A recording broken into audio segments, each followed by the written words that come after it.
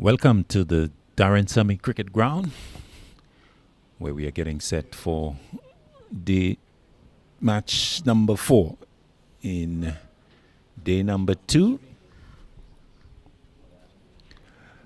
Windward Super 50. It's an encounter between Dominica and Grenada. The news from the toss is that Dominica have won and they have elected to bat first.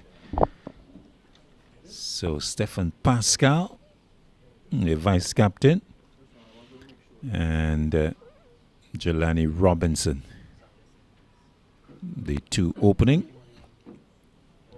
And of course Dominica with a victory yesterday against, in fact, going down to St. Vincent at the Mender Phillip Park in Castries. And Grenada going down to St. Lucia. Good morning to you. Claudius Emmanuel here, and happy to bring you the action at the Darren Sammy Cricket Ground. Good news weather-wise. Lovely, bright, sunny day. And it's going to be the Grenada captain, Ryan John. Today he's spotting a different number. He was 74 yesterday. Today he's 31. And in fact, there are a few changes to shirt numbers for the Grenadians who were in the field. Kirsten Murray was 6 yesterday. Today he's 90. Roland Cato, 45 yesterday. 75 yesterday, 36 today. John with the first delivery to Pascal, who plays back up the track. No run. So the Grenada side, Johan Jeremiah, Anil Matthew, Teddy Bishop, Roland Cato, Darren Ned, Ryan John, Jovan Andrew, Kirsten Murray, Kurt Murray, Haston Jackson, and Daryl Cyrus. Good delivery.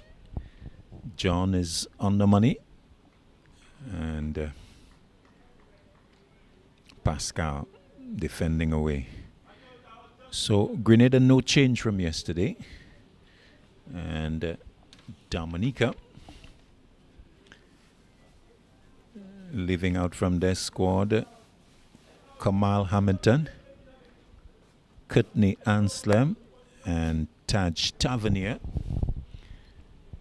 John with the third delivery of the day to Pascal inside edge will get him off the mark.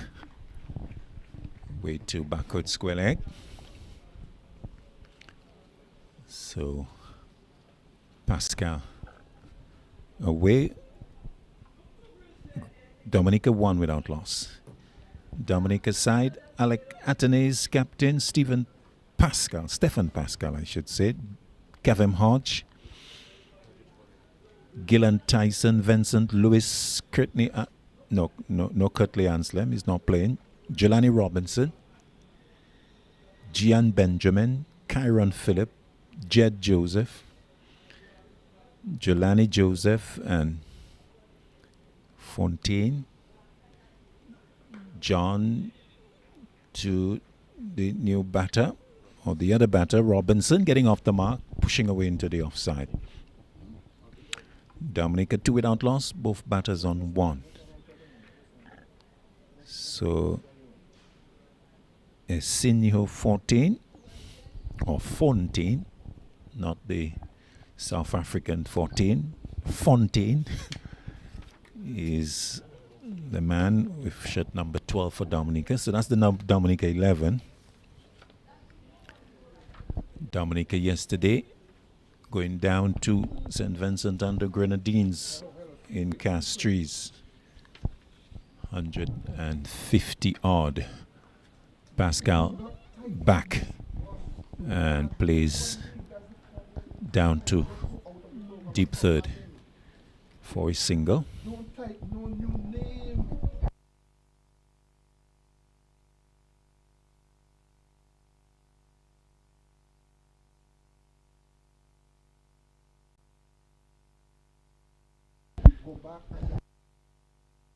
Dominica losing yesterday by 151 runs.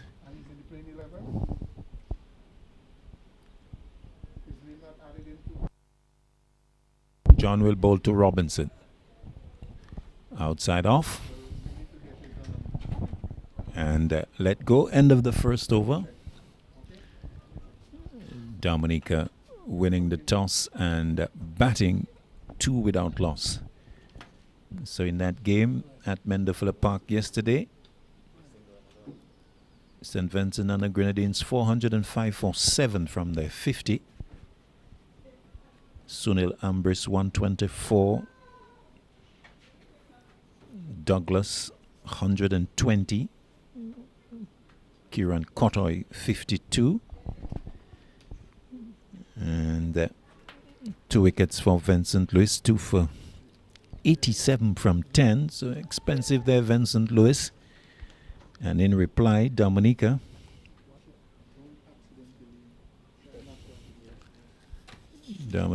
got to 250, 254 all out. 38 Robinson, 37 Atenes. Hodge 25, Fontaine 25, Pascal 28, and Benjamin 22. In fact, I think the Dominicans will look at that with some disappointment. 254 all out, falling short by 151. Williams 2 for 52. Hayward 2 for 51. Hooper 1 for 40. Bibi 1 for 34. And Gibson 2 for 19. Cutson Murray starts over number 2. And Pascal plays into the backward point region. No run. So that was the action at the Mendofulla Park yesterday. On day 2 in game 3 at the Mendofulla Park, St. Lucia versus St. Vincent and the Grenadines. So the 2 who won yesterday are in action, and the 2 losers in action as well at the Darren Sammy Cricket Ground. In swing in delivery from the left-hander Murray. Pascal equal to it. Playing late in defense up onto the onside at mid-wicket. No run. Yesterday St. Lucia 307 all out. Didn't bat out their full 50, but it proved to be enough. Grenada falling short by 42 as Murray again coming into the right-handed Pascal. Playing up to John. Mid-wicket, no run. In St. Lucia's 307, Akim Ogis 51. Shadrach Descat 45. Gaston 43 not out. Murray to Pascal. Pascal again gets that ball coming back into him in a portion of the bat. It ends up at mid-on. No run. Edward, Shanil Edward getting 32. St. Lucia benefited from 38 extras. 30 wides. And in reply, Grenada, they got to 259 all out. Cut Murray 50. Cutson Murray 37. And Darren Ned 59. Good delivery again from Cutson Murray. Squeezed out, dug out by Pascal. No run. So we thank Roland Cox for the compilation of the scorecard. Always very efficient, very useful partner to have, the veteran of scoring and cricket analysis. Back goes Pascal. Good delivery from Murray. Completes the over, the second of the innings. In fact, it's a maiden. And a great start for the all-rounder, Cutson Murray. End of the second over. Dominica 3 without loss. So the Dominica management will look at the game yesterday with some disappointment, because when you look at their batting, numbers 1 to 6 all got past 22, but none of them went further than 38. Off the back foot, looking to chop away. Robinson will get the single. Didn't quite get hold of it. He goes now to 2. Robinson yesterday was the top scorer for Dominica, 38. Pascal got 28. Athenaeus 37. Hodge 25. Fontaine 25. And Benjamin 22. But none of them went further. There was also a 22 from Vincent Lewis late in the order. Good delivery. John on the stumps, on the off stump to Pascal, playing it into the offside. And so Dominica falling short of the target of 406. They got to 254.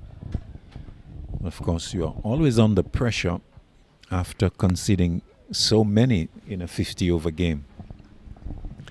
So St. Vincent and the Grenadines able to defend the 406. John to Pascal. Pascal drives through the line, square, out towards backward point. Can Cutson come across? No, he can't. 4 runs. Nicely played away by Pascal. Just opening the face of the bat, guiding it away past the backward point, giving a lot of work to Cutson Murray, and just trying to flick it from the boundary with the right hand. Was not successful. So 4 to Pascal, his first boundary. He goes to 8. In fact, he goes to 6. The total is 8. Midway in the 3rd over. Of course, we are in the power play situation. Only 2 can be out. Wide third man and Squellick on the boundary. John to Pascal. Pascal drives. Oh, but good stop by the man Cyrus at extra cover. Well, he saved the boundary there because that was nicely hit by Pascal. Good flowing off drive. Just getting the right hand to it, Cyrus, powering it away and stopping the boundary. Pascal getting the single, going to 7, and the total 9 without loss.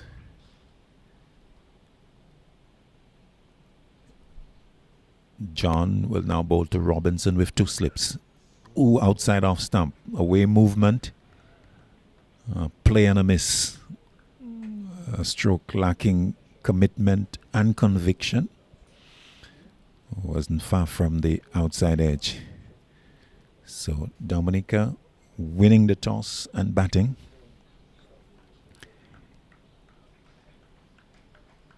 They chased yesterday, so maybe thinking, well, that didn't work out well. We will look to bat first and put on a big total. John to Robinson, straight to delivery. Robinson wants the single. The throw will, well, maybe it should have come straight away to the striker's end where Pascal was going, because Pascal was late. Guilty of ball watching there initially, because I think Robinson was already halfway down and Pascal had not moved. In the end, they over completed as they got the single. So Robinson goes to 3, 10 without loss. 3rd over completed, and we're going to continue with Cutson Murray. So lovely day for cricket. It's a lot unusual for the month of July, but we have been blessed with so far 2 good days of cricket. It rained heavily on Saturday, but we're enjoying good conditions. Murray to Robinson. Short hooked away down to backward square leg. The fielder is there, coming to his right. And the single taken.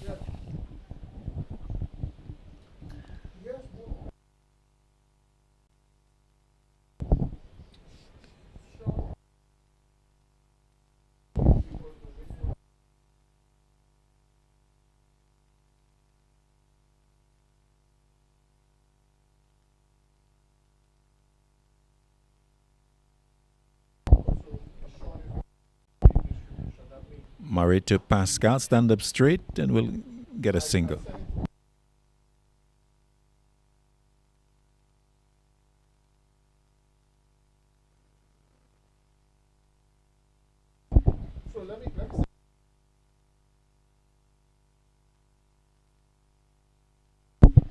.12 without loss.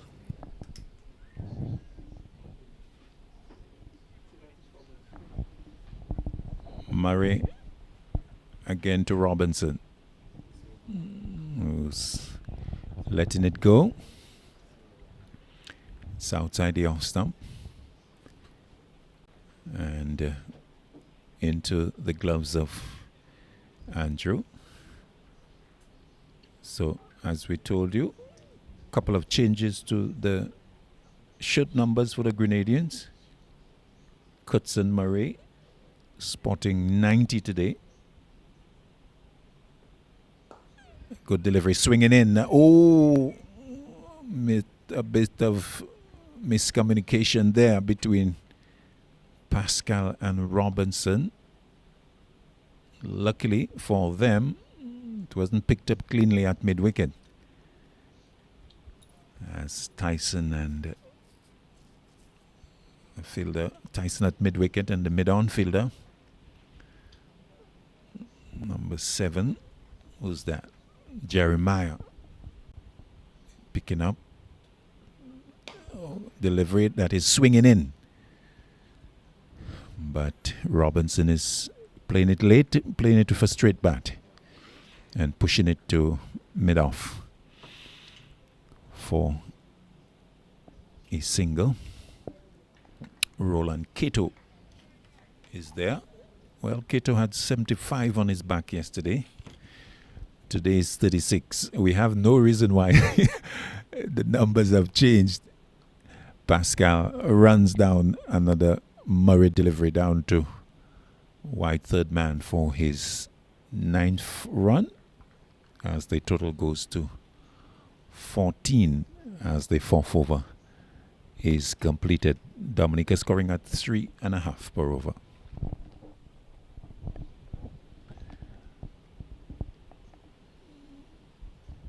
Looks like looking at the umpires,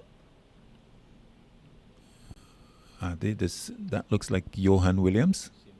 Yeah, so Pierre Louis from Dominica and Johan Williams from St. Lucia. So Williams at square leg and Pierre Louis from Dominica. John will continue to Pascal with a solitary slip. Drive, square, 4 runs. Away into the point boundary as Stefan Pascal happy with the room and driving nicely, finding the gap and away to the boundary for 4.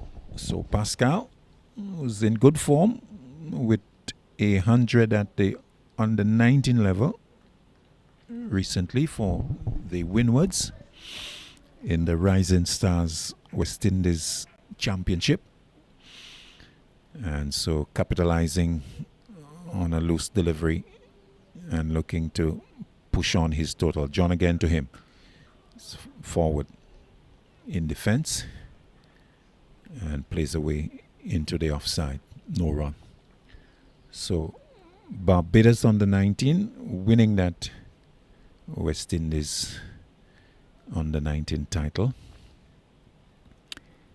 And nice to see the young men getting an opportunity to develop their craft. I remember participating in that level many moons ago. John to Pascal, lets it go.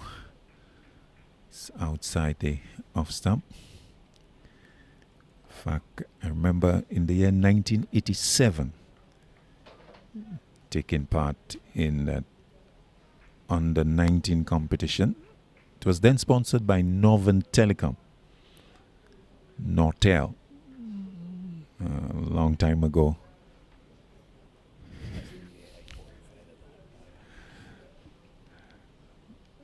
John to Pascal, little walk towards John and then defending away for a dot ball. Roland Cox tells me 1987 was the year that he qualified as an official umpire. I'm not sure what Joseph Redsper did in 1987. I think he was at the OECS sports desk. Not yet. Yeah, so 1987 he was at the sports desk. 87.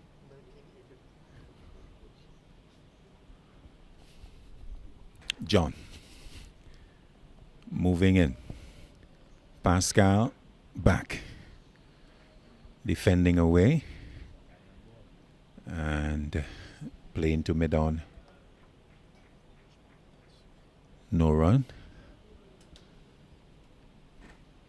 So a succession of dot balls from around John to Pascal. 4 of them. 1 delivery left in the 5th over. Solitary slip. Ran John to Pascal. Pascal takes a good look and ignores it as the over is completed. So a good over from John, just the 4 from the first delivery. We have had 5 completed. Dominica deciding to bat. They are 18 without loss.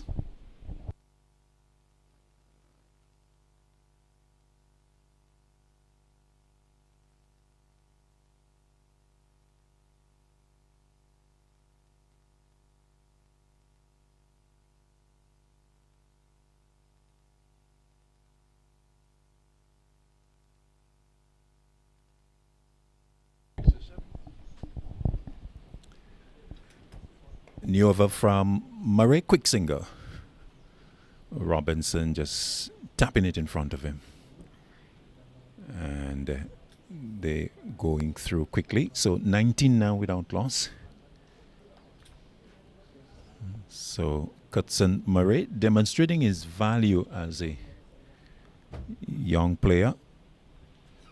In fact, getting a couple of half centuries in that under 19 competition. Left arm seamer over the wicket. Balls edged. Oh, put down in fact. It was not in control. Pascal driving through the line and the inward movement, getting the ball to hit the inner part of the bat and going to short mid-wicket. Cyrus not able to hold on. It wasn't that difficult. Maybe a case of the hand positioning, maybe not sure whether to go conventional or reverse cup.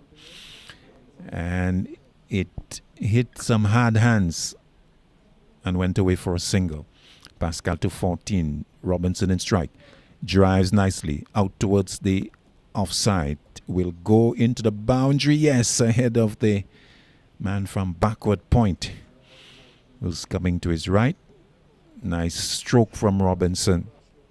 Just caressing that along the ground. Square. He gets, I think it's his first boundary. He goes to double figures. He's 10-24 without loss. So frustration for young Murray. Seeing Pascal put down 1 ball. Next ball driven through point for 4. Comes in again to Robinson.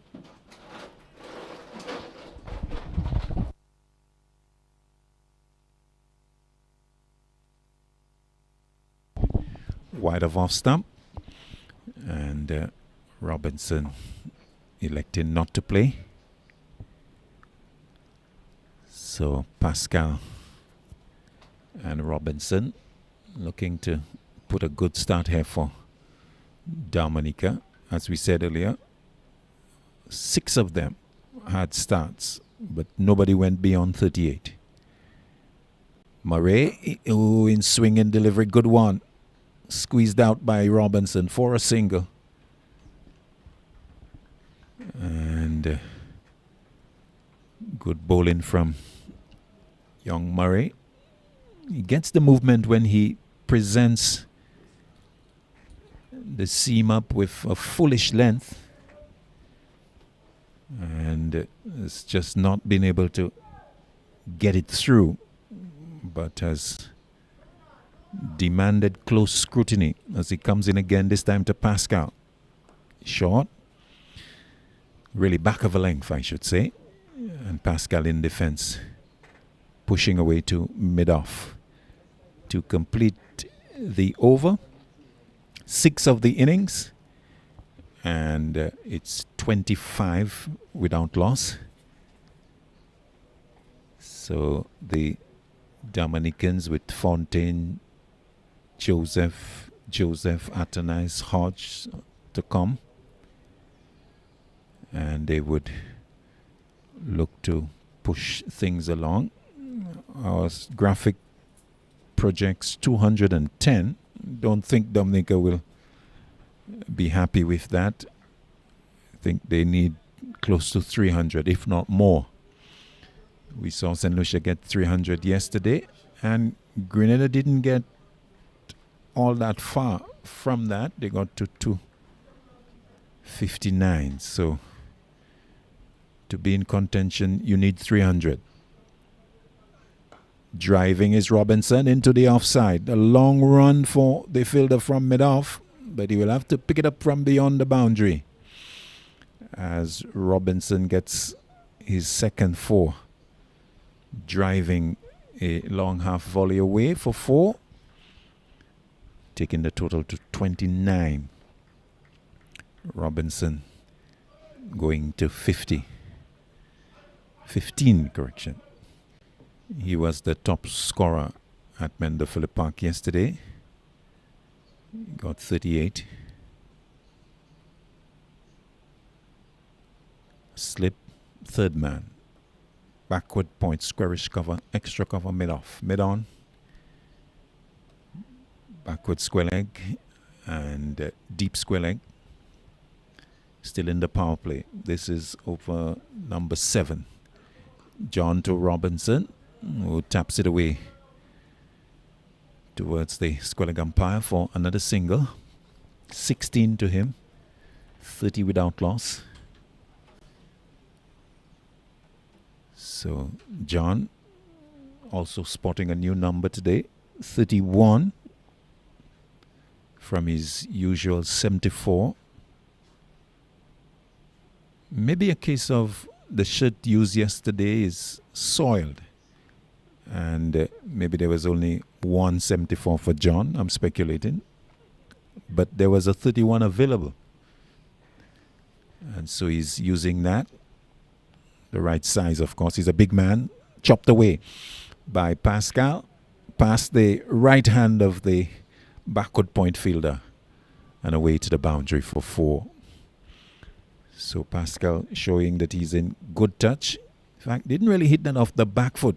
Stood up straight, almost in the crease position, the stance position, and with some elegance, finding the boundary. So this is his third boundary. Third boundary for Pascal. He goes to 18, 34 without loss. Midway in the 7th over. Reds will take up the presentation after this over. Straighter delivery. And punch up to mid-on.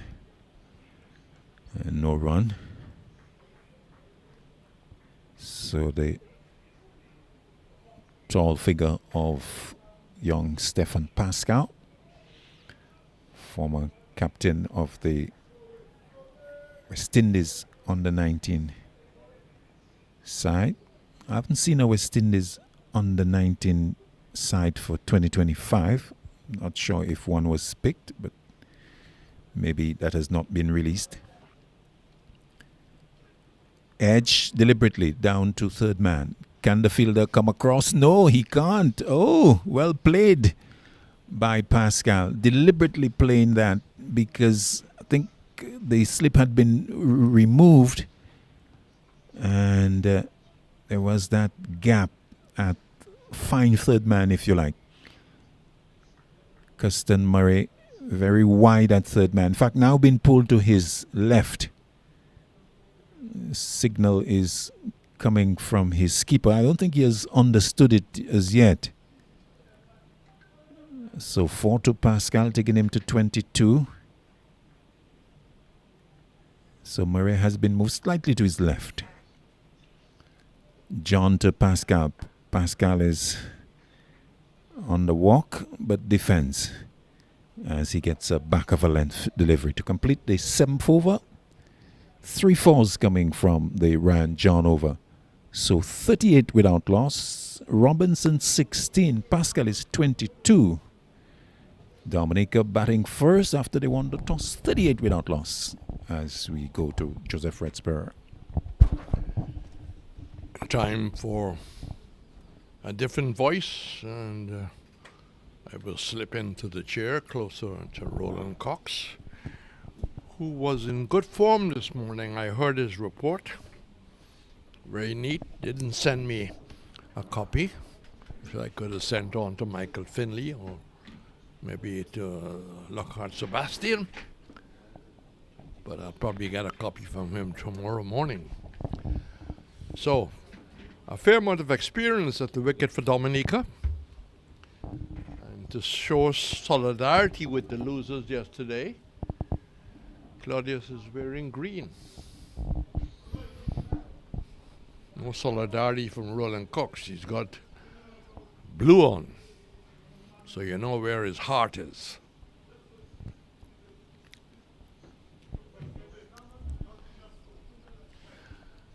Well, a good start, 38 without loss. After a bad defeat yesterday, the Vincentians getting over 400 runs. That's a lot of runs off 50 overs. Left arm orthodox and cut away as one Murray replaces the other Murray. So Kurt Murray, like his brother, left arm, but left arm orthodox, Kurt Murray. His brother, medium pace coming from this end. So Pascal 22, Robinson 20. And good morning to all in Dominica. Good morning to all in the Eastern Caribbean. St. Vincent, of course, holding the center of cricket this weekend with their Emancipation Festival. Some of the World Cup stars of 1975 will be at Arnes Vale and around St. Vincent. Off the back foot, nice looking shot. That will run away for 4. It does now. Lovely shot. Runs are flowing for Dominica. Didn't quite flow yesterday as they go up to 46 without loss in 7.3 overs. It's a big sporting weekend also in St. Lucia because there's cricket. This competition will continue into the weekend. Murray once more. Robinson edging that and don't carry to the first slip. We played into the ground. And the efforts by the slip fieldsman running back. Just 2 runs to be added. 46 for 2.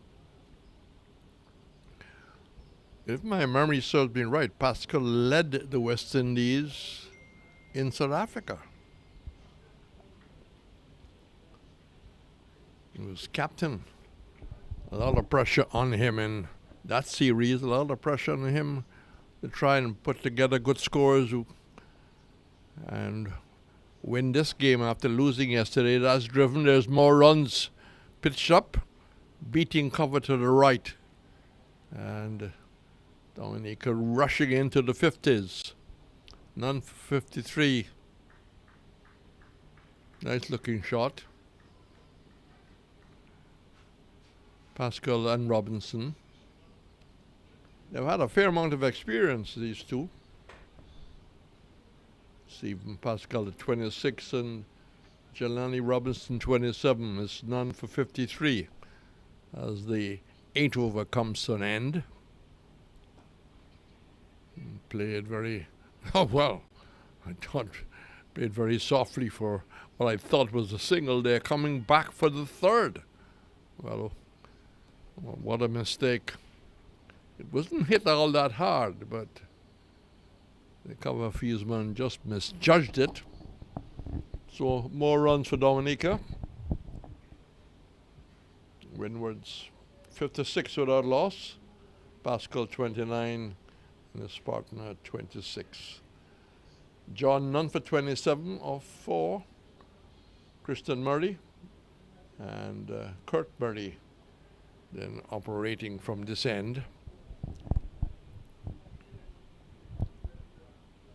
I was saying there is cricket here, there is boxing on Friday at the Pavilion, the OECS Open Championships. Unfortunately, I don't think Dominica's sending a team.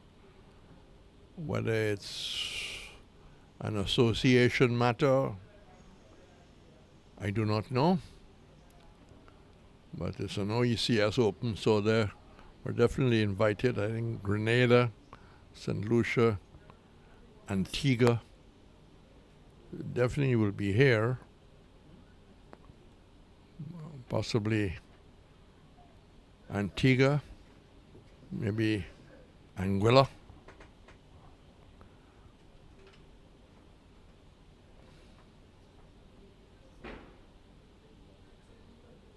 So Jackson to continue. That's off the inside edge. He gets a single, played back. And coming in, the right armour takes the inside edge.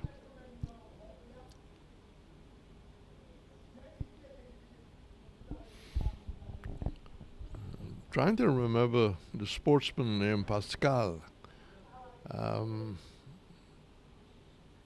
It'll come to me eventually, Stephen Pascal. Jackson from the far end, well outside the off stump. Aha. Trinidad and Tobago left arm spinner, Pascal Roberts. I'm sure Roland Cox would remember him. Had a tour to England, didn't play a test match for the West Indies. But one of the early spinners eventually was replaced by the left armer, Rafiq Jumadeen. And that's flirting outside the off stump. Wide delivery. Wide signal. And the umpire communicating with Roland Cox, and he's communicating back.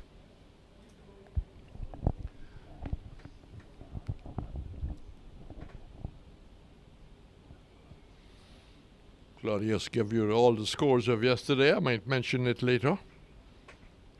But let's deal with today. Dominica won the toss, and they're 58 without loss. No slip for Jackson. Slightly tucked up when he played it, but he managed to beat the gully, but didn't go past the third man. So good bowling by Jackson, came into the right-hander. He was tucked up, but still managed to get the old wrist working. So a good start by Dominica. They want to put yesterday behind them, no doubt. Probably had a long talk last night, before or after dinner. That's short and pulled away. And Roland Cox now signaling 4 before the umpire could. But wayward bowling by Jackson, the runs are just streaming on as we are streaming to the world.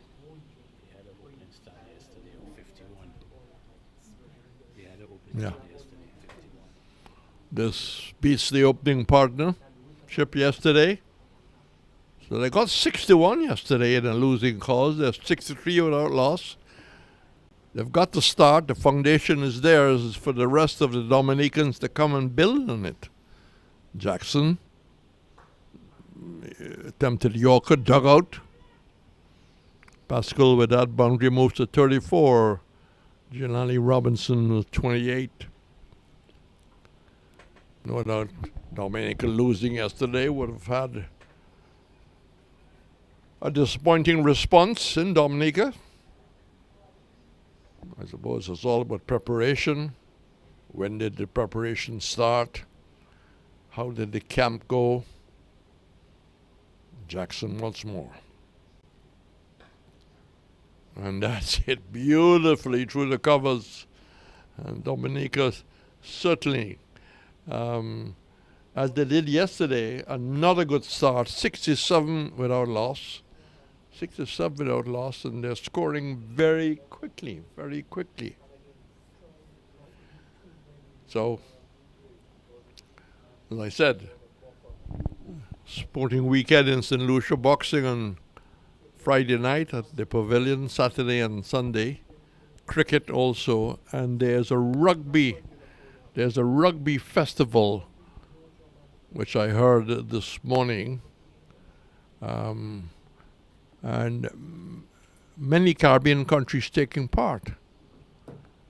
I don't have a press release, but I want to say congratulations to the St. Lucia Rugby Union. It will be held over the weekend. It's backed by the regional rugby body. So Kurt Murray to continue. Expensive first over 18. Certainly tossing it up and driven past the bowler. Robinson 29, Pascal 38, 68 without loss.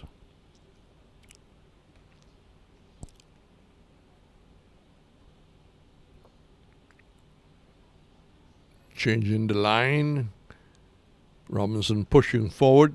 Pascal pushing forward and just trying to steer it past the backward point. Wasn't successful. Opened the face of the bat as he came forward.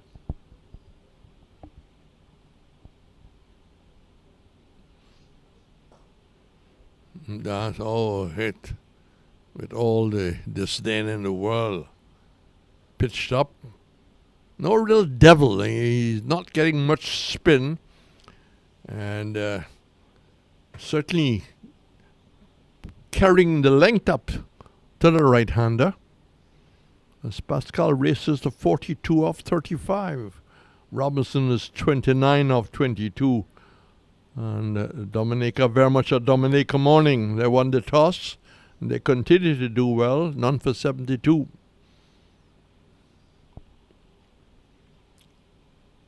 This is the 10th over being bowled.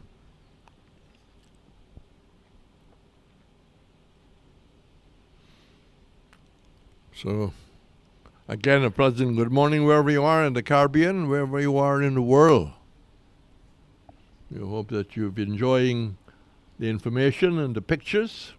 I think the cameramen did a great job yesterday. There were some instances where they were very much on the ball. Much better delivery. Not giving as much flight and air. A little faster. But the Murrays did start yesterday. They're hoping to start today with the ball. And that's swatted away towards the man just to the right of the scoreboard.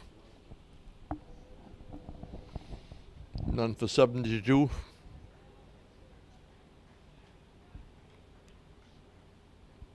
Dominica in Their natural colours, green. Shall we not? As he pushed towards backward point. This side the signal was not on. So after 10 overs, scoring rate of 7.3, that's 73 without loss. If we can get more information on the rugby, we'll certainly pass it on, because we need to tell you where it's taking place. Maybe Mike Rogers would like to email me and give me the information, and I'll pass it on, or anybody from the rugby union. PereiraJ@hotmail.com, and we'll certainly publicize your event. I had a call this morning from David Christopher, the boxing president. He said he had a very busy day running around ensuring that things are ready and right for Friday night. They're trying to get some giveaways. So if you're going to the boxing, hold on to your ticket. Trying to get Roland Cox to go. He said he can't remember when last he went to boxing. So Pascal comes into the attack. He was limping yesterday a little bit, but the physio probably worked on him overnight. Roland Cox was telling me he actually started to train to be a boxer. That's turned away. They will get one. They will only get one. Towards square leg, just to the left of the umpire. Interesting story. Roland tells me he was about to get his first bout, amateur bout, but then had to leave to go to the UK. He said after watching fights later on, he felt he made the right decision not to continue when he returned to St. Lucia. That's a stumping chance. Well, we've had one catch. It wasn't easy going down. And keeper not gloving it. Batsman was way down the track. So Cyrus would not be too happy. The faster delivery is pulled down towards square leg. So batsmen tried to take the opportunity of chances. That chance came at 74. Robinson 30 of 25 balls. And next delivery, Pascal is quietly forward.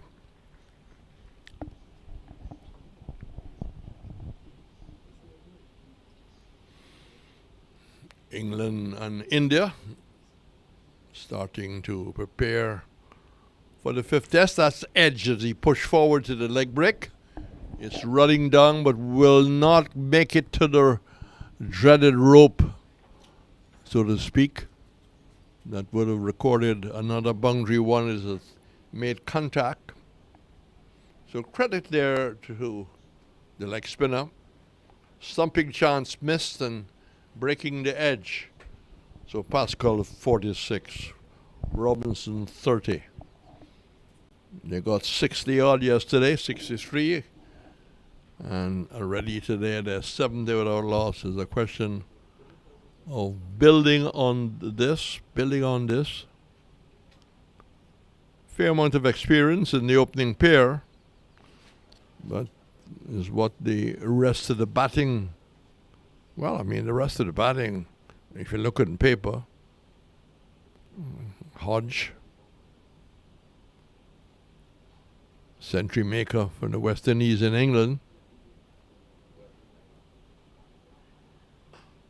pitched up, well stopped, diving to the right.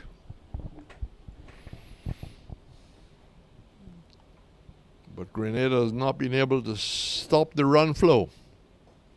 That's pulled across the line.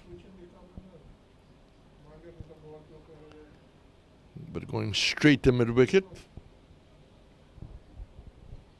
Robinson well built. That's cutting away, but doesn't beat backward point. So Murray, 2.3 overs. He's conceded 24 runs. Plays back to delivery that he could have been forward to, maybe driving. But quickly, from the backward movement, he was able just to play a check defensive shot.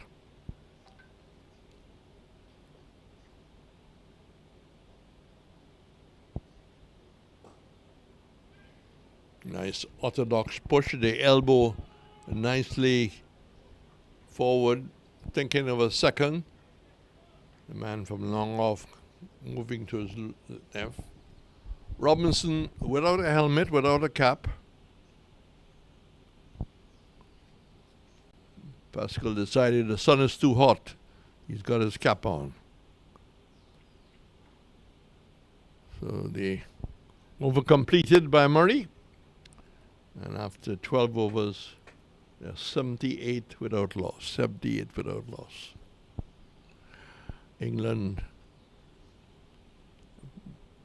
adding Overton to their squad. That's the one addition. Whether it's to cover someone who probably might just be suffering from an injury. That's swept, and swept well along the ground. just keep the rhythm going of the shot. He rehearsed it again, Robinson. And Pascal, none for 78. Robinson 31, Pascal 46. That's good. They bowled him. Played back, kept a bit low.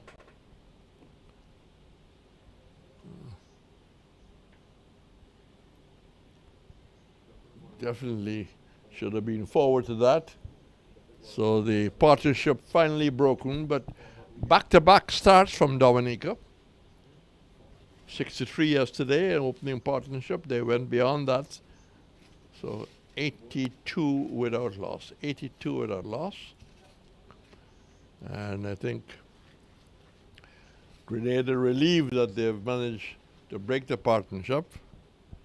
Well, you got 82 on the board. And what happens? The attack is facing new batsman who is Atenas. Due for runs. Didn't get many yesterday. Hodgej in the mid-20s. But excellent opportunity for the Dominicans to capitalize on what's a very good start.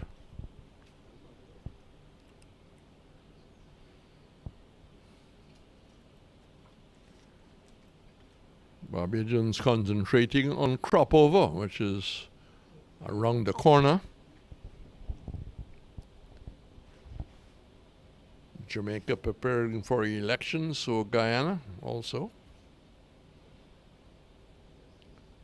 We wish that those two activities will go well.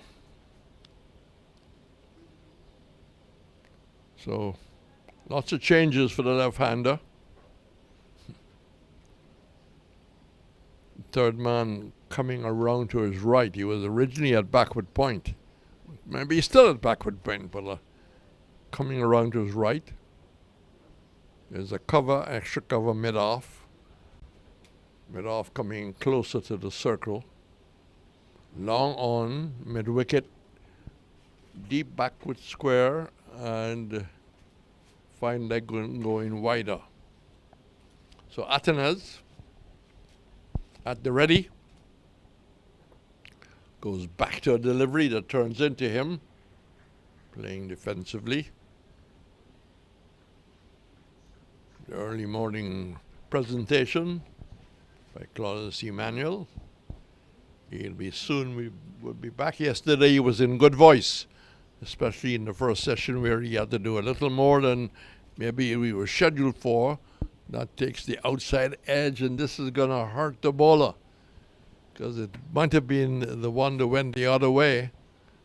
So he gets off the mark, but not off the middle of the bat.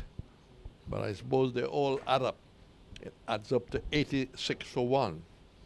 So Athens is 4, Pascal is 46. And Dominica winning the toss, so 86 for 1 in the 13th over. Pascal 1 for 12 is very key to the Grenada attack. But he only got 10 overs as he brings Athens forward, turns it away. I'll pitch outside leg. Much more secured shot. So he is 6. He's a shot maker.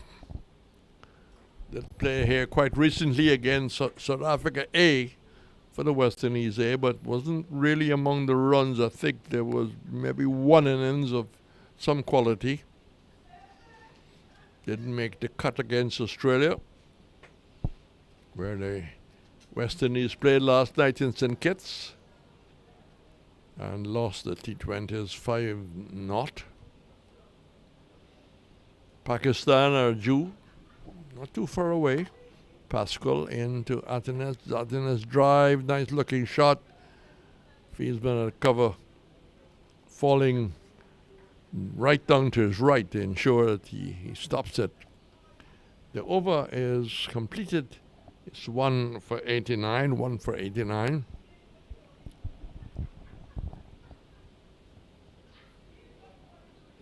Don't know what sort of audience we had yesterday. I'm supposed to receive the information about how wide was the audience listening. About 8,000. So we await the information. About 8,000. 8,000. Wow. Well, thank you very much for joining the broadcast. I'm not an expert. 8,000 will be satisfactory. Yeah, 8,000. The technical manager said, yes, sure, confidently. I have worked with him on another discipline. He did some work for the Boxing Association down at the VG complex. But that was hit by rain, as he might remember. But the pavilion gives good cover. It's a beautiful auditorium. Thanks to the Tourism Authority, the Boxing Association gets it. And that's cut away nicely, but well stopped. Fieldsman was able to read the shot. You can read the shot at backward point because you can see the left-hander going back. So it's going to come your way. It's going to come your way at slip. It's going to come your way at backward point. 1 for 89. On the full toss. And just stroked coming forward. Down towards long on. 89 for 1. Not many attending. I don't know why. Maybe we haven't seen more of the secondary schools here, but I don't know if exams are maybe the focus. Vacation.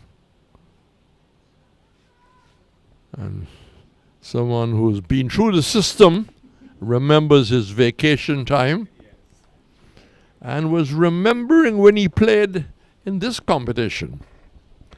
But he was talking about Murray having a different number, where it reflects the amount of clothing these players have these days, where you can change one number from one day to the next. Murray. And played back towards the bowler.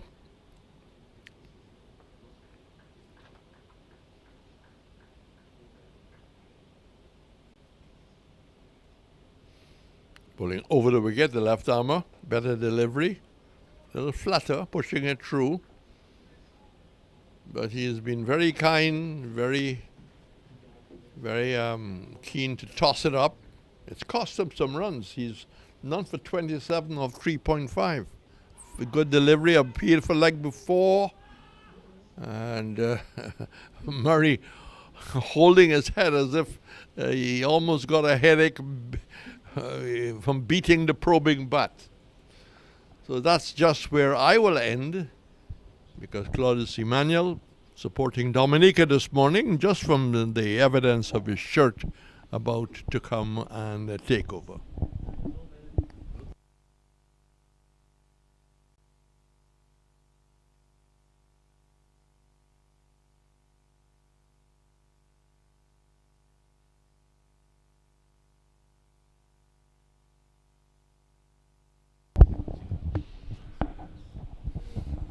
Thank you, Reds. You see a green shirt, but certainly not supporting Dominica. On the fence. In fact, on the fence. Dominica. Yes, I like to be there. So, Dominica versus Grenada. Of course, St. Lucia playing some miles away in Castries, Mendo Phillip Park. In fact, the latest score there, 52 for 3. St. Vincent and the Grenadines batting. At the DSCG, it's Jackson down the leg side. And Pascal missing out. So Pascal free away from a half century. Athenaeus is 8. And these are perfect conditions for these two to put their hand up and contribute for the Nature Isle. Oh, good delivery outside the off stump. The appeal going up.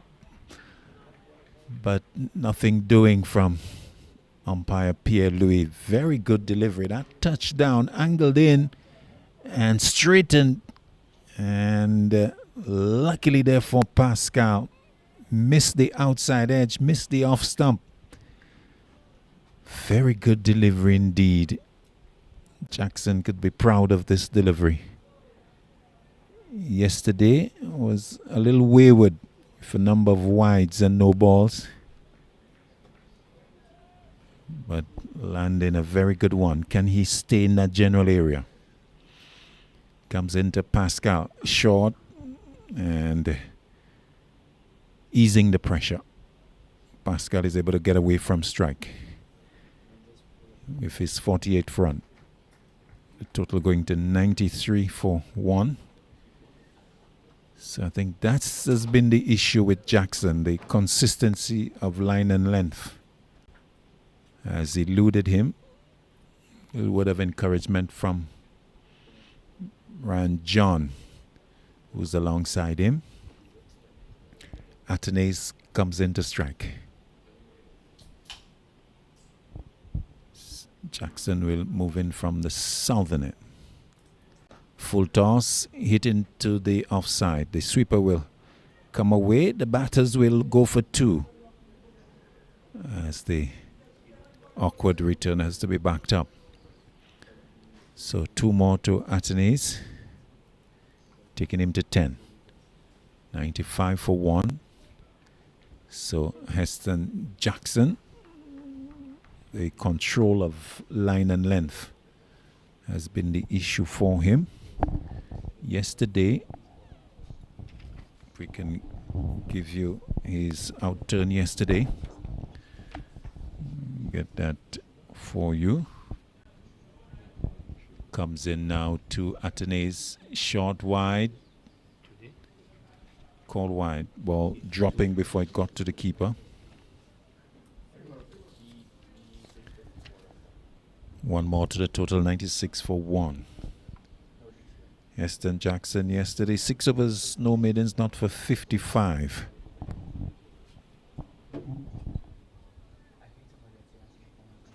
Six wides, 2 no balls. So I think that's the issue for him. Staying on a good line and length midway in his second over. Coming into Atenes, who's looking to drive in a portion of the bat. Goes back to the bowler along the ground.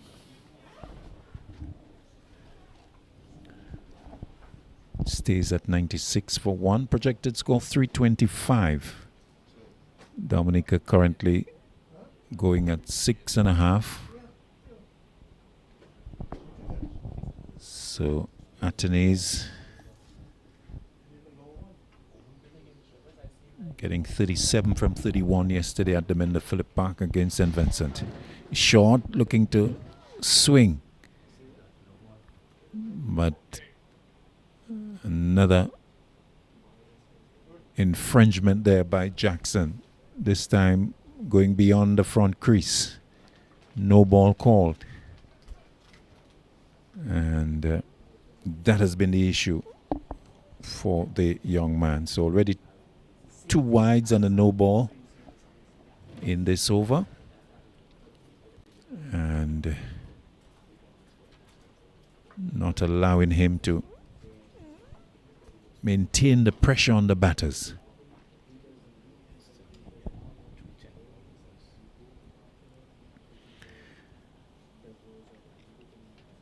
Jackson to Atenes. Short and pulled for 6 for backward square leg.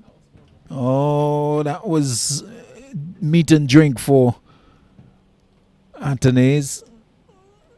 Short and Atenes quickly onto it, swinging it high and handsome over backward square leg for 6.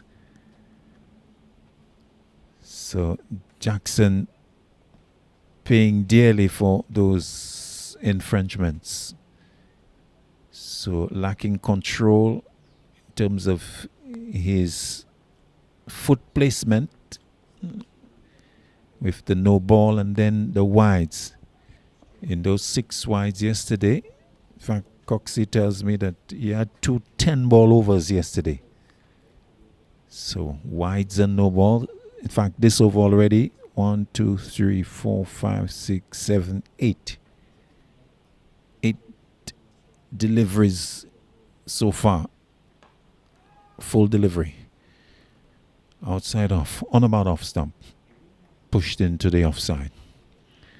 End of the over. A 9-ball over from Jackson.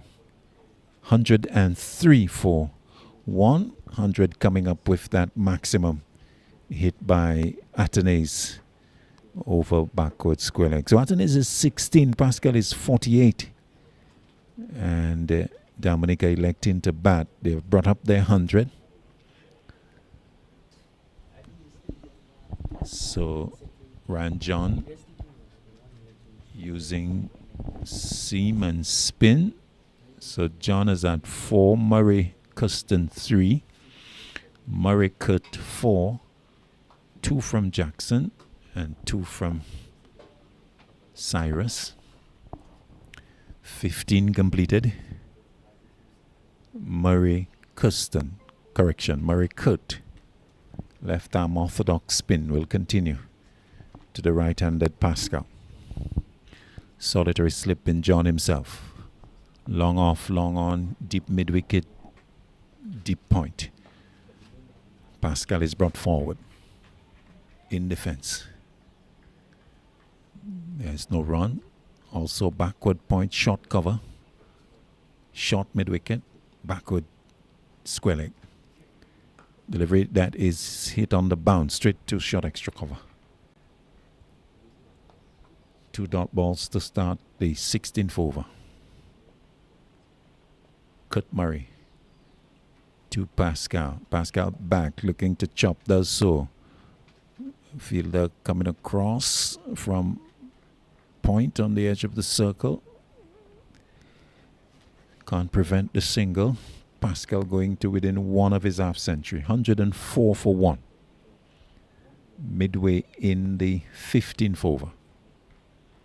Kurt Murray now goes over the wicket to the left-handed Atenes. Goes back and hits that from in front of the off stump out to extra cover. Sweeper is position. One more to the Dominica captain. 105 for 1. Pascal back in strike. Murray round the wicket to him. Turns it away. Doesn't beat the mid-wicket fielder. Tumbling save by Jeremiah. And so Pascal remains on 49 from as many deliveries. Field change. Backward square leg. Being posted into the offside. And the sweeper going a lot squarer. Just about the line of square leg. Murray to Pascal. Pascal driving. Finds that fielder. And therefore kept on 49. Good work from John, who applauds at the end of the over. Good thinking by him. 16 completed. Dominica scoring at 6.6. They are 105 for 1.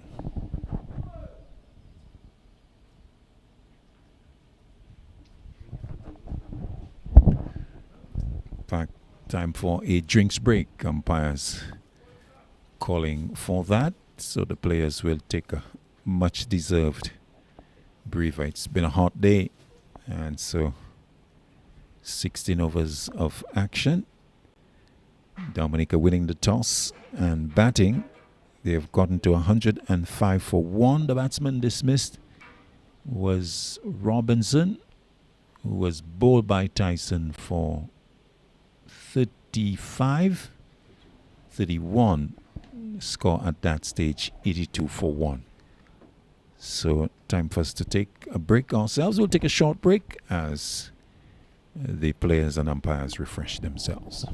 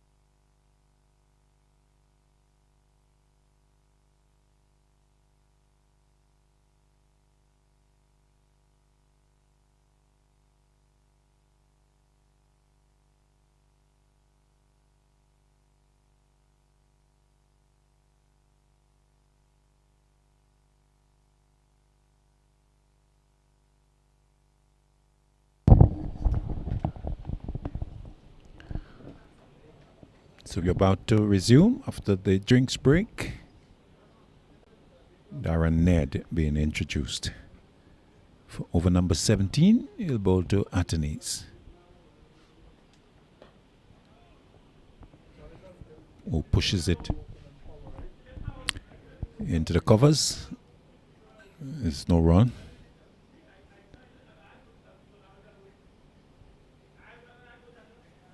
So Ned has been brought in. So Ned against St. Lucia yesterday. 8 overs, no maidens, 1 for 57. Comes into Atenes, good delivery. A little away movement from the left-hander. Played it away to the backward point region. The fielder is positioned. No run for Atenes. So he remains on 17.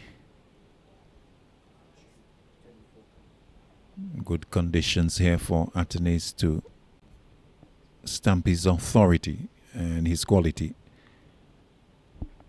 Again, he's playing to Cyrus at backward point. No run. For him, there's third man backward point, extra cover mid-off, deep cover, mid-on, mid-wicket, long leg and deep backward square leg. 4 of them on the boundary. Ned to Atenes, was driving but not getting hold of it. Playing it up slowly to John. There's no run. Atenes here with conditions that he can really capitalize on and would be looking to post a 3-figure score. That's what you expect from a player of his ability. Having lost his place on the West Indies team, he needs to fill his boots with runs to try to get back. Playing a miss outside off stump. Back of a length delivery. Didn't really have to play at that, but he did. And almost getting the edge to keeper Andrew. So good delivery from Ned. I'd be encouraged by that. Atenes going down, little discussion between himself and Pascal. Maybe just encouraging him to bat on, skipper. Ned to Atenes. Straight to delivery, clipped away, coming down fine, and will get to the boundary. Ahead of Murray, came off the pad. Pierre-Louis with the signal. So 109 for 1 at the end of the over. Good one from Ned, finishing with that leg by 4. Otherwise, it would have been a maiden. So 109 for 1. Atenes on 17 and Pascal on 49.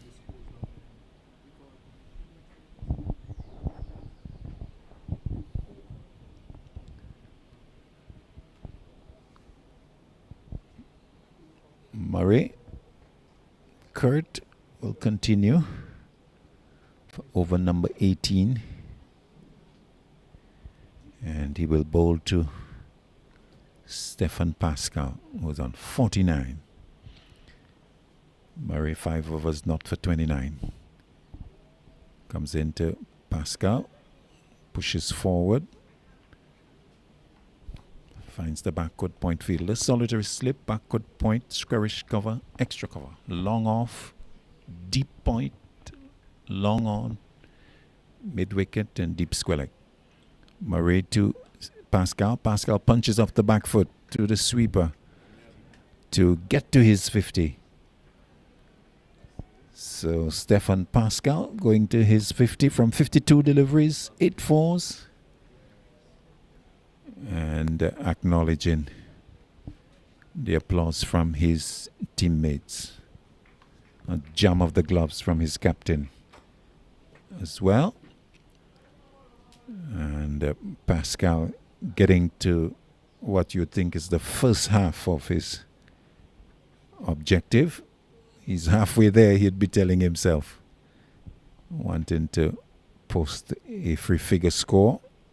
Of course, that's what all batsmen would be looking to achieve. And there goes Atenes looking to reverse sweep. Not sure that he got much, or if anything, onto it. We'll look at umpire Williams by. So, not getting anything on it. But it's a stroke that has brought him a lot of frustration. Yet he continues to play. Didn't see his dismissal yesterday. Atenes driving nicely along the ground into the offside. Straight to the sweeper. Brings himself a single. And he goes to 18. 113 for 1. Murray to Pascal now, who's driving straight to the extra cover fielder. No run. Atenes was caught Douglas Bowl Hooper 37 yesterday. He was caught behind. Pascal digs out a full delivery.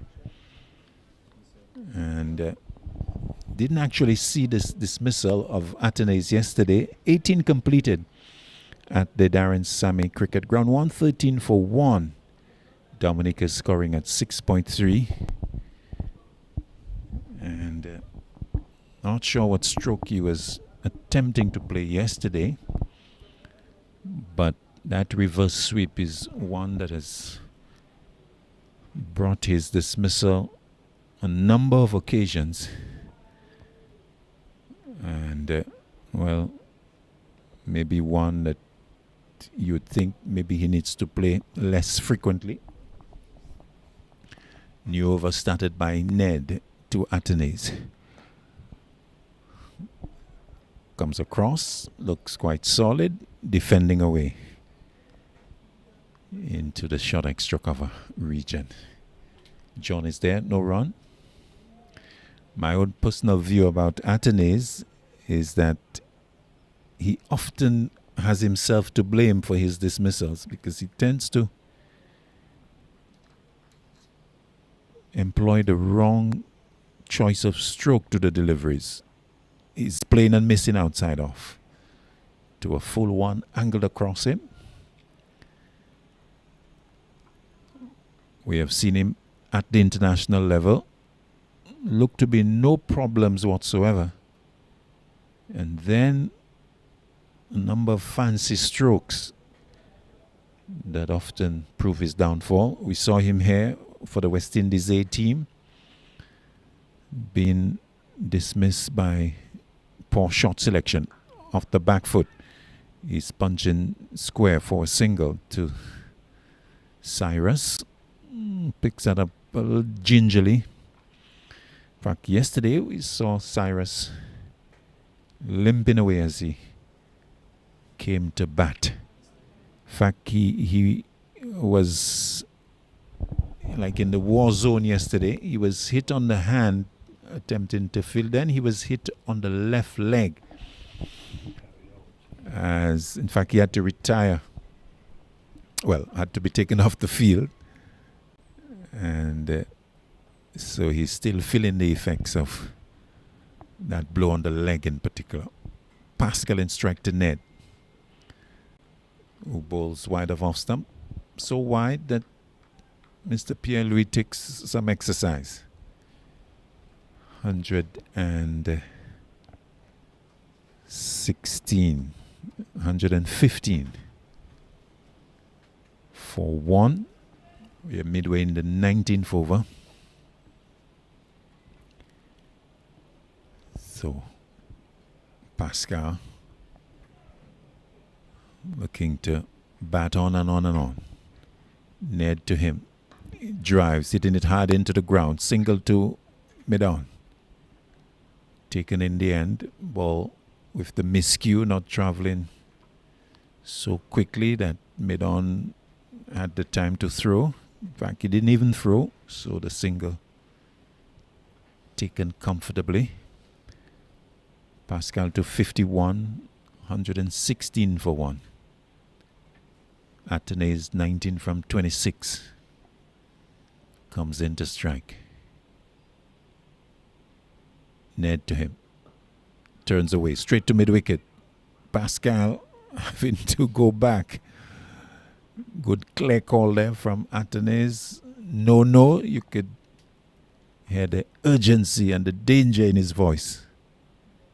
And Pascal responding well. It's important that your bricks are in good condition as a batter. Because you need, good shoes. You need to apply them. And Pascal was doing exactly that.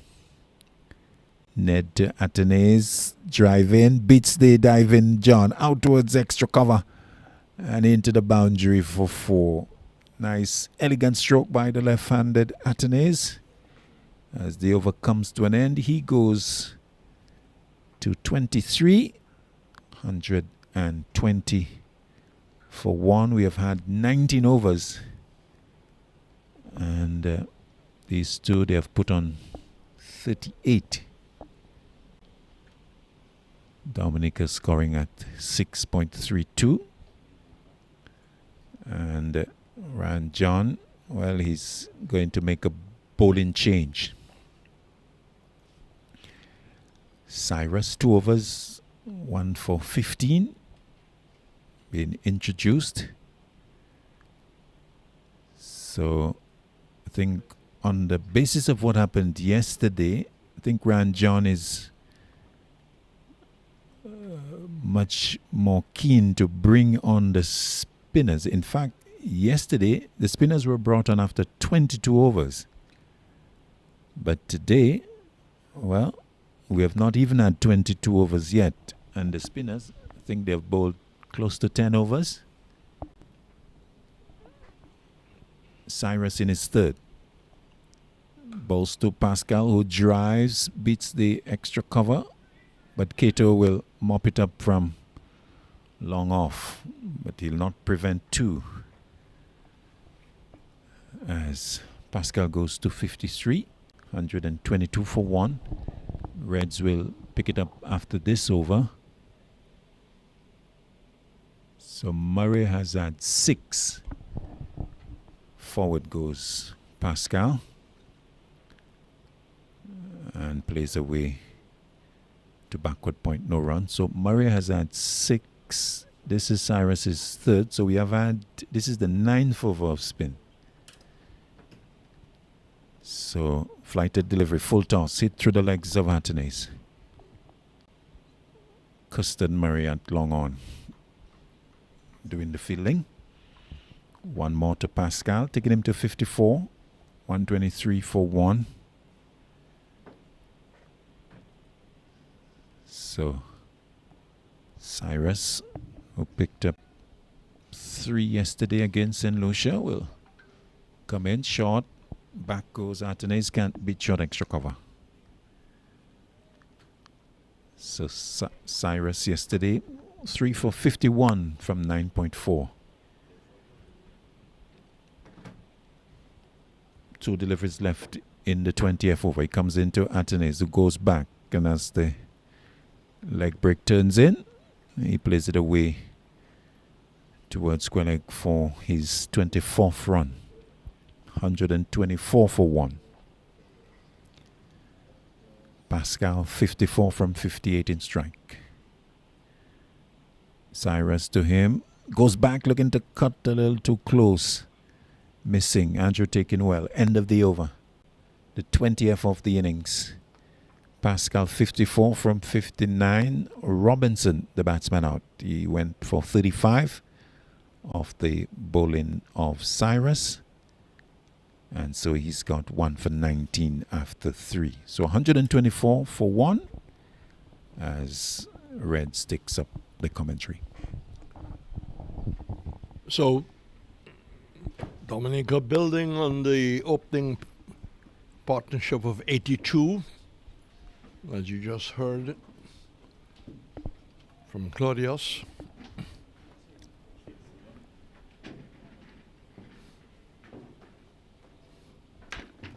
So It's going to be Ned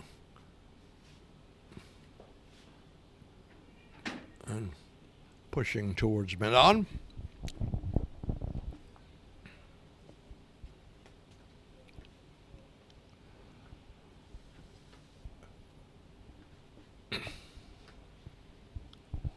Just trying to remember as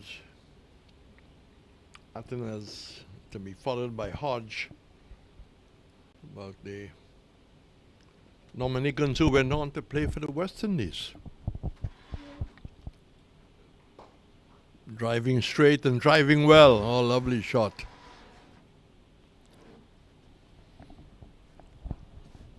Almost hitting the advertising board of a certain bank. I don't know if there is a sponsor. I wouldn't want to call it and find that they're not a sponsor.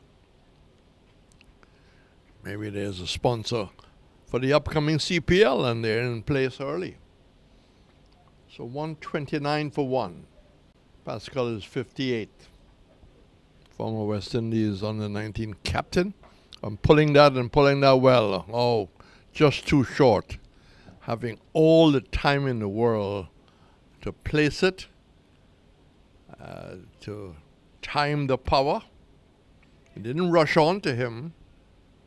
It was a real half tracker. So the Grenada bowling, which was under the sword yesterday, is under further pressure. 133 for 1. Pascal is 62.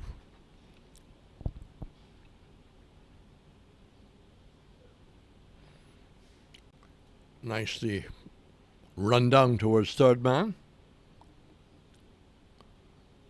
So they're finding the boundaries once the opportunity.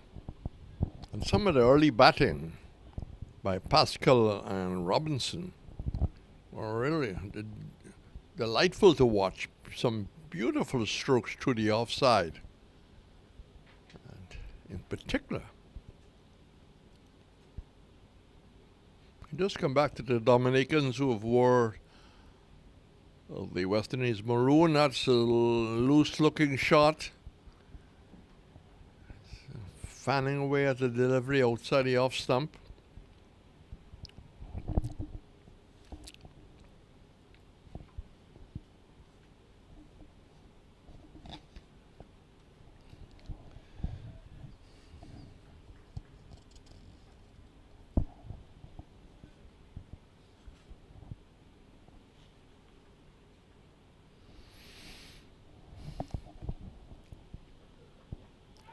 And that's turned fine, but picked up by Murray coming wrong.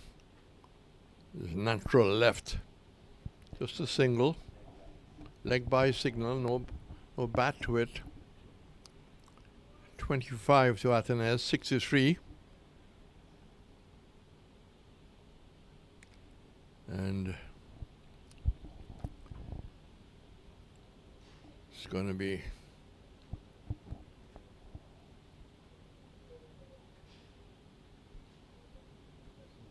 keeper just standing up now, and we're going to helmet. And Cyrus to continue. 3 overs, 1 for 19. They have to use him sparingly in short spells because he's key to the Grenadian attack. And Pascal, like a boxer in his corners, skipping, nice footwork, made famous by one Muhammad Ali, who I had the pleasure of meeting once at the steel band dance in London. He had come with his entourage to hear how the drums make music, Dixieland Steel Band. Smoothly played away.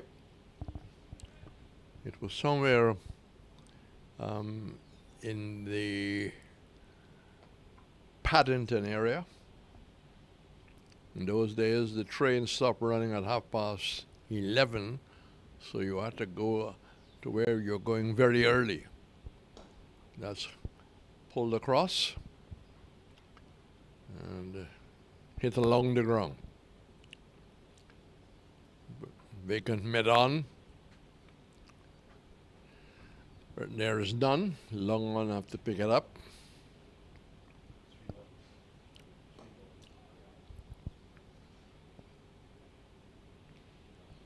I did get a chance to ask him about the fight.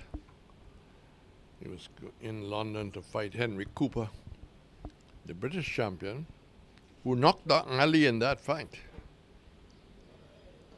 A good left hook. That's tucked away in the onside. But I asked him about the outcome and simply said, talk in jive, he'll go in 5. And in 5 he went. He was easily, and that's back and close to like before, maybe turning a tad too much to beat off stump, played back. It was a good appeal. It'll be interesting to watch this. Don't know what umpire Roland Cox would give. So 138 for one of 22 overs. Did I see the signal? Whoa. Roland had it out. The umpire had a closer look. Let's say that we are pretty far away, but it looked very, very good. So hard luck, Cyrus, who came close picking up his second.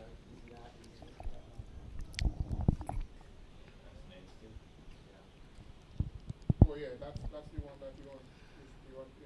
So it's going to be Darren Ned, and that's easily run by the left-handed Athens down to third man on the boundary.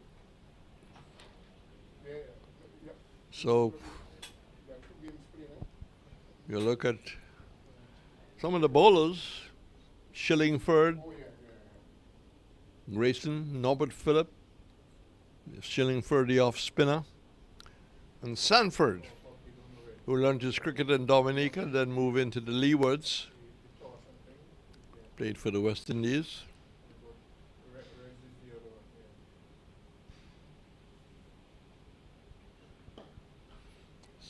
Well, that's a tight run. Oh, he pushed it to mid-on and took off. And those are the bowlers. And then the people who've played for the West Indies as batsman, Irving Shillingford, who got 100 at border against Pakistan. Might have missed the tour to England. Hodgej.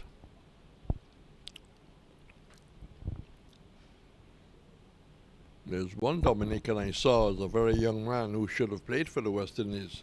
That's played very elegantly.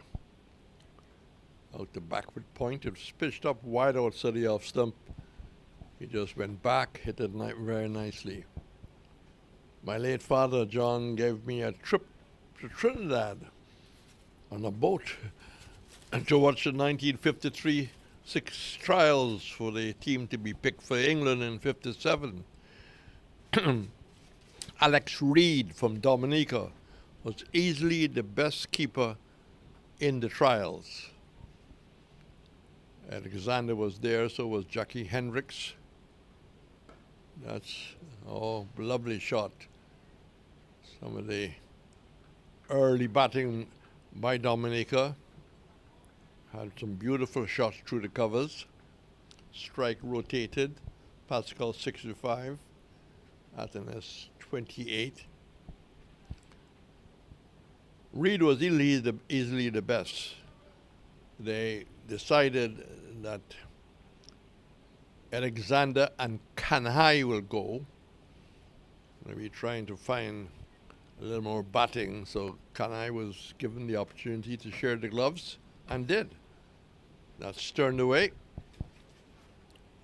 In fact, Kanhai kept in the first 3 test matches in England in 57. when surprisingly Andy Gantoum was recalled after his debut Test 100 of 112 against England and Trinidad, wasn't retained for the next Test at Border. Himself and George Carew had opened in Trinidad. Carew kept his place, and John Goddard opened for the West Indies against England at Border. Now Stern fine, and it fine enough to beat the short fine leg. A difficult position. It's really hard to understand. He's not an off spinner where he can get a top edge, but he's not given much of a chance if that comes off the face of the bat from the medium face stuff. So partnership developing here. Cyrus, 4 of us no maidens, 1 for 21. About to continue. But I did check with Michael Finley, and he felt that Reed was outstanding in the late. Outstanding, but never got the opportunity.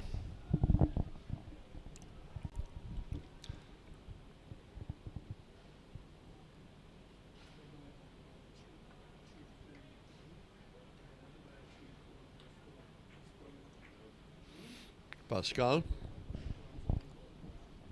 Darren Cyrus, and ball to Atenes off the back foot. It gets it down towards the backward point.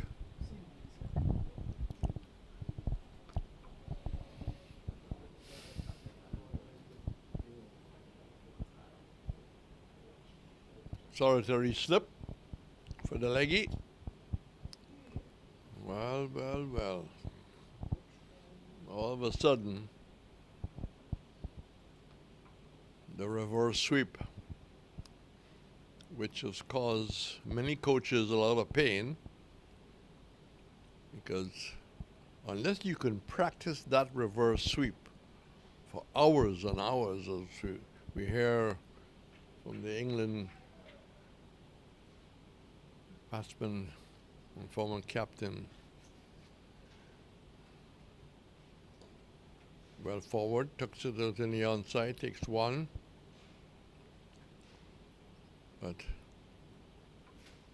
it's a dangerous looking shot.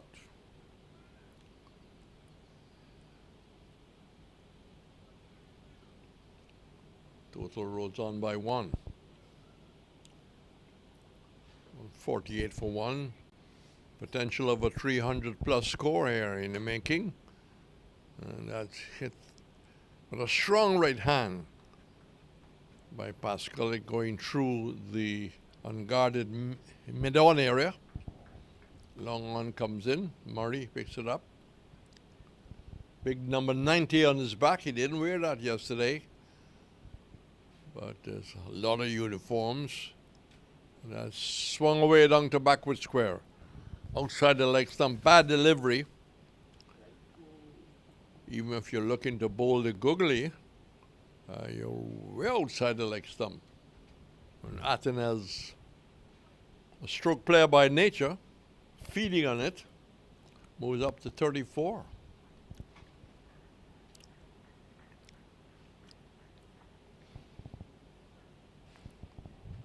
Michael Finley himself started the trend with the smaller islands, as the late Sir Frank Worrell predicted, would produce some of the stars of the future.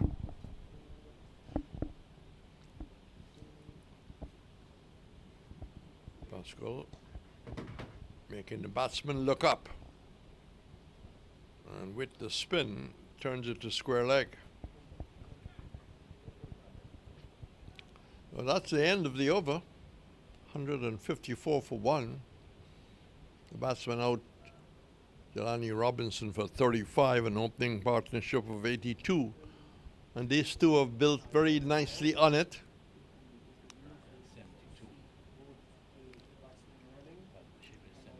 Your bowling figures. Cyrus, 1 for 28. lone wicket taker. We had Jackson operating from that end. Partnership starting to grow.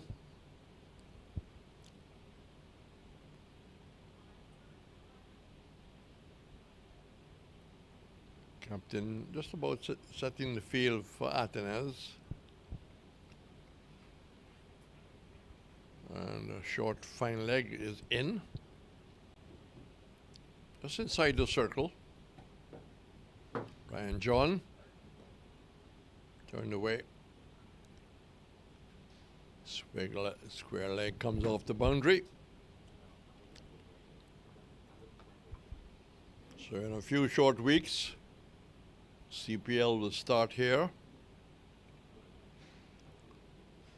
And it'll be a totally different atmosphere than what we have now. There's serious cricket going on in the middle. But they will love a couple of hundred people clapping for some of the shots played this morning.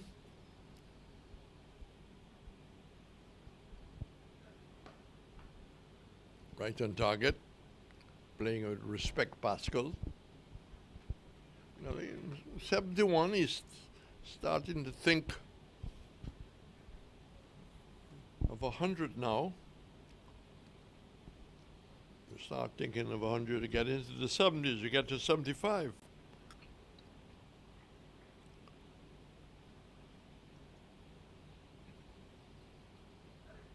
Pascal and dainty, nice. Just allowing the ball to kiss the bat and running it down to a third man. But you can get into the 70s and 80s. You can get into the 90s, where there's an old saying that many men die between 90 and 9. Maurice Foster, former Jamaican batsman, suffered a 99 in Trinidad.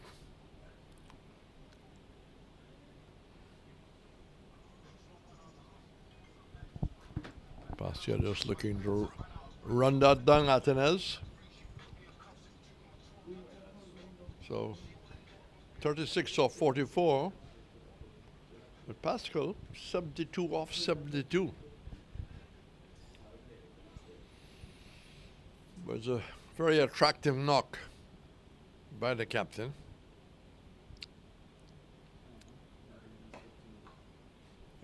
Former West Indies on the 19th captain.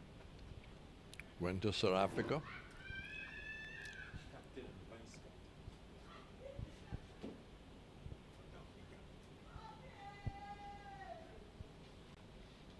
The second game is going on. We'll try and give you the score from the Mendu Phillip Park. I think the weather there is as good as the weather here in Darnasami.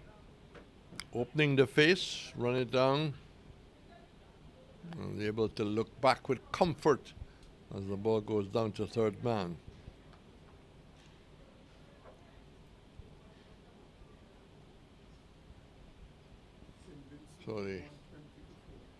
So St. Vincent at 170 for 4, 120 for 4. And of course, they're playing St. Lucia there. Well, I think St. Lucia were very happy picking up the 4 scaps, so 120. But how the lower order, how the middle will respond. St. Lucia winning here yesterday, and St. Vincent winning at the Mendu Phillip Park.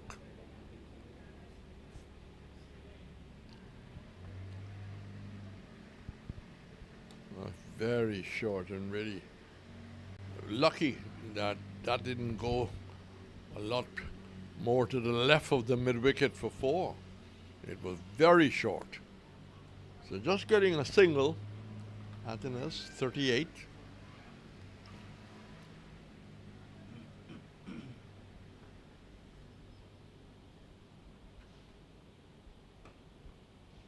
Driving. I'm timing it very well. A little bit of turn, I think, the outer part of the bat making the contact.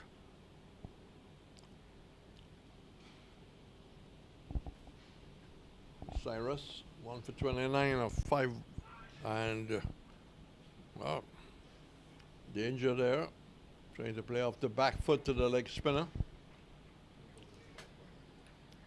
He certainly felt very confident in the appeal.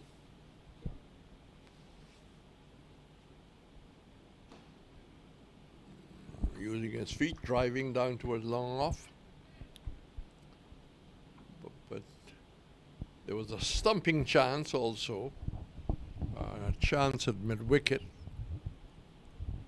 But the appeal for caught behind looked very good indeed.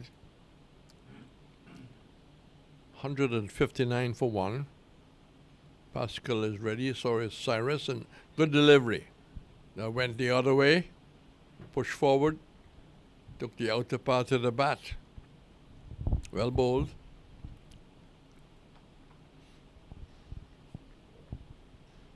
He's played a lot of cricket in the last couple of months here, Pascal.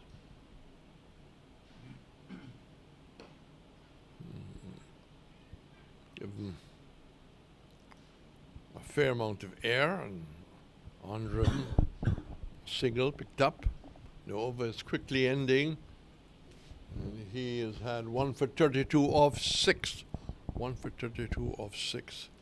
There's another sporting event in the Eastern Caribbean going on. I'm just trying to remember where. I think it's in St. Vincent. It's the Windward Games, which is multi-sport. And there was an article in the local press about it, whether they should relook whether those games are really working to produce the talent. And if you don't quite know, I think one of the concerns is that you have to pick a squad, and of course you can't carry a full team for every discipline. So some people have to double up. So you might have a fast bowler or a basketball player doing long jump. That smacked away as he got onto the front foot. And there's a fear that if someone is not trained as a long jumper, might be a very, very good athlete, good basketball player, he might well injure herself or himself.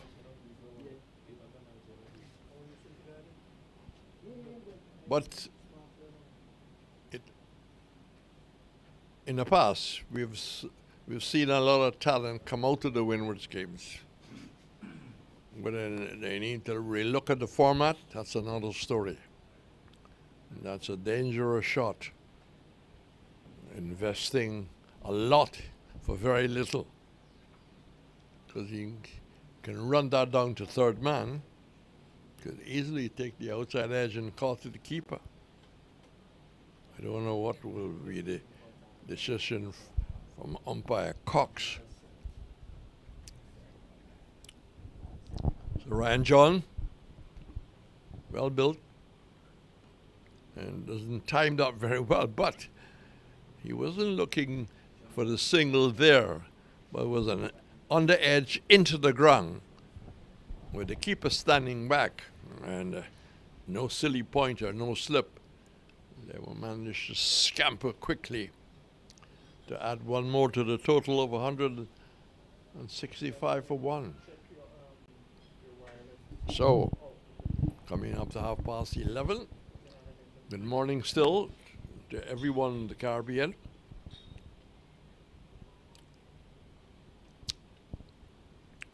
John in. And that's again short, and he waited on it and just helped it down to backward square. News coming in this morning from Jamaica that Jamaica Cricket Board will be honoring Lawrence Rowe,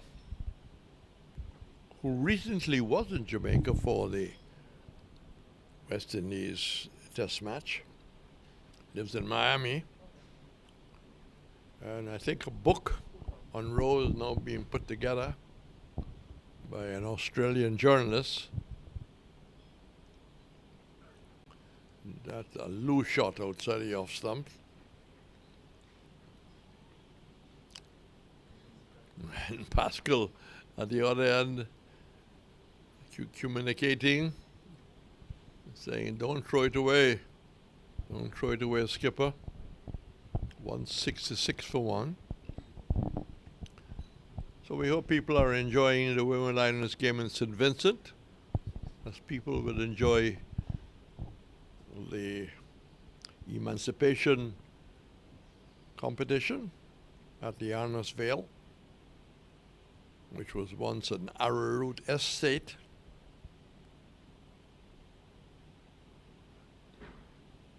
That's turned away. Many grounds in the Caribbean were basically estates. Border was an estate belonged to Joseph Border, a British gentleman in that time, and he bequeathed a piece of land for Border. So hold up in the play. Some assistance is coming out to the Dominican batsman. So the boys in green doing very well.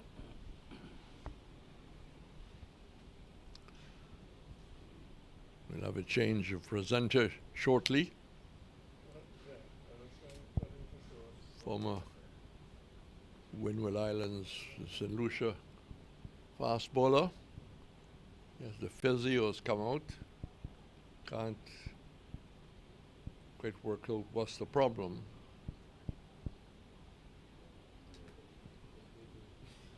But enjoying his retirement now. Still a young man. Doesn't look like someone if you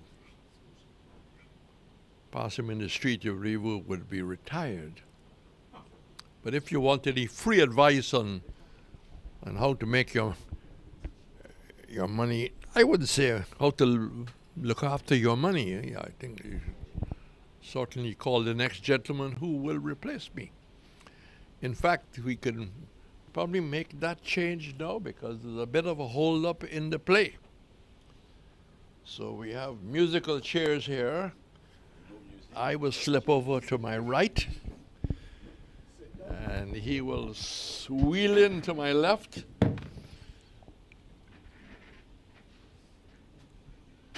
So slight hold up in the play. A little bit of injury, I think, to the hand. But more from Claudius as he slipped in to the chair. Wearing green, he says he is neutral on the fence. Thank you, Reds.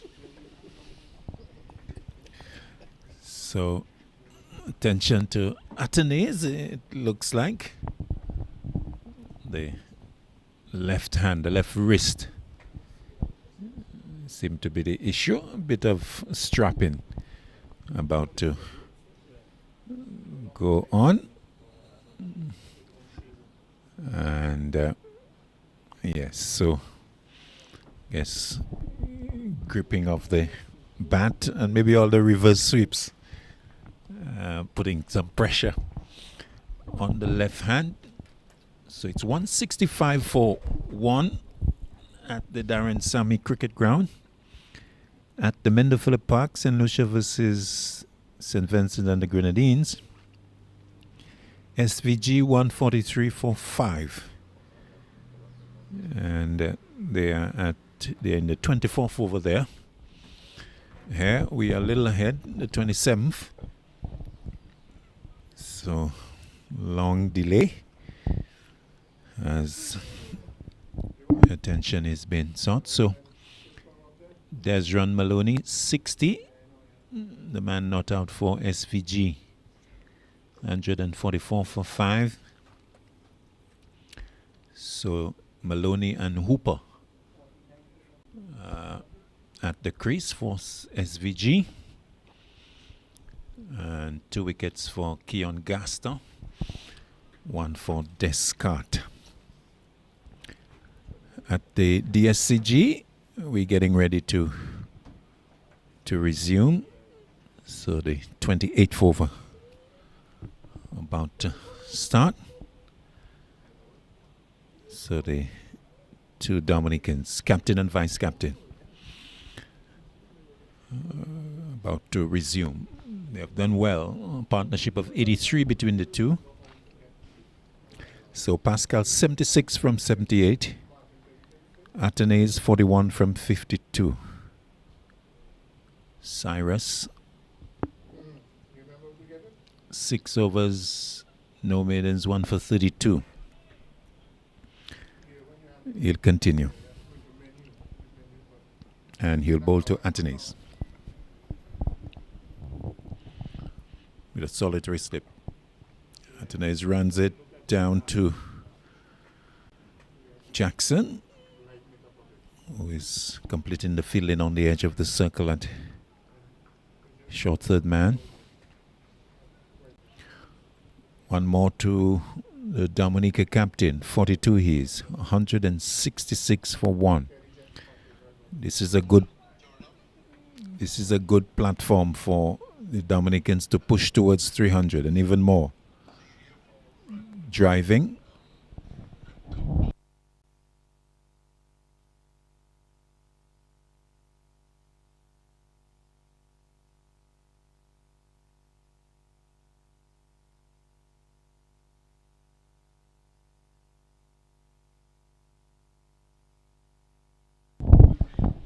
A single to Pascal to long on. 167 for 1. Athenaeus 42 back in strike. Cyrus keeps him quiet, defending away back to the bowler.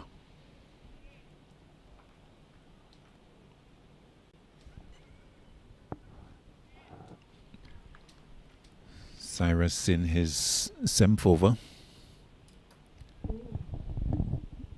To Athenaeus on leg stump, turned away, but finding the fielder backward. Square leg, Jeremiah.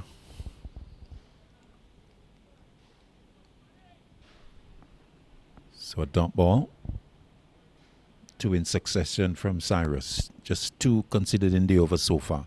Short, turned away, but not getting hold of it is Athenaeus. Finds Jeremiah again, completing the over with the dot ball. End of the 28th, 167 for 1. Dominica going at exactly 6 per over. So the lone wicket taker Cyrus 1 for 34. And 167 for 1. Our graphic showing the projection is 300. You think Dominica would not be happy with just 300 at 167 for 1 in the 28th. They considered 400 on a smaller ground at Mender Phillip Park yesterday. And they would want to return the compliment, well, not to SVG, but certainly to Grenada, to get 400 themselves. John to Pascal. Pascal chops it down to third man. Kirsten Murray is there. Gets a good return back in. 1 more to Pascal. 78. 168 for 1. Lots of chatter among the Grenadians as they look to break the second wicket partnership, which is pushing towards the 100. It's 86. John to Athenaeus. Athenaeus slashes it, but the deep point fielder is on the boundary. Just a single. Athenaeus inching towards his half centuries. 43. 169 for 1. Pascal on 78 will come into strike. Pascal was quite at ease. Very elegant in his stroke play. Waits for John. And he's playing it at airborne and put down, diving by the man at mid-wicket. Oh, it was one pace-off delivery, turned away. And number 3, diving away. Jaron Noel, looks like. And substitute. Yeah. I think the sheet says number 3 is Jaron Noel. Not able to hold on. So a chance to Pascal. He gets the single, goes to 79. Athenaeus in strike. Playing it away. Down to backward point. Can the fielder come around? It's a struggle for him. Number 10, Cyrus, gets there. With some discomfort, but gets there nonetheless. Keeping them down to the couple. Athenaeus to 45. 172 for 1.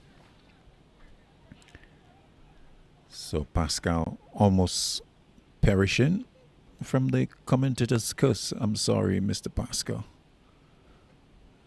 As you talk up his good performance, he can get himself out. Almost happening there for Pascal. Clipping the ball to mid-wicket, but being put down. John to Athenaeus. Athenaeus finds the backward point fielder. Straight to him. And so he stays on 45.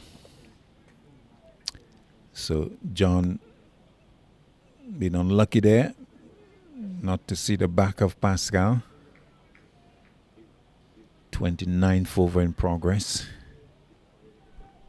Athenaeus was played and missed on a number of occasions, but is still battling away for his team. Pace off delivery, turned away, through forward square. And just a single. So 1-2. Athenaeus at the end of the over, the 29th of the innings. 173 for 1. Athenaeus to 46. And Pascal 79. Pascal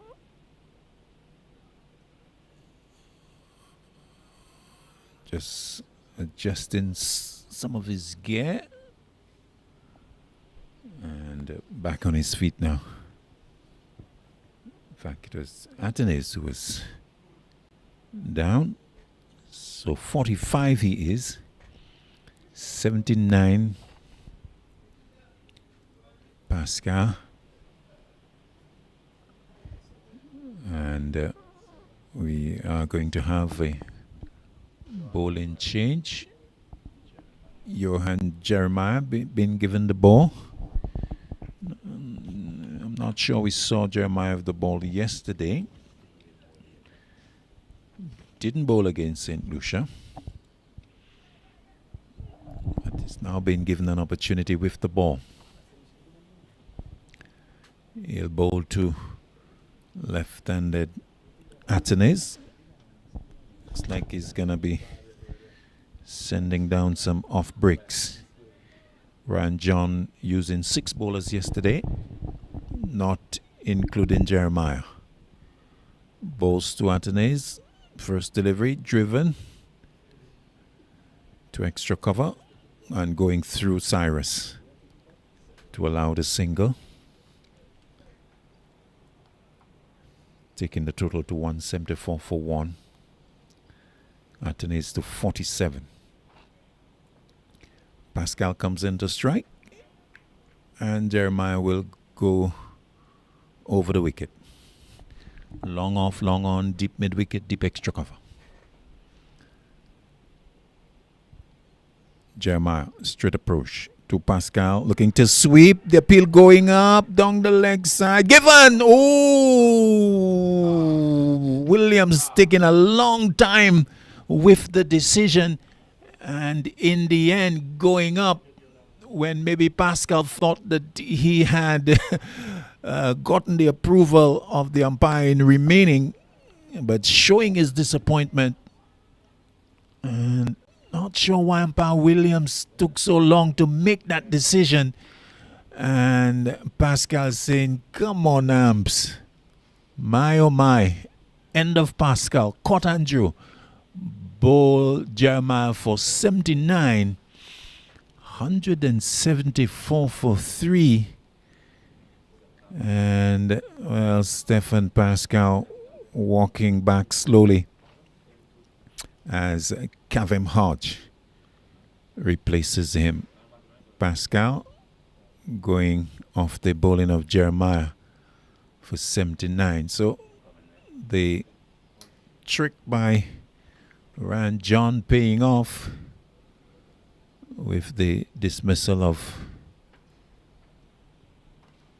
Pascal, looking to sweep a wide delivery. And, well, according to umpire Williams, maybe coming off the glove. It was a very confident appeal from the keeper, Andrew, who kept on appealing. And umpire Williams, well, took a long time to make the decision. But in the end, made it. End of Pascal. Hodge, the new batter, getting himself sorted out as Atene's taking a little while to come back into position at the non-striker's end. So Jeremiah obliging with the wicket in his very first over, in fact his second delivery. And Rand John must be over the moon seeing the back of Pascal. Jeremiah to Hodge. Flighted delivery driven. Oh, thought that was a chance, but hit hard into the ground on the bounce. Taken by Jeremiah. It's going to come into Hodge. Goes back and pulls. Doesn't get hold of it. Straightish mid-wicket in Tyson picking up. Hodge, who favors the cross-batted strokes, waits. Jeremiah into him, goes back and doesn't look to play cross-batted with a straight bat. Looking to force it towards the mid-on area, not getting hold of it. He's on not. 3 dot balls to him. Jeremiah to complete the over. It's already a successful one. To Hodge. Hodge goes back, beats Jeremiah and will get off the mark. Too long on. Murray picking up. End of a successful over from Jeremiah, his first. Picking up the wicket of Pascal. And completing the 30th over, 175 for 2. As John will continue to come for Dominica, Joseph, Tyson, Fontaine, and the bowlers. So, looks like John is going to make another change. He will pull himself out of the attack and bring in Heston Jackson. Was at 2, a little expensive, 23 conceded. And he will bowl to the new batter, Hodge. Hodge having to play a 20-20 game for Dominica now, because 20 overs are left in the innings. As he's back in defense and plays it to mid-off, no run. So it's like Hodge is an opener in a 20-20 game. Let's see how he goes about it. I'm not sure if he has ever opened in a 20-20, but He's driving, will not get off the mark. As Jeremiah is there at extra cover. No run. So Jackson has come back with 2 dot balls to start his third, the 31st of the innings. At the Mendofulla Park, Maloney has been dismissed. 6 wickets down now for SVG. As a struck on the pad, and they'll take the single. So we look at it again. Ooh, that came back and maybe doing a little too much. It's a good delivery from Jackson. And Hodge beaten for the movement, but maybe doing a little too much and going down the leg side. Leg by taken. 1 to the total, 176 for 2. Atenes on 47 will come into strike. Jackson to him. Run down to third man. Cato is there. And they take 1. So at the Mendofulla Park, another wicket to Keon Gaston. SVG 161 for 6 in the 27th over. Hodge back in strike. Jackson to him. Turned away nicely. Down to long leg. Misfield will allow them to come back for the second. So Atenes and Hodge would have played a lot of cricket together. Would have good communication between them. And so taking advantage of the lapse in the field. Hodge goes to 3. 179 for 2. Jackson to Hodge. Hodge drives to the mid-on fielder and will get the single. Just running with the stroke almost. And completing the over with the single. He's on 4, 180 for 2. With Atenes on 48. And the Dominican rate of scoring down below 6, 5.81. And they are looking to see how much they can set up for the Grenadians. Hodge to face the new over from Jeremiah. He's second. Hodge back, plays it away towards backward point. Kurt Murray coming to his right at point, picking up on the edge of the circle. 1 more to Hodge. He's 5, 181 for 2.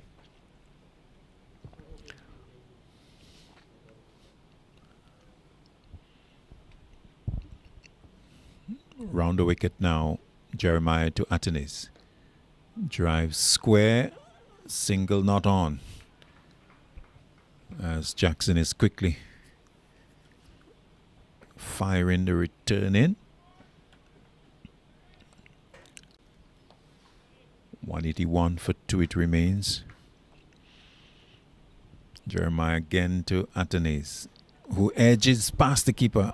Down towards third man. A long run for Jackson. Will he pull it back? He dives, but is not successful. So a boundary to Atenes. Jackson really doing work there, but will not stop the half century for Alec Atenes, who brings up the landmark from 64 balls, 4 fours and 1 6. So 52 he is. And acknowledging the applause from his teammates. Good landmark for Atenes. Can he push on to 3 figures? gets delivering about leg stump, turns it away to the field at backward square leg, and there's no run. 185 for 2. This is the 32nd over. 2 deliveries are left. Jeremiah to Atene's back, punching into the offside. John tumbling away on the edge of the circle and keeping the batsmen in their respective creases. Jeremiah again to Atene's reverse sweep, missing, and into the gloves of Andrew. So Atene's on full in the sweep, the reverse version, but not making contact.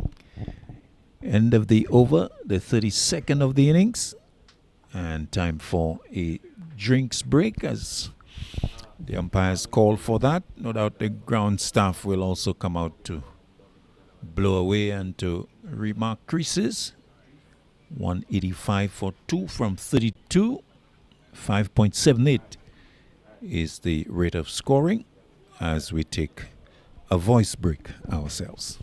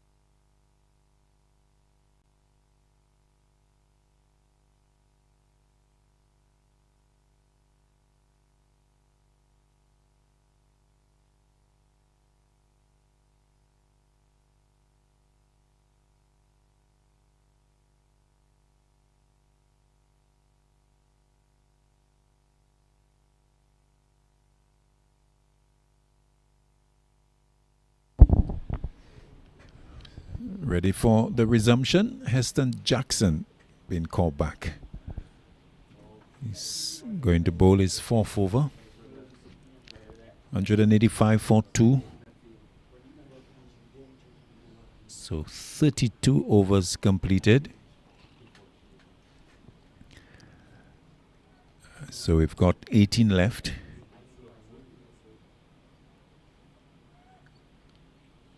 Hodge will be the man to face up to Jackson.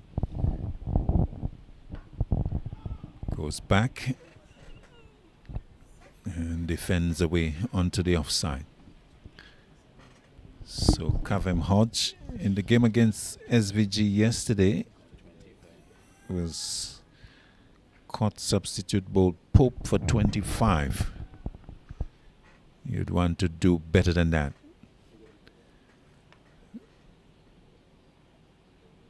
Jackson to Hodge. Hodge drives on the bounce. Jackson knocking it down. So he stays on 5, Hodge. So getting 25, which was actually the type of average that he produced at the test level. I think both he and Atenes averaging around the 25 mark. Jackson to him, pulls and not quite getting hold of it. We'll get a single to square leg. Bounce return coming in from Bishop.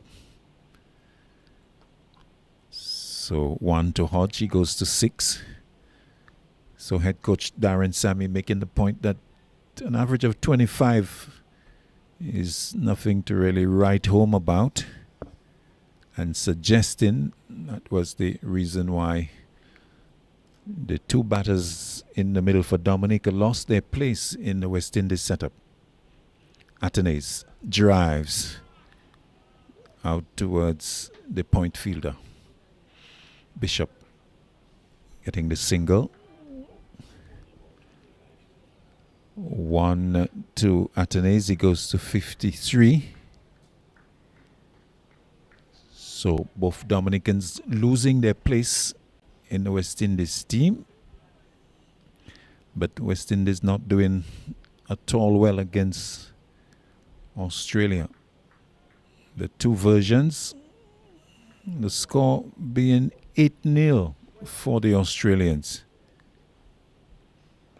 Hodge goes back, gets one cutting back into him. The return hits the stumps on the arm return, but Atenes arrives safely. So the single completed,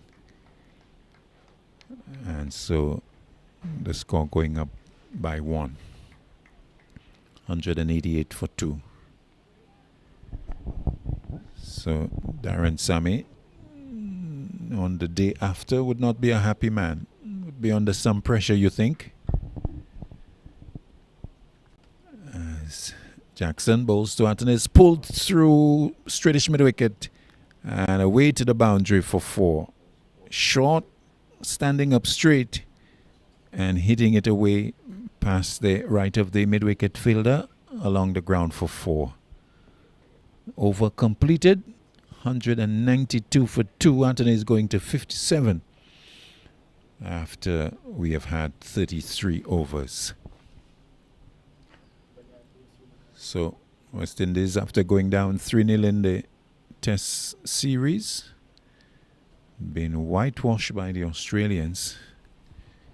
A very depressing result indeed. So 8-0. And you could imagine the level of criticism and calling for heads of head coach and captain and all sort of players in position. Good delivery from Jeremiah. Outside the off stump, going past the bat of Hodge. 192 for 2. Jeremiah again. Hodge sweeping on the bounce. In fact, dropping short of Jackson. And backward square leg. Hodge sweeping from outside the off stump. Nothing wrong with that, but maybe not keeping it down. He's got a fairly vacant area there. Just has to beat the backward square leg fielder. He's inside the circle. Just in contest. Jeremiah, the off spinner, to Hodge outside the off stump, a little too wide, chopped away. To the fielder at backward point. The return comes in. Miss, not taken, and they'll get an overthrown boundary as on the second they were able to arrive for the second. So Athanaze was the man in trouble as they came back for two. Initial misfield, or it went through the field at backward point. The sweeper coming in and looking to throw the stumps down at the non-striker's end. Athanaze was arriving. It missed, but the backing up was non-existent, so it went to the boundary. 6 to Hodge, taking him to double figures. He's 13. This time he's driving back to the bowler. Along the ground, no catch opportunity there.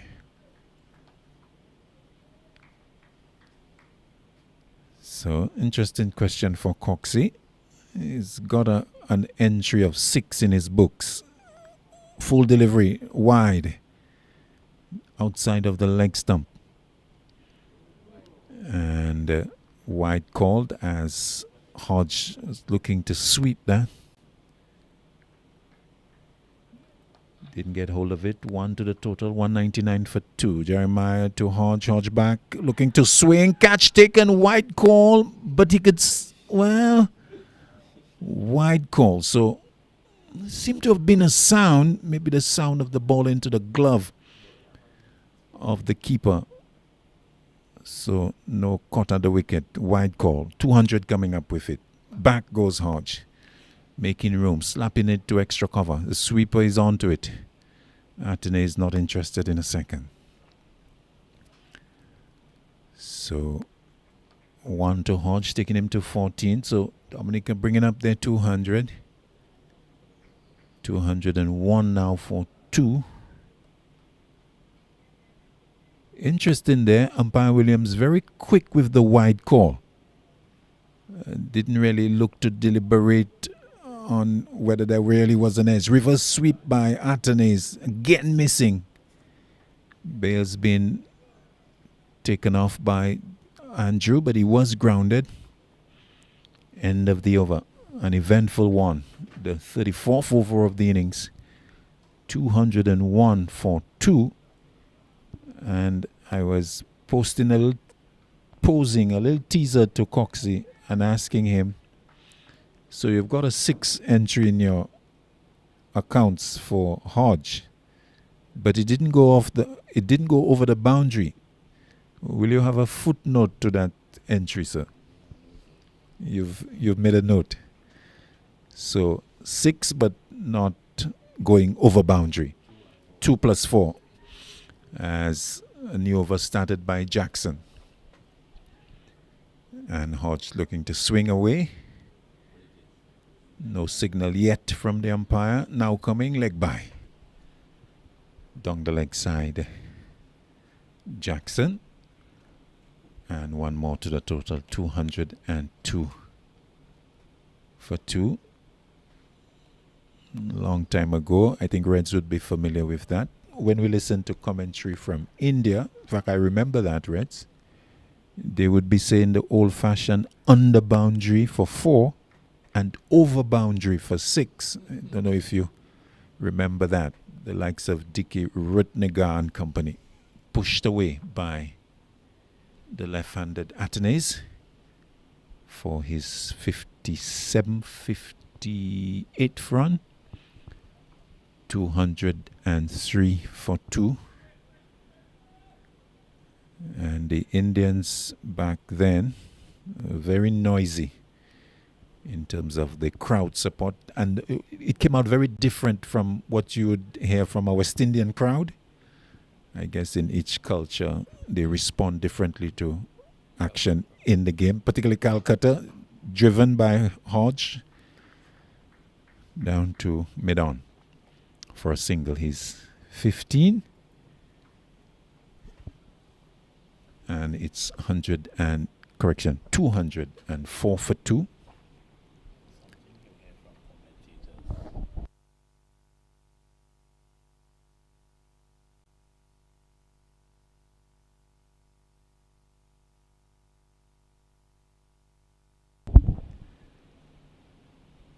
Jackson now to Atenes, who chops it away straight to Cato at wide third man. A single for the left-hander. 59. He is 205 for 2. So Reds, who has listened to and participated to many a commentary, can maybe give us an indication when he comes on of the various experiences he has had across the world. Short slap over the bowler's head, out towards the long off boundary, and will get into it ahead of Ryan John. Sort of a tennis type hit, straight over the bowler's head with a flat bat. 4 to Hodge, taking him to 19. 209 for 2. Of course, talking about cheering and noise at a cricket ground. Well, it's non-existent here because there are just a few patrons above the players' pavilion, about 10 or so. Oh, good delivery from Jackson. Dug out as they get maybe a couple more. It's going towards the boundary. Could get there. And just picked up by one of the two fielders converging on it. And so in all, that looks like 3 to Hodge, digging out a good delivery as the over comes to an end. The 35th of the innings. Hodge is on 22, the number on his back. 59 Atenes. Dominica batting first, 212 for 2. We've got 15 overs left. More from Joseph Redsborough.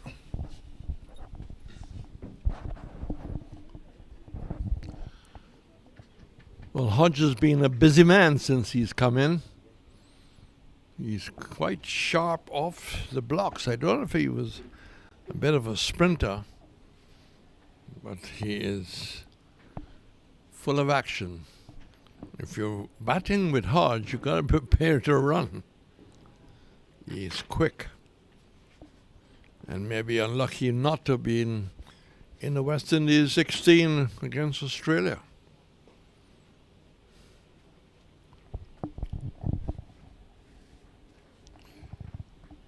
Interesting point about Calcutta, Eden Gardens.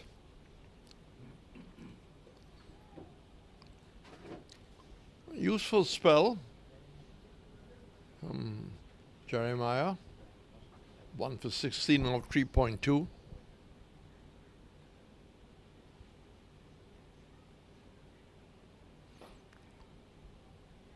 Flatter delivery, pulled, and will be stopped just inside. They come back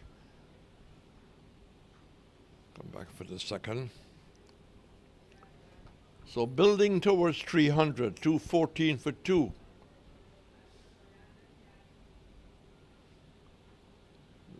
This is the 36th over, so I think the 300 is definitely on the cards. Not short. This will go out and over the boundary. Just to has to go back to a description which we heard about. Well, a 6 is a 6. So Hodge has been quite busy. busy little man, but nice to see a game where two West Indian batsmen are batting. Really nice. Delightful, rich. And that was a rich shot. Through extra cover, goes over the rope. It's all Dominica here today. The boys in green, 224 for 2. Opening partnership of 82 between Pascal and Robinson. And then 92 between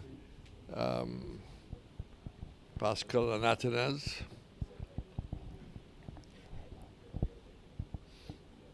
224 for 2. As the Australians say, 2 for 224.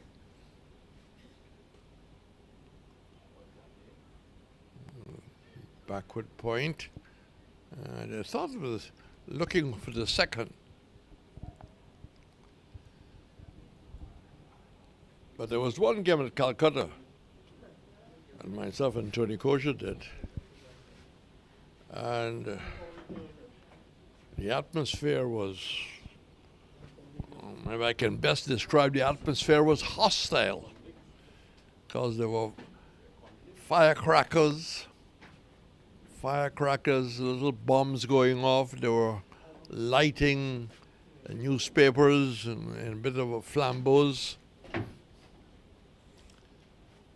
And a huge crowd, over 100,000 in Gardens. The atmosphere was electrifying. You can cut it. The West Indies lost that game, but the crowd played a major role.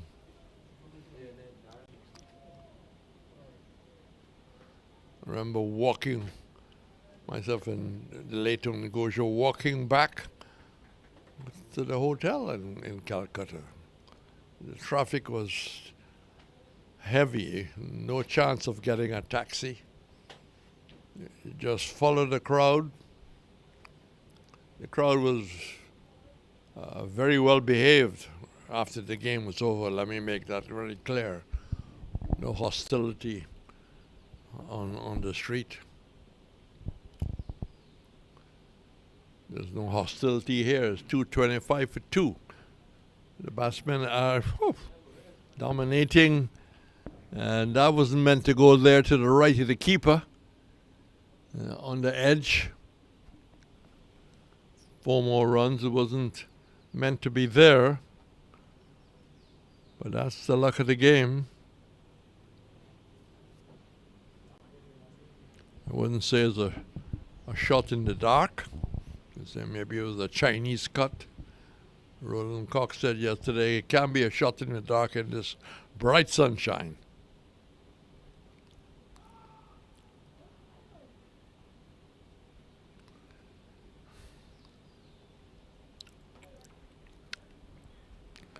And Jackson was into the attack. It took me back to, I think, it was a Trinidadian. A couple of years ago, they used to call him Action Jackson. A bit of an attacking opening batsman.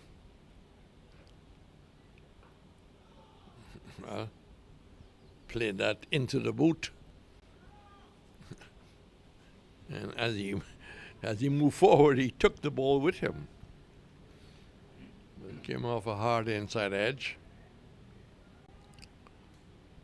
Partnership of 51 between the two West Indian batsmen.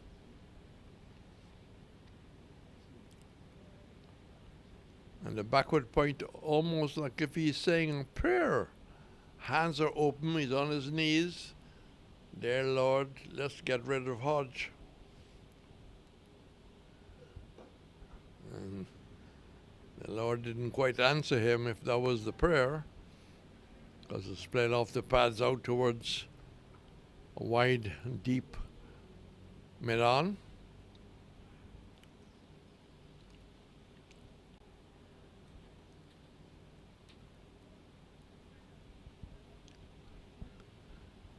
Trying to remember a joke about a batsman praying for 100. Try and put it together.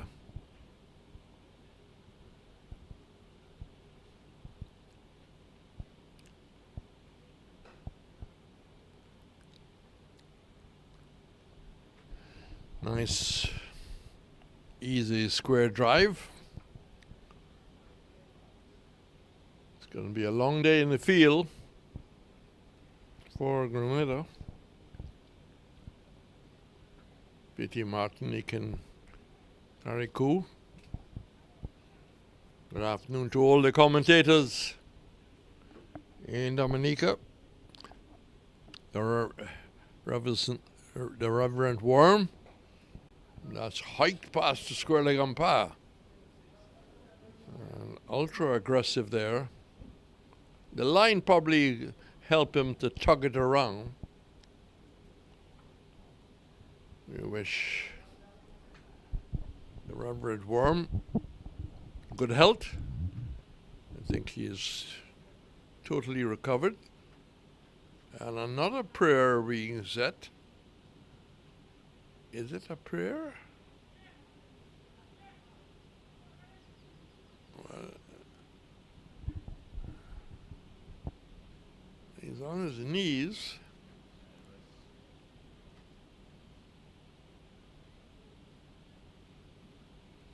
Well, not doing his own thing. Well, that's the scoreboard on the far side.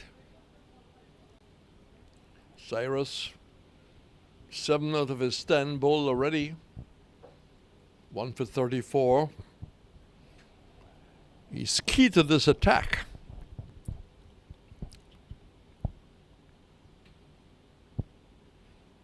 John standing at slip.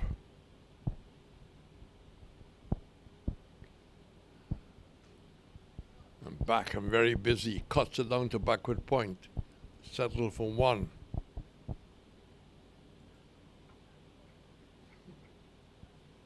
And definitely, Cyrus, very, I don't know, be very religious, but he's looking up to the heaven, and all the body language indicate he's having a bit of a prayer. I don't know if he's Muslim. Well, today it's Tuesday, not the Muslim prayer day of Friday. Atenes waiting for the field to settle. 60, Hodges 42. And it goes back, runs it. This is going to run away to the boundary. It's over the boundary. Good effort. But on this turtle background, the ball does run away. You get value for money. And with the recent weather, it's pretty hard to surface. Total moves up to 237 for 2. Still trying to remember the construct of the joke of a batsman praying before an important game. Cyrus cranking up, tossed up in the air, really inviting maybe a loose shot. But Atenas just hits it, strokes it down. Didn't get carried away by the ball, floated up, hit it down to long off. He moves to 65, Hodges 42. And it's 2 for 238 on a very hot Tuesday at the Darren Sabby. It's probably hot throughout the Caribbean. Well, we are in the hurricane season. Let's hope we will be lucky and be no major disaster. It really sets the economy of a country back. The farmers in particular, whenever there is a bit of bad weather here, but the banana farmers got to keep their fingers crossed. That's cut away, but straight to backward point. That's in 65. Now I got partnership building here. First was 82, the second was 92. 238 for 2. Leg spinner. Getting into the pitch before it starts turning and turning it away. Yes, the story about the batsman praying is an English batsman in the hotel, and he is saying, "Dear Lord, England's selectors are meeting next week. Please give me 100 against Yorkshire." He finished the prayer and the light went off, so his partner felt, "Fine, we're now going to bed." 10 minutes after, the light turns on again. He said, "Dear Lord, it's me. Can I have it not out?" So not only he was praying for 100, but he liked to be undefeated in the innings. I didn't get any chuckles, so I didn't quite, well, I'm really trying for it. Yeah? Oh, Claudius is now getting it.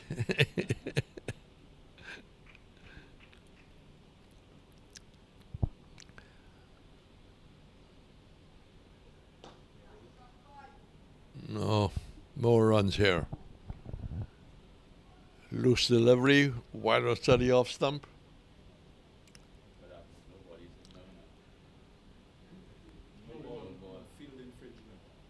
No ball being signaled.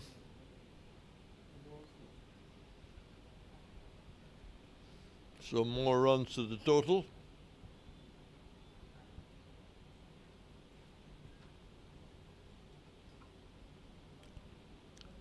.243 on the board.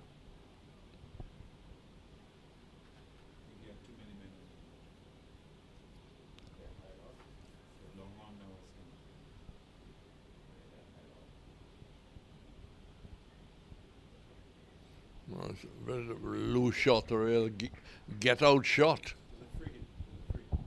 It's losing concentration there a bit. There's been a tendency in his fairly short career that he can be really going well. He can really be going shell, so to speak. And all of a sudden, he can do something very rash. Nothing rash about that. Just steering it to the third man. Total retains the 242. And a very happy Dominican dressing room.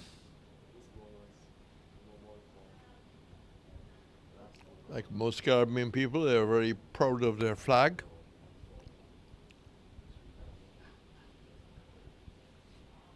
Again, a very loose shot.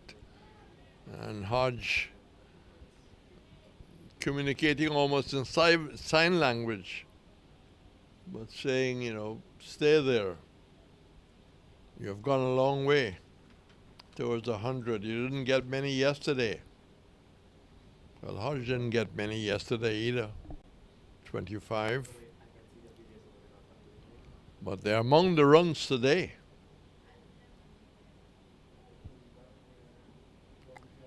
Now in the long on, mid on goes down to long on, and the fine leg coming into the circle.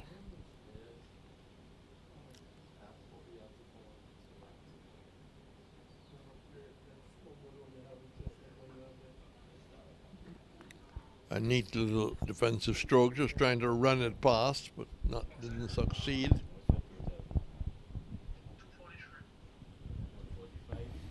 .241 for 2.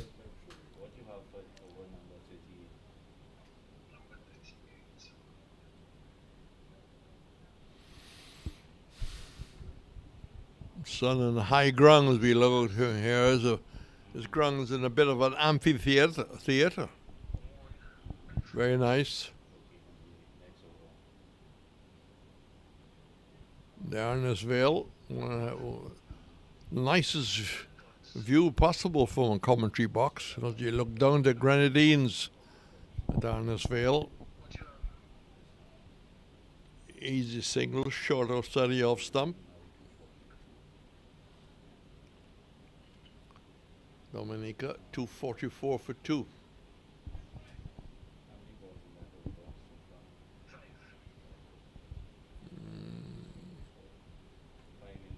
Their projection, 315.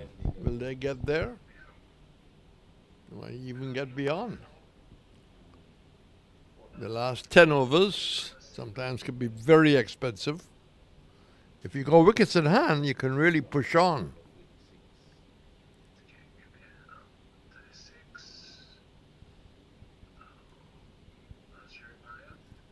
Ned once more. Just going back and trying to steer it. He did, but not successful. The over is completed, 39 gone. And Dominica winning the toss and batting. Pascal 79. Robinson 35, the batsman out. Hodge and Atenas very much together because they're virtually facing each other, eyeball to eyeball, and talking about the responsibility. They want to bounce back after being, I think, embarrassed yesterday at the Menu Phillip, named after the former outstanding St. Lucia sportsman, because he just wasn't a cricketer. He was everything, a real personality off the back foot. My neighbor is Leslie Clark, and he talks about playing against Mendu when he was at school. He said it was a great experience, a dominating personality.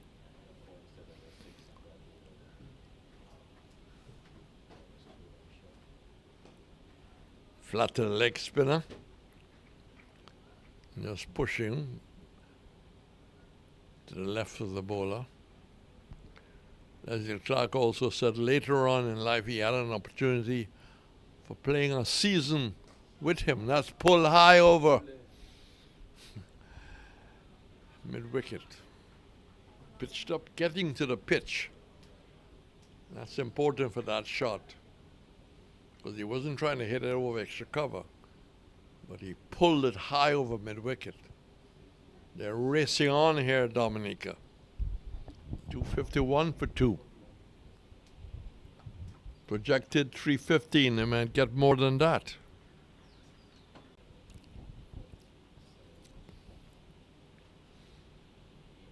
Cyrus in his 9th over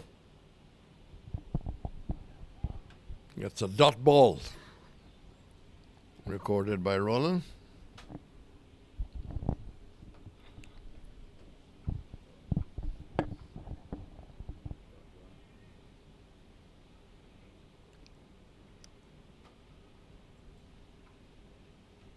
That's,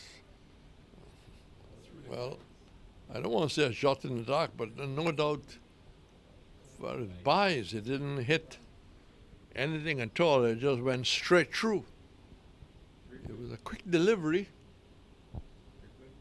but the Dominicans taking everything. 255 for 2. And Cyrus, of course, would expect the keeper to have taken it. Seemed to have recovered from the leg injury. That's tossed up. Not the best shot in the innings by Hodge. Seemed to be in two minds. The 9th over being completed by Cyrus. 1 for 47. But just to come back to a point made by Claudius about atmosphere at Grung, Calcutta.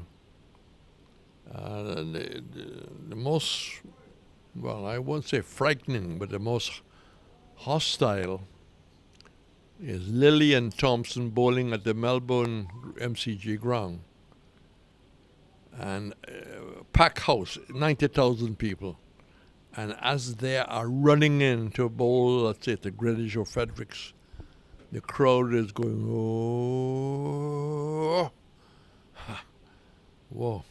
Hard for a batsman to concentrate against that kind of great pace. Difficult to understand what sort of shot he was looking to play. Well, what most coaches think about the reverse sweep or the scoop. It looks great when it comes off. It's embarrassing when it doesn't work. But Atenas likes that reverse sweep, likes the scoop.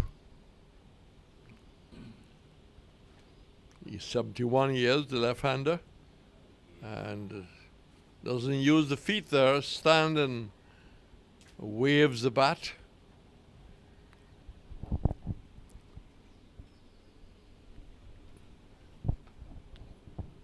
.29 away from 100.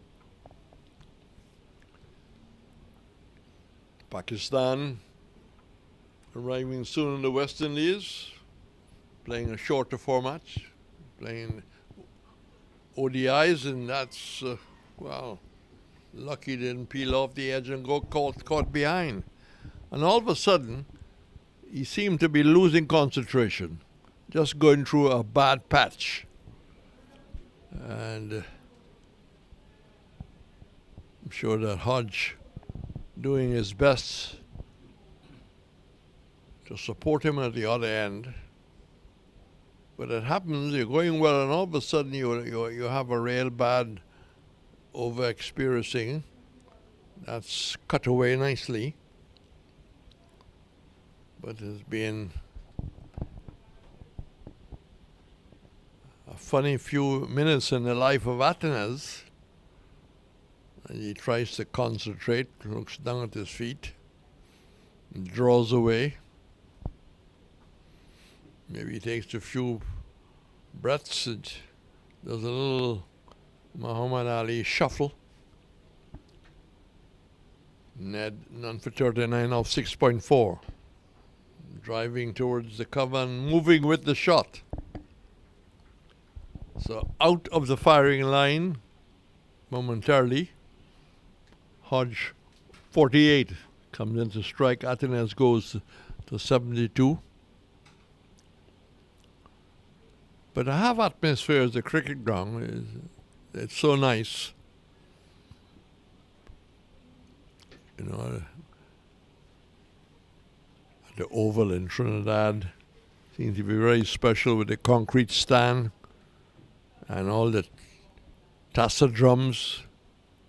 At Border, you seem to be on top of the crowd. It's a smaller ground. So Bina could be quite noisy too.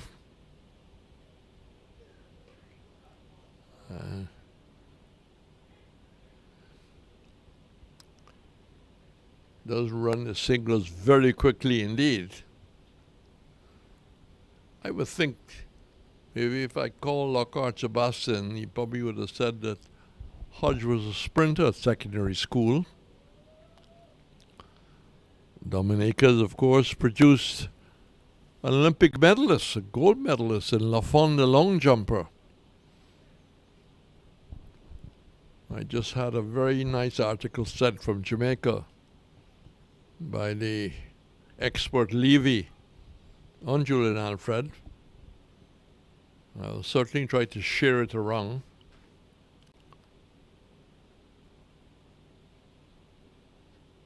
As she heads towards the World Championships, not too far away. And St. Lucia potentially a good chance, Commonwealth Games, to have a 4x1.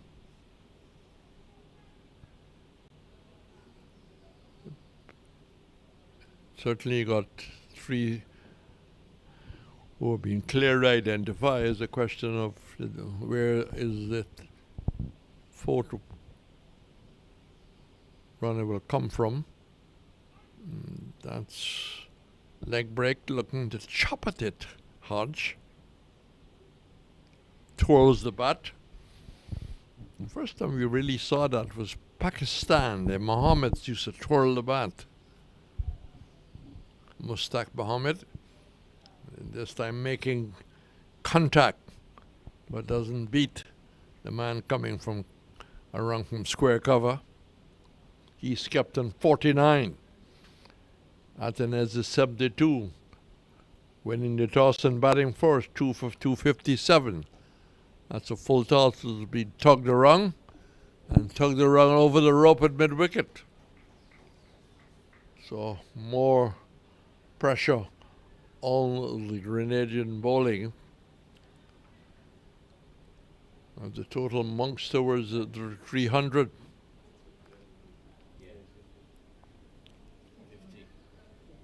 Hodge 53 of 48 balls, 4 fours and 3 sixes.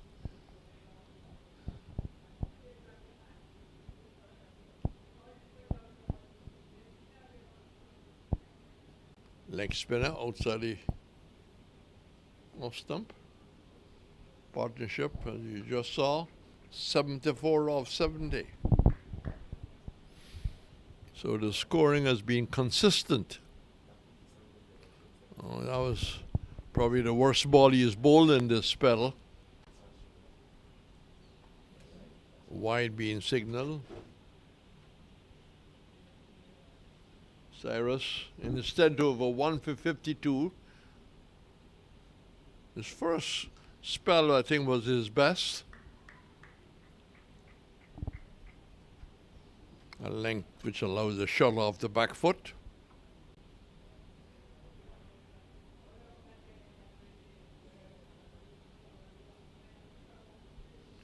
The body language of Grenada doesn't look good. It's very flat, as if they have been affected by the dominating batting of Dominica. Spirit is not high. There's no clapping and support of each other.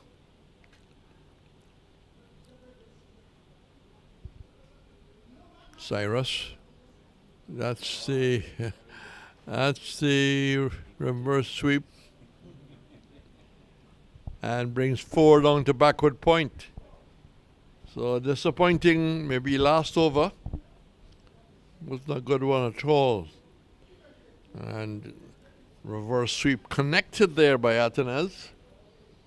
Total goes to 267 for 2. And Atenez 76 of 54. As Roland Cox records to the ball. I've had the pleasure of working with Roland Cox not only in St. Lucia, but in St. Vincent, Pakistan, West Indies, and I think Najico 50 over in Trinidad, along with Tony Gozia.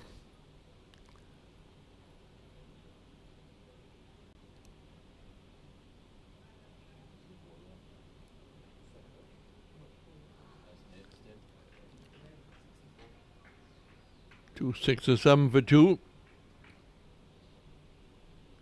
42 gone.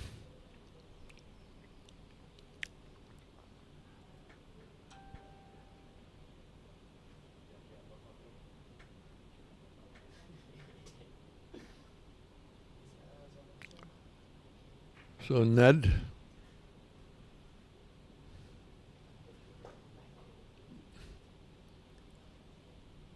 pitches up, strong right shoulder into that shot. Moving in and swinging into the shot.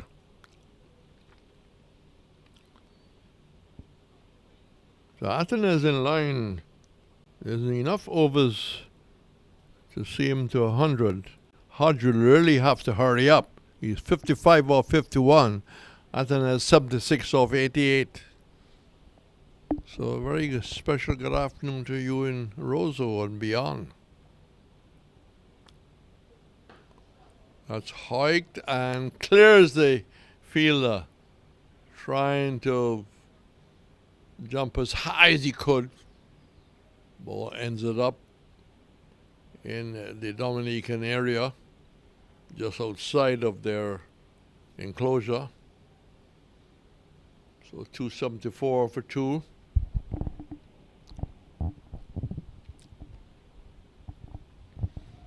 Impressive scoreboard.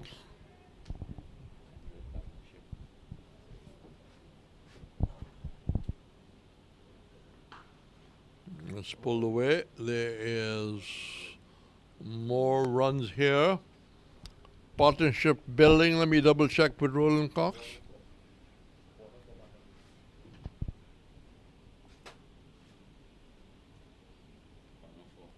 $104 the partnership. 278 for 2. So they've had partnerships of 82, 92, and now they have pushed past that. 104 between Atenes and Hodgej. They have batted together for many years.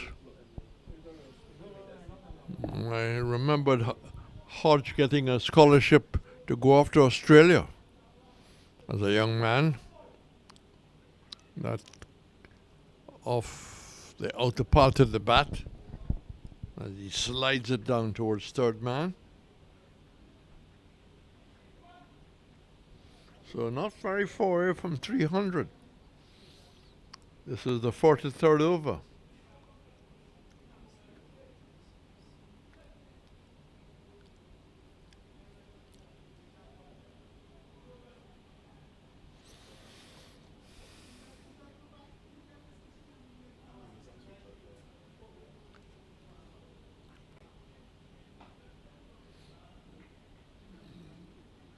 Didn't quite time it. It was short. Maybe he tried to hit it too hard. Maybe it came off the toe of the bat.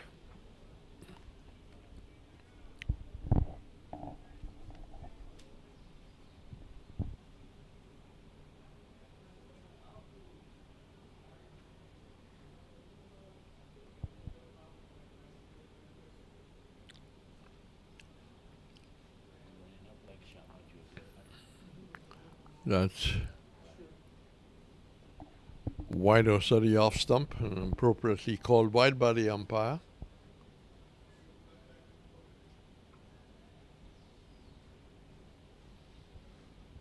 Ned, expensive. 7.5 none for 55.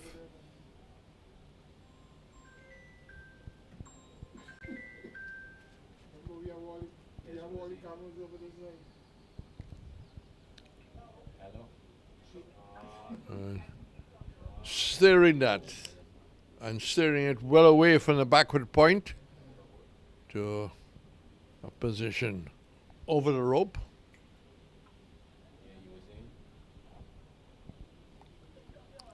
So the two batsmen mid-pitch. Total goes to 285 for 2.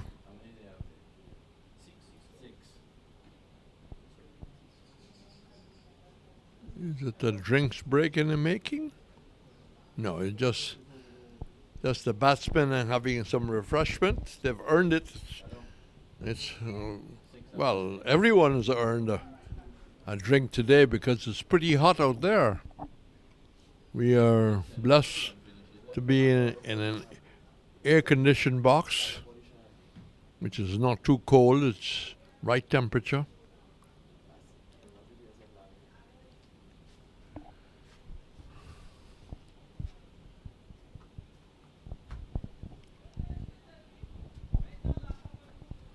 Well, that's the equipment. Darren and Sammy all lined up. There's some work to be done, of course, prior to CPL starting, they can use a couple showers here to Darren Sammy to just bring the grass up. Been fairly dry. The venue was used during the carnival celebrations. But there's feeling that St. Lucia needs a carnival venue that's a wayward delivery. Oh. Almost a no ball. It was almost off the pitch. I think St. Kitts has got a carnival venue. Antigua's got a carnival venue.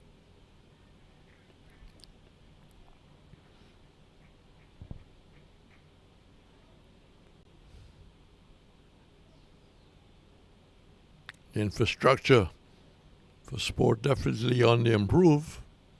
That's wide and caught down at the third man. Whoa. Well, no, he didn't. I thought for a moment he did.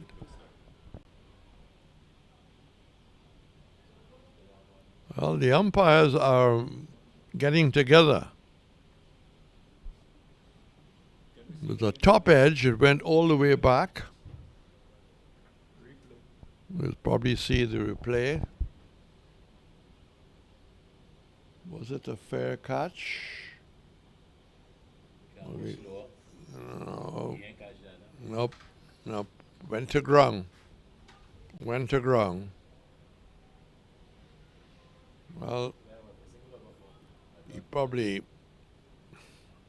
thought he had caught it, but he would have known that it was, in fact, to ground.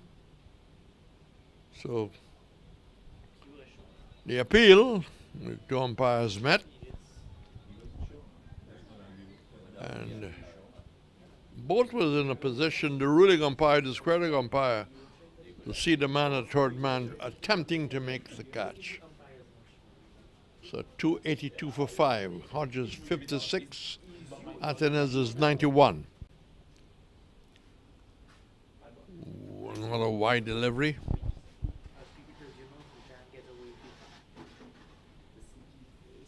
I'll check with Roland Cox. Extras at this time, Roland, is totaling what? 25 extras. Too many in a shortened format game, because you got to come back and score it. A high number of wides. 286 for 2. Add one more. Add one more.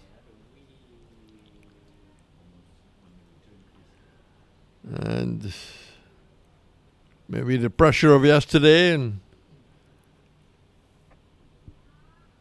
beginning to tell, getting raggedy, but still 6 overs after this.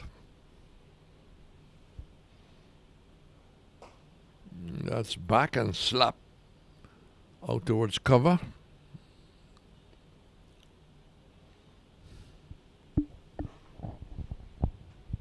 But things always look so easy from the commentary box. Yeah. When you start at 9:30 on a fairly hot Caribbean sun, it's a long stretch.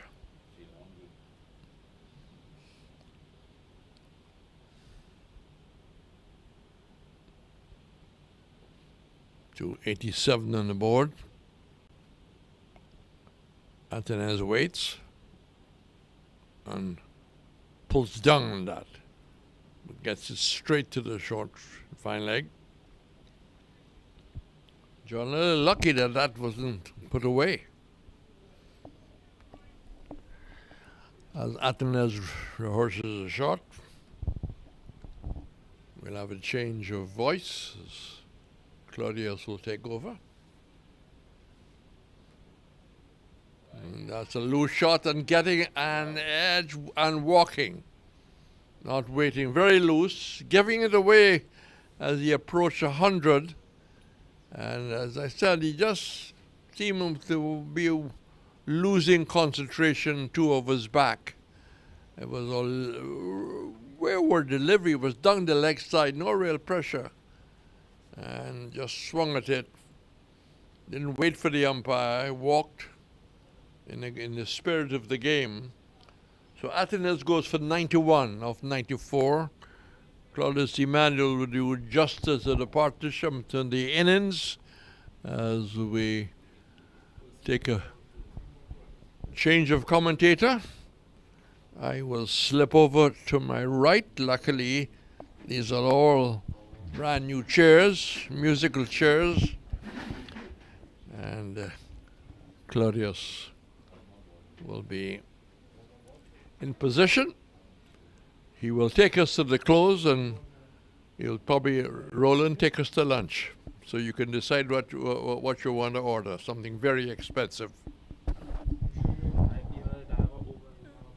Thank you, Reds.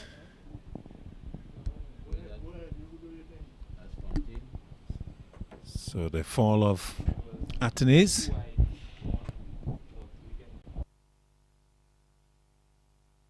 So 91, not able to get to the 100, unfortunate for him. But Ryan John with his first over of a new spell. Bowling cat and mouse with Hodge, but getting the wicket of Athens. New batter, Fontaine. Hitting it hard into the ground. So end of the Ryan John over. 44 completed, 288 for 3 at the Mender Phillip Park. St. Vincent dismissed for 211. A 5-wicket haul for Keon Gaston. 5 for 45. And it was Hooper getting... It was 60 odd. So St. Lucia needing 212 at the Minder Phillip Park in Castries to get their second victory. Here at the Darren Sammy Cricket Ground, we've still got 6 overs left. Dominica looking to post a sizable total, well above 300. Jackson being brought back, 5 overs for 44. Hodge is 57 from 55. He's been very busy. Will be in strike. And you would think he would be looking to get to 3 figures. Full delivery, struck on the pad, not out, says the umpire. Good option there by Jackson to go full and straight. Hodge looking to be aggressive. And hit low. Full delivery. And maybe would have missed the leg stump. Leg by taken. As Jackson, the right approach here. Senior Fontaine in strike now. Down the leg side, looking to clip at it. It clips the pad, says the umpire. Andrew taking it down the leg side. So no wide call because of the clipping of the pad. 14 with a strap of the left pad protruding. And maybe needs to have that tucked in. That can cause a little bit of a trouble. Yes. I think now pointed out by Andrew. So all is well. Jackson will move in again.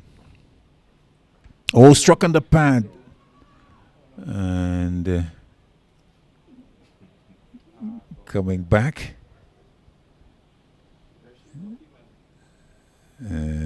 Struck on the pad. Coxie getting a little excited there. So no damage done. So 289 for 3.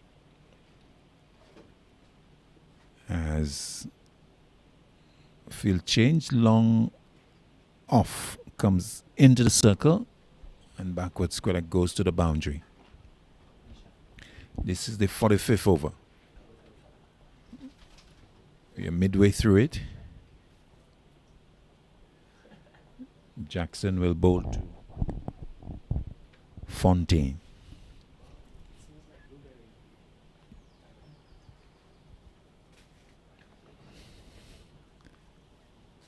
So Dominica poised to get past the 300.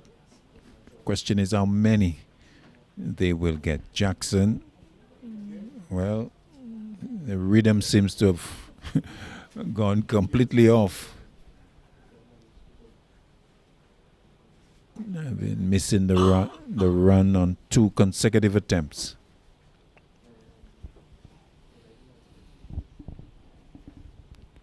Jackson again. Fontaine pulls to the mid-wicket fielder. And they take the single. So 290 for 3. 290 for 3. 57 to Hodge. 2 deliveries are left in the over. The 45th of the innings. And Jackson will move in again. This time to Hodge. Hodge pulls out towards the square leg field. It will fall safely. As Bishop is coming from the boundary and doing the fielding. So miscue from Hodge. Looking to go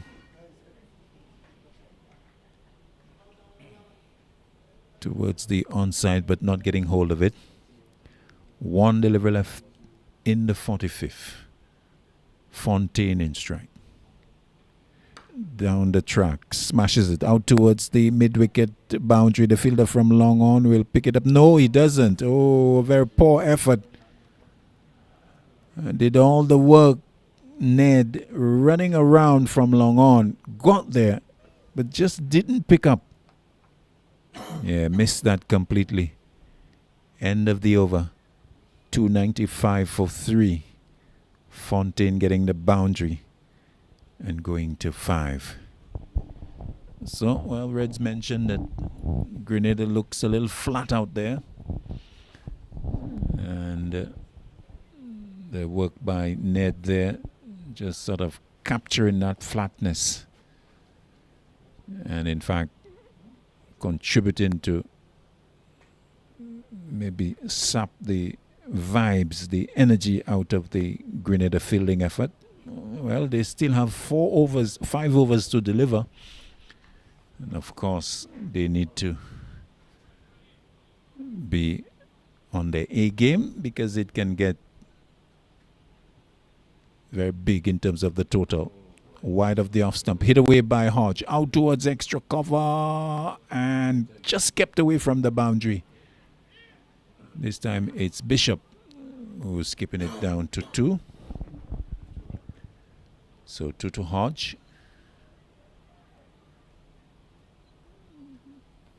As Ran John continues to bowl that very wide and full length to Hodge, who goes to 60 with the couple.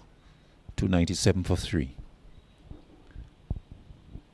John to Hodge will get the single. As Fontaine responds. No signal from the umpire, Williams. So that's runs. 1 to Hodge, 61 he is. John in his 9th over. Long on, long off, both of them wide. To Fontaine, full toss, slap straight down the ground. Long on will come across. They'll come back for 2. And they will get it. Kirsten Murray doing the work. 2 more to Fontaine. He goes to 7. 300 coming up. 300 for 3. Midway in the 46. John to Fontaine. That's lofted for 6 over long off. In the slot. A slower delivery. But it came very juicily to Fontaine. It was a back of the arm stuff. Bit of a leg break from Rand John. And hit over long off for 6. So Fontaine very happy with that offering. Cashing in and hitting it over long off for 6. He goes into double figures. 306 for 3. John again. Fontaine drives through mid wicket. The fielder comes off the boundary. They stay at 1. As Hodge wants to take the final delivery of the over, the 46 of the innings. 307 for 3. 61 from 59. Hodge.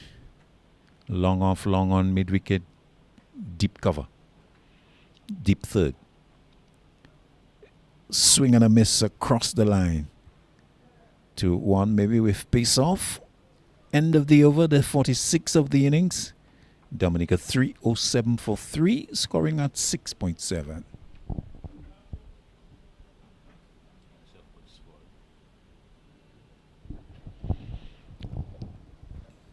Dominica dressing room, looking quite relaxed.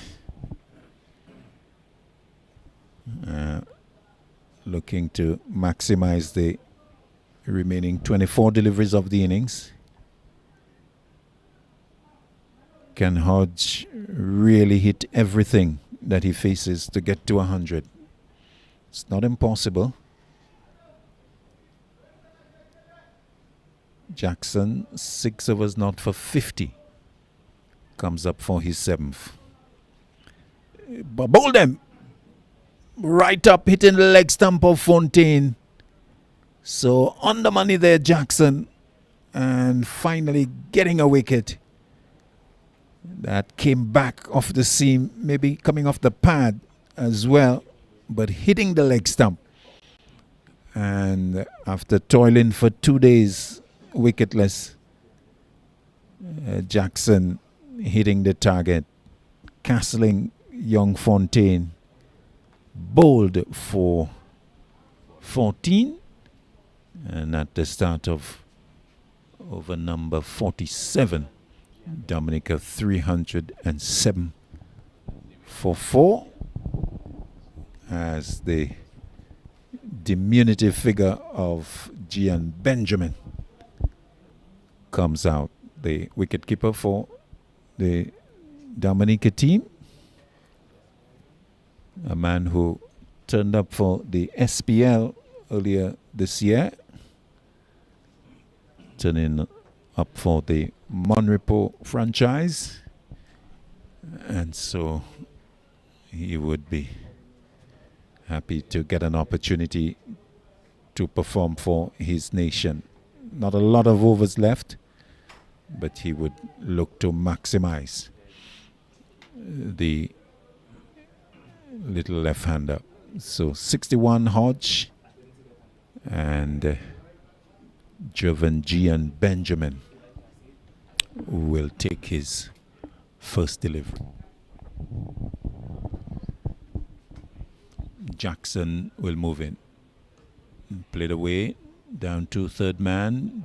Benjamin wants 2, but Hodge is not in agreement, so they stay at 1. 308 for 4. So partnerships have been quite solid throughout the Dominica innings. So we have had 82 for the first, 92 for the second, 114 for the third, 19 for the fourth. Jackson to Hodge. Hodge down the track. Swing inside edge into the boot as him hopping away to complete the single.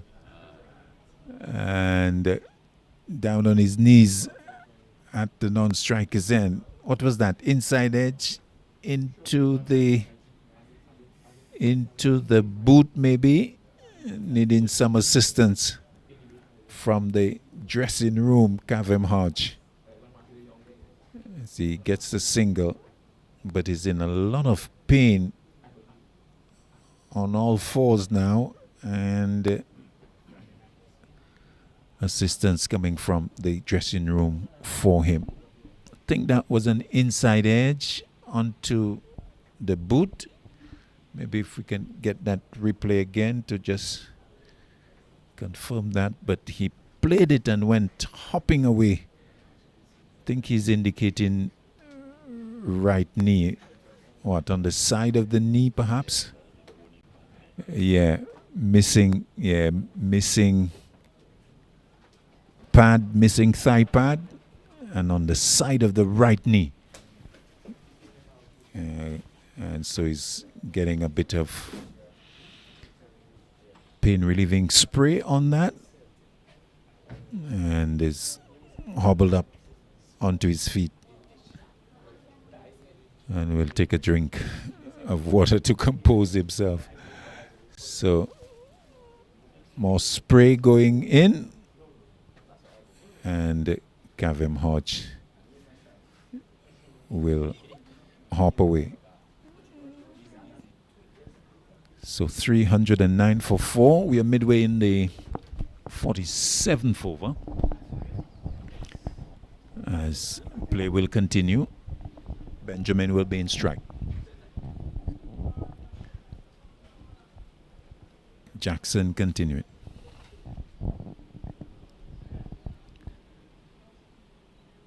Benjamin slaps it past Jackson for the single.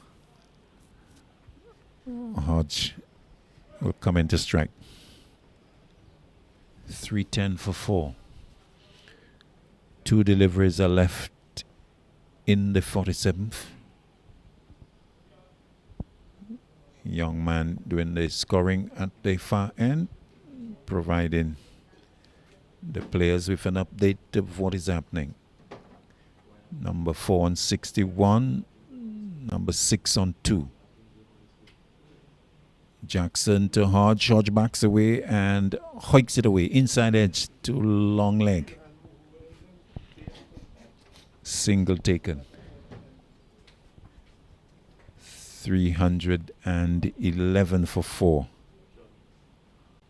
Hodge to 63. And Jackson, well, he has done well in this over. Wicket with the first ball, and then 4 singles following.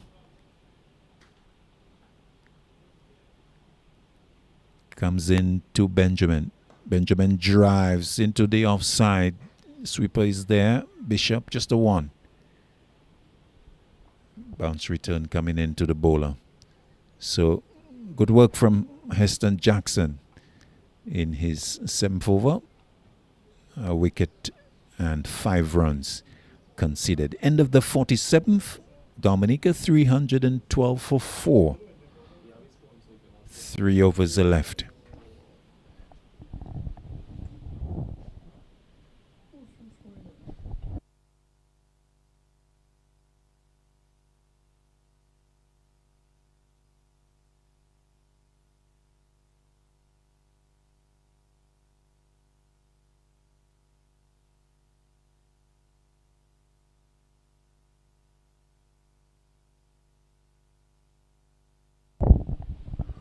Ryan John bringing himself on for his final over. He'll bowl to Benjamin. John 1 for 55.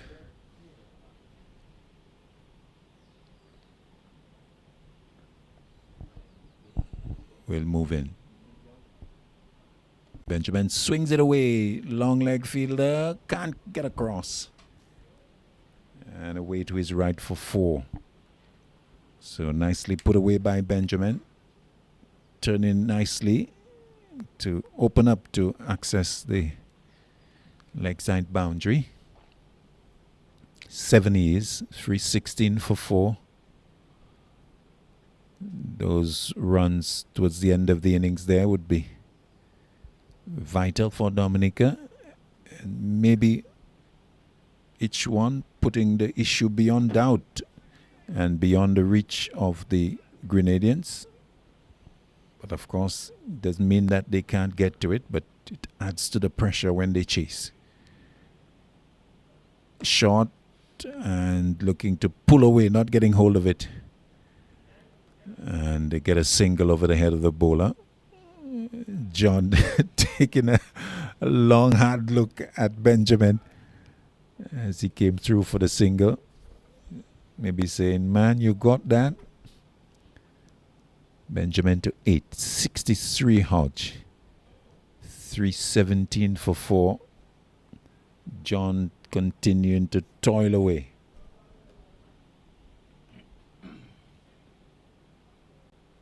In his final over, he'll bowl to Hodge. Hodge hits that long, down to long off. It will fall safely. They think of the second.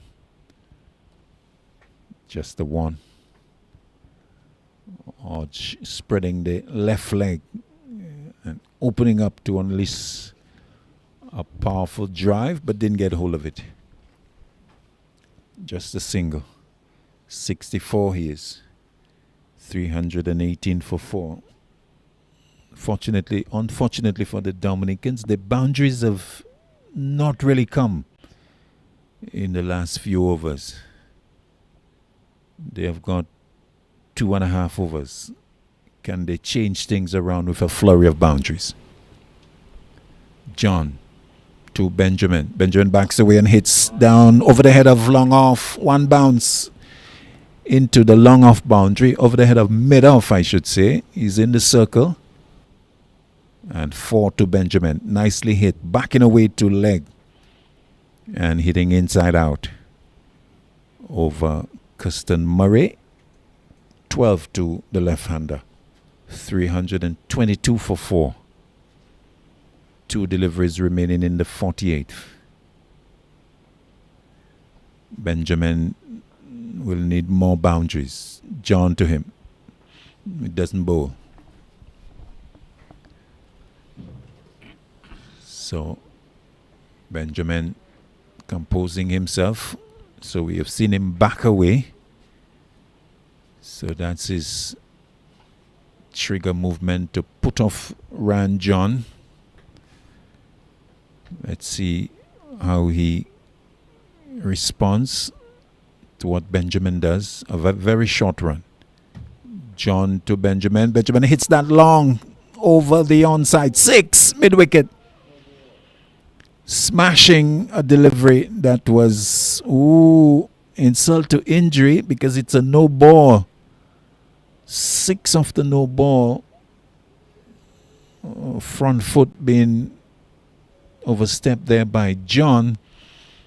And then, so he had 2 calls there. The call of no ball from umpire Williams and the call from the bat of Benjamin over mid-wicket. 6. Free hit now to Benjamin.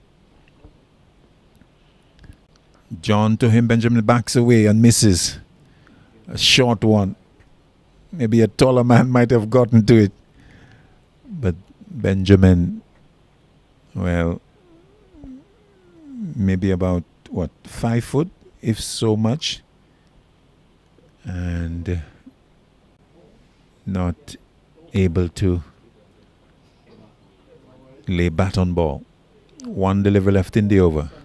John to Benjamin, backs away and hits hard out towards the offside on the bounce. Being picked up by the fielder. And they come back for 2. So at the end of the 48th, Dominica 331 for 4.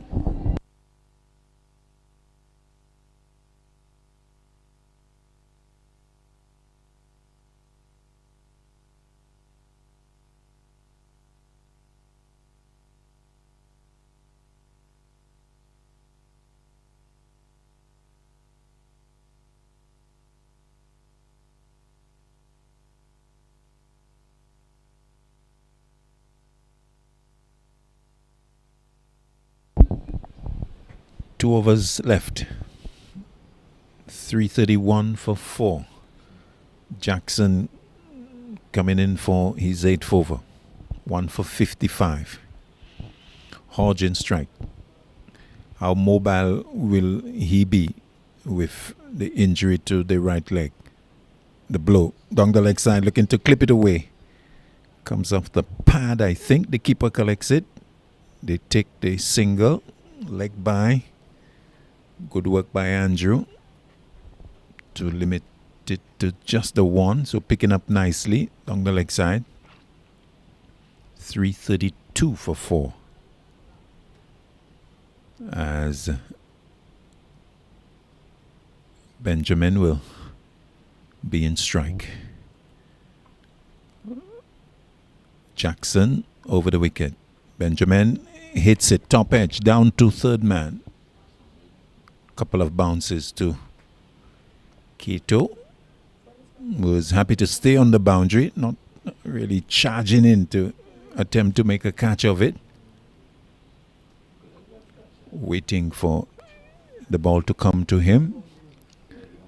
So 21 Benjamin. 333 for 4. Hodge back in strike. He's 64 from as many deliveries.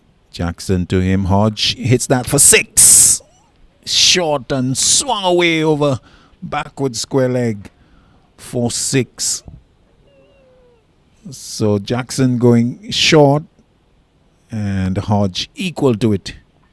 Swinging it away and getting full value for it. So he goes to 70. In fact, I was about to say that maybe he has lost his opportunity to get to 100. But with strokes like that, well, he can still get there. We've got what? An over and a half. So that's what? 9 balls. He needs 30. It's possible if he continues hitting them like that. So he's 70 from 65. 9 deliveries are left in the innings. Can he get to 3 figures? Let's challenge him with that. Jackson to him. He's swinging. Good take down the leg side. The appeal going up. But Mr. Pierre-Louis is not moving. Good catch taken by... There was a deflection, but that seemed to have come off the thigh pad of Hodge. In fact, Jackson didn't go up for the appeal at all, as he was down the leg side. And not even an inquiry from Jackson. Dot ball. Comes in against the Hodge. Hodge doesn't get hold of it, but we'll get at least 1. They'll come back for the second. The keeper's return hits the stumps. And question is he there? Nothing from umpire Williams, so it means that he was there. Good work from Andrew. Breaking the stumps with the throw. But Hodge arrives safely, so that's 2 to him. Taking him to 72. 341 for 4. 1 delivery left in the 49th over. Hodge still in strike. He's 72. Jackson to him. Swings it away. Doesn't get hold of it. May get a boundary though. Out towards mid-wicket. Yes. So 4 to him. Hitting that along the ground. Away from the man coming from square leg. Teddy Bishop. And into the boundary for 4. Hodge goes to 76 at the end of the over. 345 for 4. We have 1 over left. G and Benjamin will be in strike.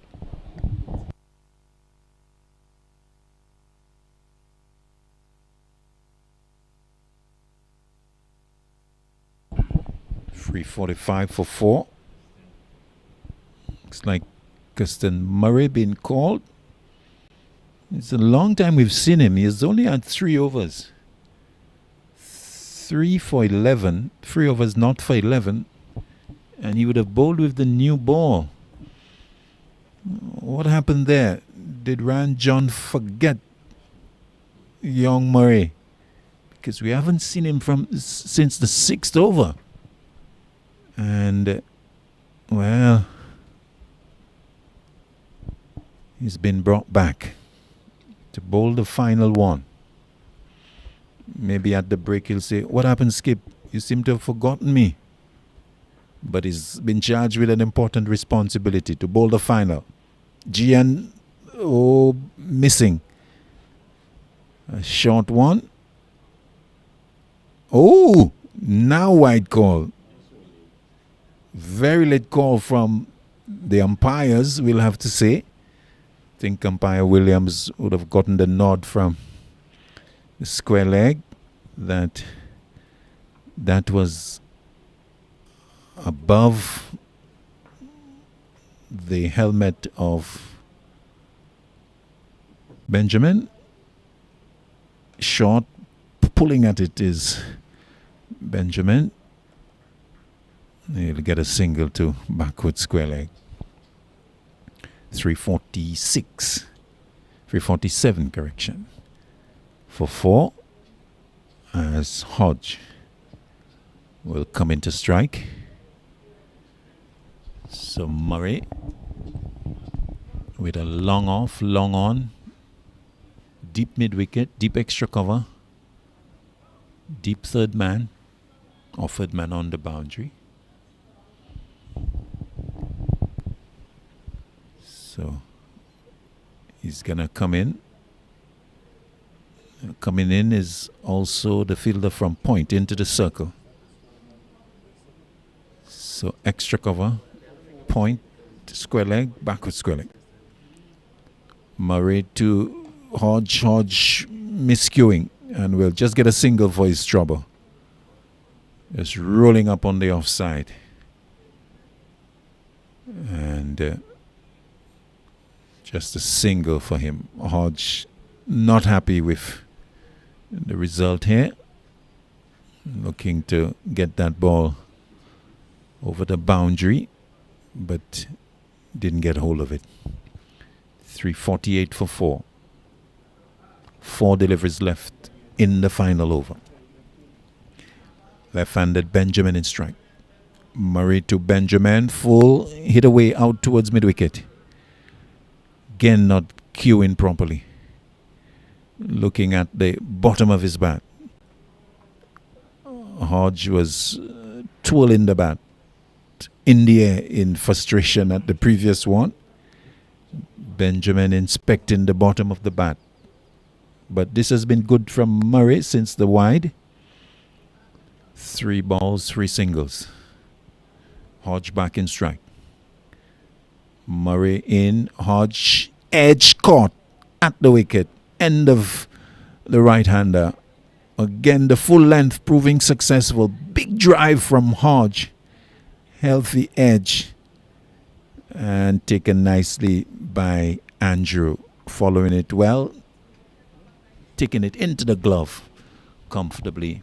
End of Hodge. Caught Andrew, bowled Murray 77. And in the final over, Dominica 349 for 5. So Hodge, I think he would be disappointed with the latter third of his innings.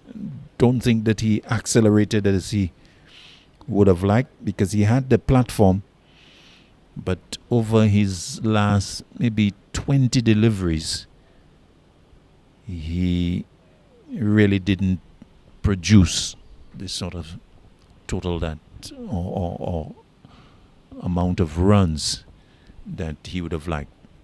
New batter Lewis, first delivery, looking to drive, will get a single as he squeezes it out on the offside. So very good work from Kirsten Murray with that final over. Wide 1-1-1, wicket 1. 350 coming up with the single, as Benjamin on 23 gets an opportunity to finish on a good note for Dominica. Can he spoil the last over for Murray? It's been a good one because he has considered 5 with the wicket. And can he finish strong, Murray, or is it Benjamin that will walk off the happy of the two? Slapped away, backward point for 4. So good end for Benjamin.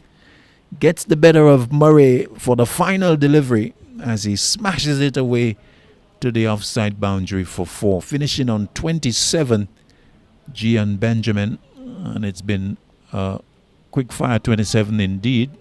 That has come from 12 deliveries. And good work, 13 deliveries. 13 deliveries for the 27. And a good effort from Benjamin. Dominica finishing on 354 for 5 with 91 Atenes, 77 Hodge, 79 Pascal, 35 Robinson. Only Fontaine missing out with 14. So a good effort by the Dominicans after they won the toss and they decided to bat. They have presented a challenge to the Grenadians to get to 355 for victory. John 1 for 74 from 10. Murray 1 for 20 from 4. 1 for 68 Jackson. 1 for 57 Cyrus. 1 for 29 Jeremiah. And so the Dominicans useful partnerships, healthy partnerships throughout. 82, 92, 100 plus. And finishing with that boundary of the last ball. So 354 for 5. As we go to the innings break, of course, we take a break ourselves. When we come back, the Grenadians need to get 355 to register their first victory of the Windward Super 50 Championship for 2025. So we take a break for now, and we'll be back after the innings break and, of course, lunch.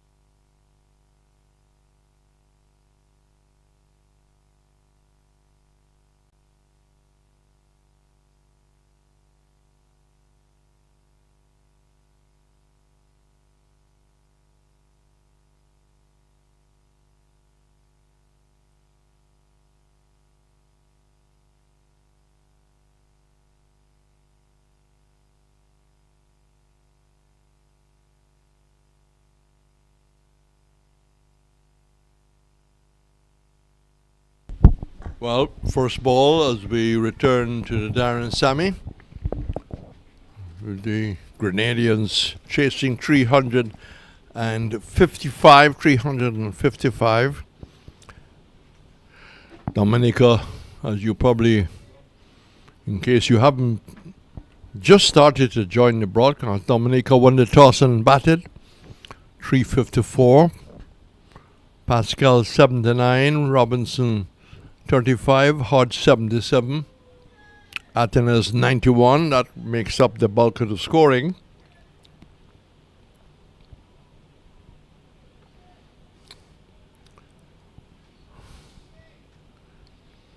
So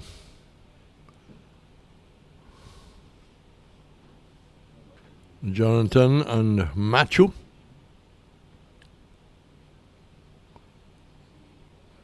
Johanna and Matthew.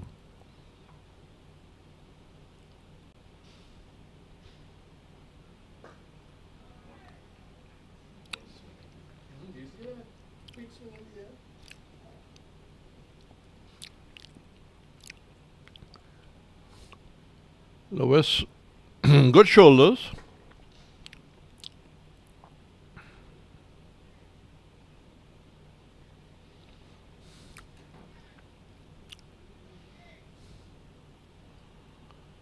Grenada didn't help themselves by missing some chances. Nice looking shot, moving feet there.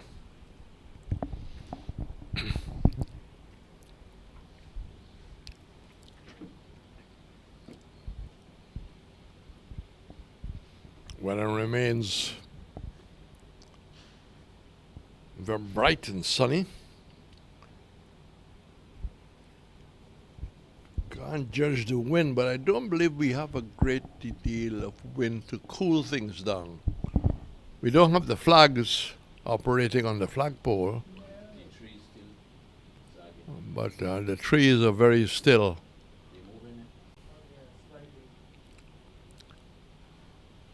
So it's not a windy day.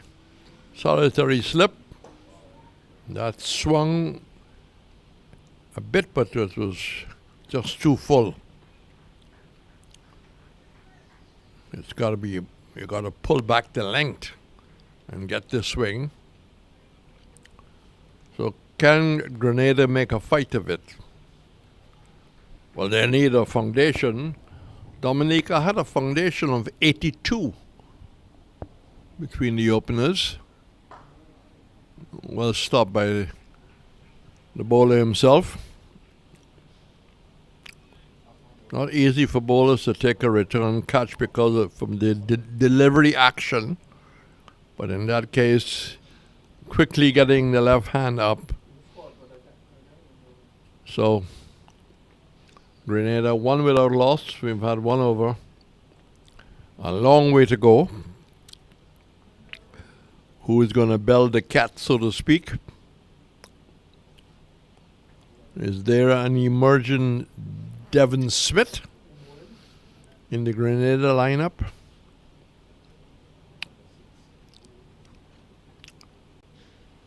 So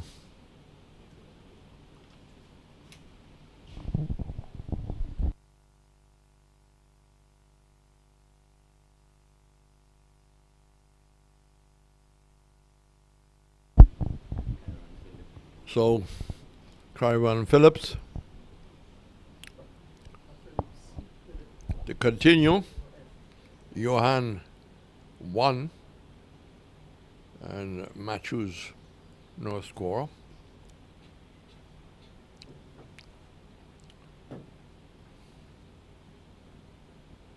Good delivery.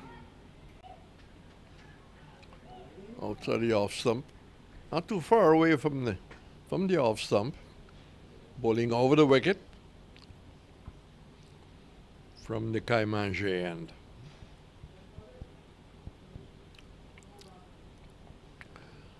So Johan and Matthews really need to put together a fairly organized but fast scoring partnership.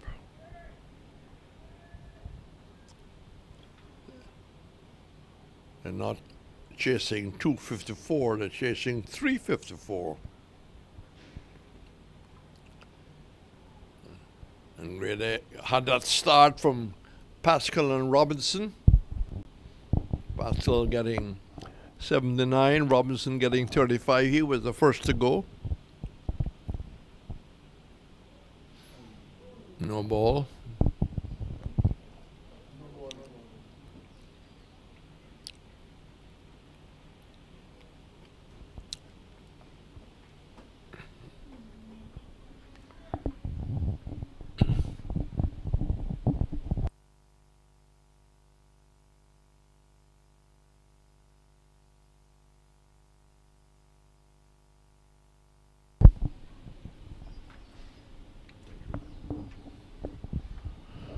Philip once more. Remember, was miscued. Maybe a good thing it didn't take the top edge. It hit the on the edge. But let's look at some of the scores yesterday. Jeremiah, 15. Johanna Jeremiah. Matthews got 1. Teddy Bishop, which is key to this batting, 7. Cato, 19. Darren Ned, 59. That's neatly turned away. So, 3 without loss. Second over. Grenada yesterday against St. Lucia got 259. Kurt Murray came in with his brother, Kirsten Murray, put together a very good partnership. Kurt 50 and Kirsten 37. But that was maybe all too late. But the Murrays did in fact bat very well indeed.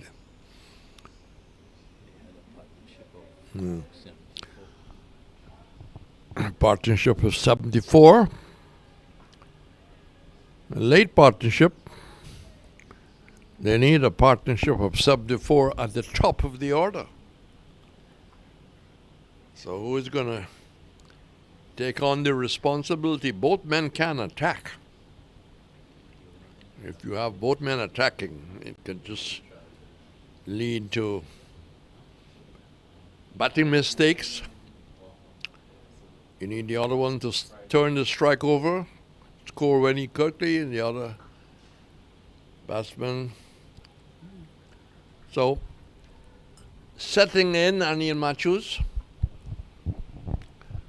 So, 2 of us gone, 3 of us gone. 2 of us gone correction, and there are 3 without loss. Dominican flag with their physio sitting behind. She had to come out and administer some help to Atenez, who seemed to have hurt the hand or the thumb or the wrist. Lewis has pulled and pulled very well, but just a single.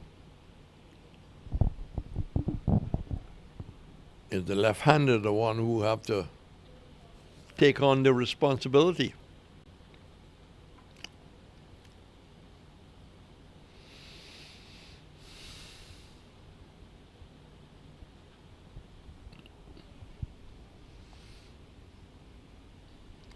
Jeremiah, who's had a few good scores in the region, lofting it and out.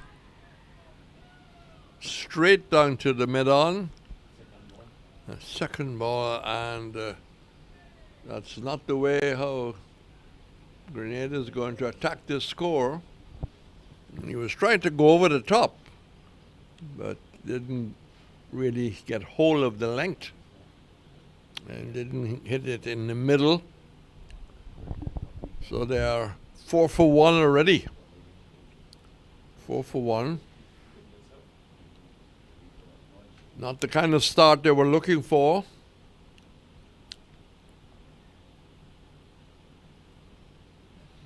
Lewis now 1 for 1.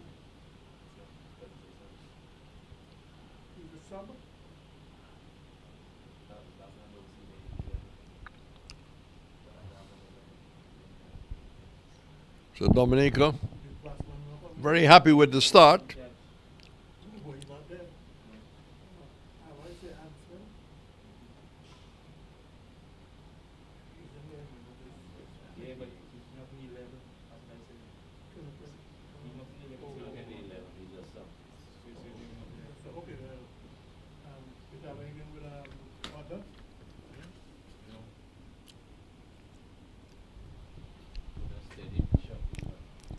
So Bishop has a lot been said about Bishop. He's had a fair amount of opportunity. Probably just gone off the boil a bit lately. But today is a day where he needs to come back perking.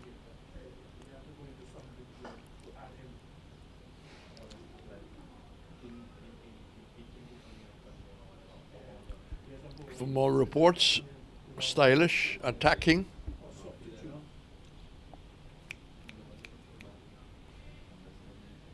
So, can the number 3 Bishop get the job done?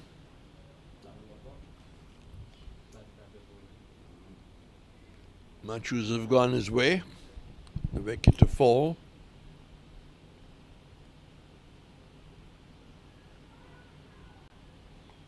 That was an outside edge.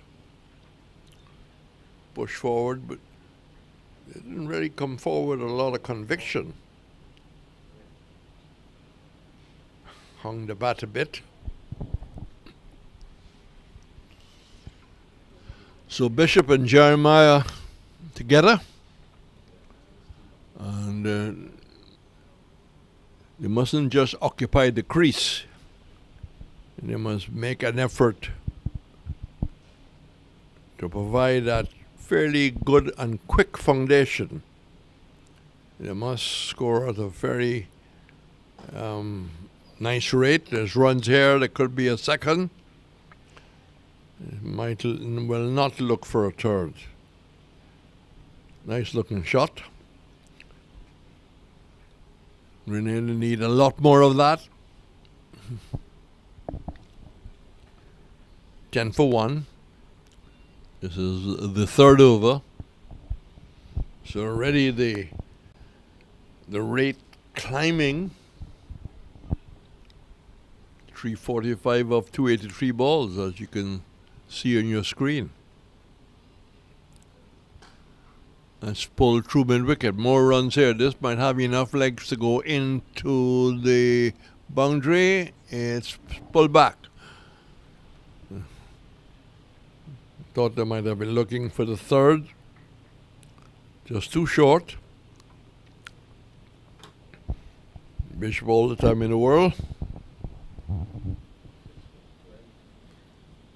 But Dominica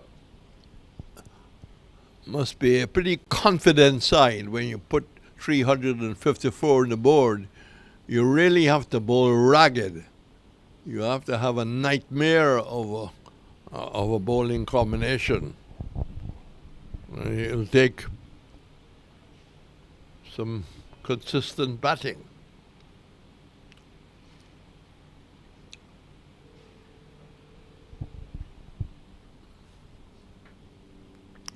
Jeremiah driving at that. Wide delivery. Makes no contact. He's getting support. In fact, Dominica could even be a little more attacking if they want to be. After the power play, they have an opportunity to maybe give more support to their fast bowlers. It dropped, but maybe had no real balance.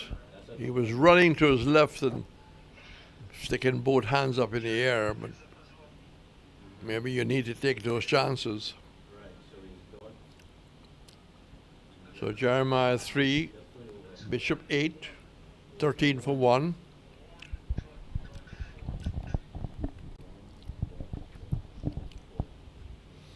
Very aggressive approach. That's in the air, very high. It's going to drop quite safe.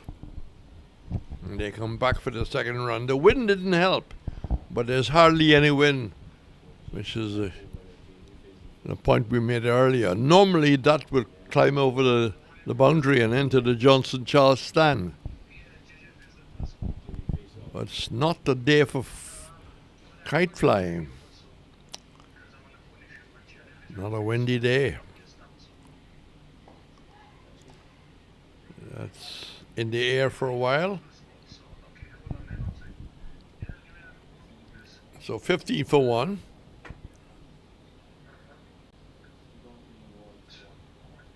Teddy Bishop is the one who I think Grenada can look to, but he's got to go all the way. He's got to almost bat deep and bat through and score at a consistent rate. Philip, a beautiful shot. Oh, lovely. If you didn't pay, well, you got your money's worth for being here. Beautiful shot. Carrying a famous, respected name, Bishop.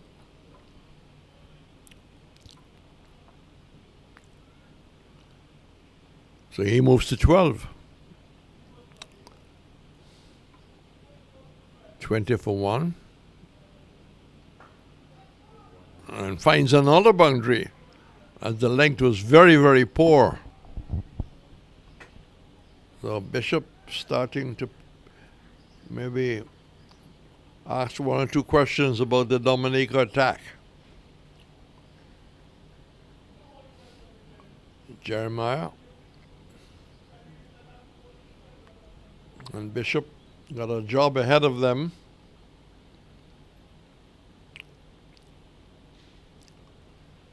Field changing over. There's further reinforcing the onside. Square leg. Down on the boundary. Mid wicket. Fine leg. So you know where the attack is going to come from. He's got a bowl leg stump. And he does bowl leg stump. Nicely turned away. They could look for a second. They will look for a second. So the run's starting to come. Quickly, Bishop, 16 off 6. Can they make a go of it? It will be good from a game point of view, because you don't want to feel, as you watch this, that Grenada is so far behind they have no chance at all. Excellent conditions, a fast outfield, good batting track. The finals to be played on Saturday. Philip. Jeremiah covers up. The left-hander. So, boxing in St. Lucia on Saturday at the Pavilion. A new venue up in Rodney Bay. But if the weather gets wet, can't affect the boxers and officials and spectators who are enjoying it. Interesting delivery. Left-hander having a look there. Jeremiah deciding not to play. Slip of the gully.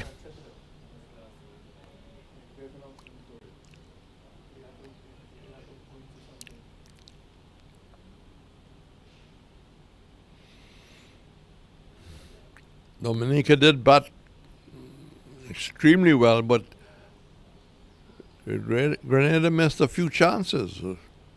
Definitely a couple of catches going down. There was a clear stumping chance. And one appeal. Well, umpire Roland Cox gave it out. But his decision didn't matter. The two gentlemen out there, or the one who was the standing umpire.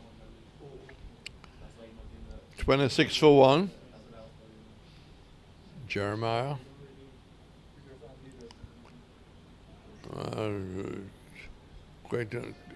I think he was facing an off spinner. He's facing someone with some decent speed. And came out of the blocks, used his feet, and then he was not in a position to play anything. And there's no need to try and use your feet. Right now, you're still basically in the power play. Gives the strike to Bishop. As he goes to 7, Bishop is 18. The Murray twins were the stars yesterday.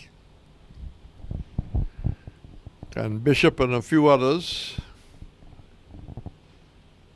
star from the top order. Lewis. Good orthodox, organized defensive shot. So Grenada at 27 for 1.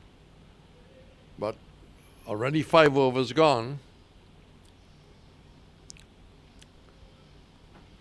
So they're just over 5.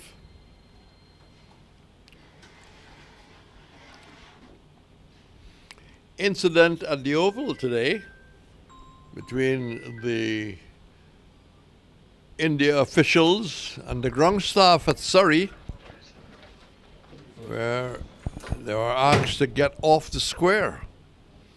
They wanted to have a look at the preparation at the Oval for the 5th Test match, but the ground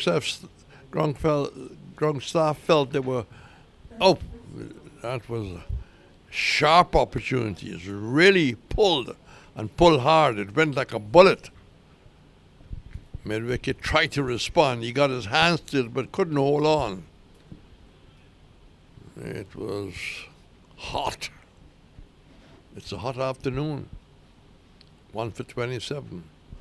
So the ground staff at the Oval objected for the Indians officials coming onto the square.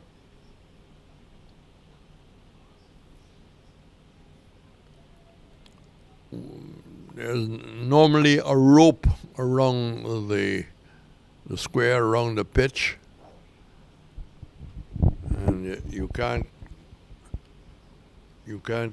go past that.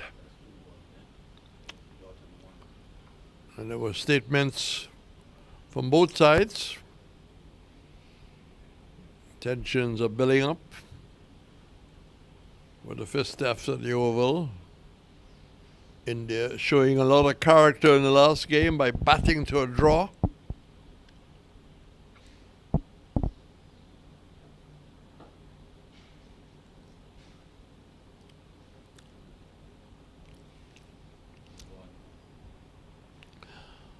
You could add one more to the total.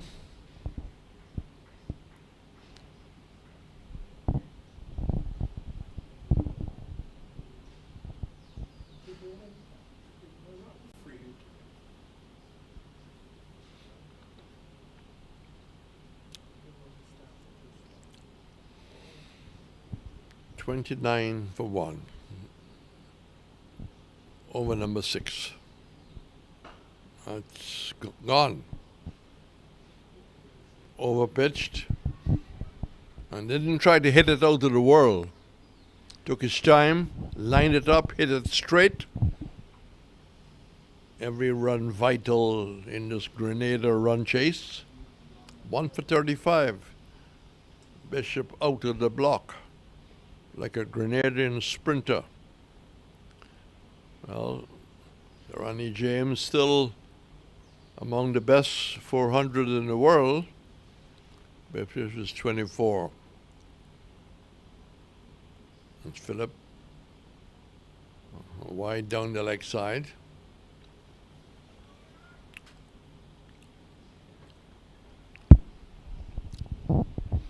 Should be good from the game point of view if Bishop can put together with his partner a good solid partnership. It gives them a basis of hope.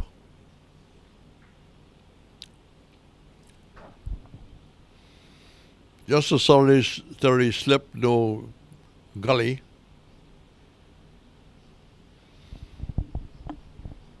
Again, bowler being naughty. As Henry Blofeld might say, awfully naughty. Be bowling 2 wides in a row. In that case, it was a no ball. Mops his brow at the far end and start his trek up a slight hill. Turned away nicely. There's runs here. They will look for the second. So some nice control aggression by Bishop. And he moves to 26. 2 balls left in the 6th over. Jeremiah 8. Bishop 26 off 11. The sun has left us momentarily, but the light's still as clear as a day. That ball will have to be called. There was one time in cricket that the batsman could have had a swing at that. But that has now been changed.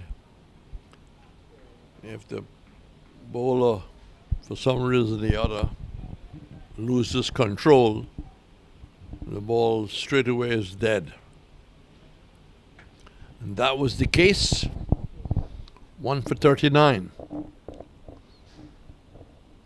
Majority of the runs have come off Philip. Not for 28.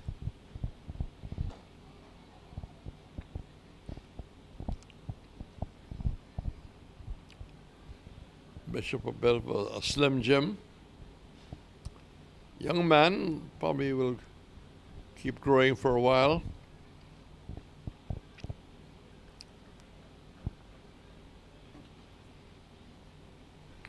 A lot is expected of him in this Grenadian side. He is the leading batsman by far.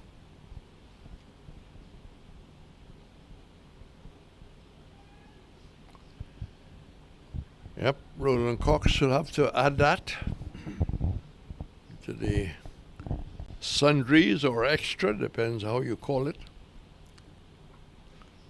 I think the Australia call it sundries, and I think the English call it extras. And that column could decide a game.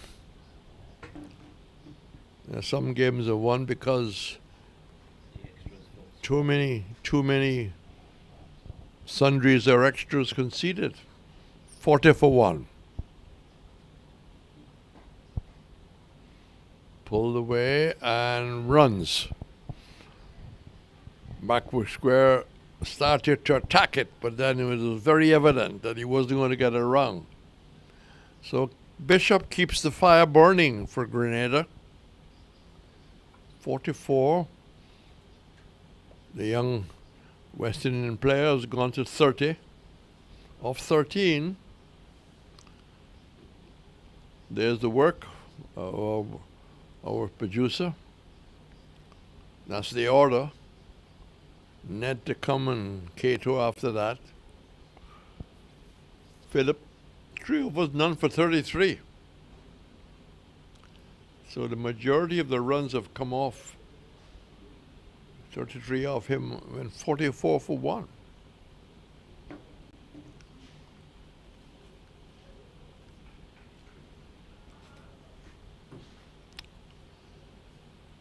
So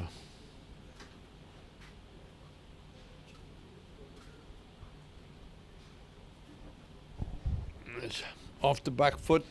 Will it have enough legs? Yes, it does. So there were runs of flowing. This time off the left-hander, Jeremiah, makes the contribution as he moves up to 12. Bishop 30, 1 for 48. Partnership 40 of 24.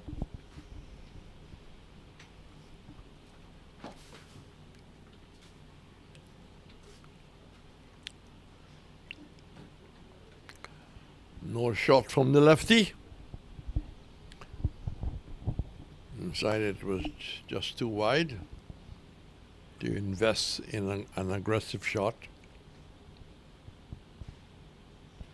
So there's no play tomorrow. It's a rest day. And there is more cricket at the Darren Sammy on Thursday. And then on Saturday, the final, and the third and fourth also at the Menu Phillip. Forward and covering up. He looks a fairly orthodox player.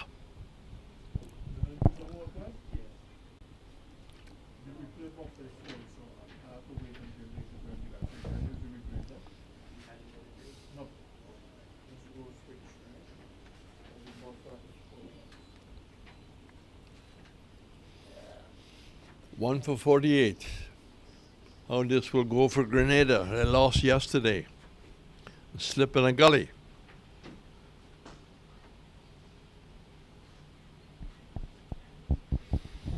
Didn't have the room to play an aggressive shot. It was just back of a length. So we have cricket in St. Vincent. The Windward's games are going on there, as we mentioned earlier. And they have a track facility. We should improve athletics in St. Vincent. That's over the top.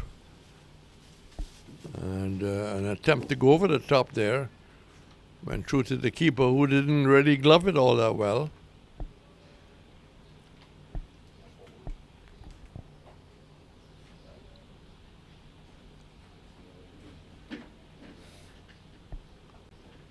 Bishop, the non-strike on 30 of 13. And Jeremiah, the slow of the two, 12 of 24. Maybe missed an opportunity there. That was wide outside the off stump. And might have invited a square cut. So the over is completed. 7 gone. 48 for 1. And as you heard, they're chasing 355 for victory. Bishop will need to play a blinder and bat very deep.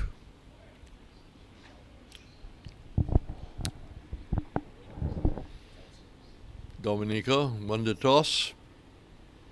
Pascal got 79. Robinson batted well for his 35. Hodgej very busy when he came in, 77 of 70, and acted as lost concentration towards the end, 50 off 64 balls, with 4 fours and 1 6, eventually going for a fairly soft dismissal down the leg side for 91.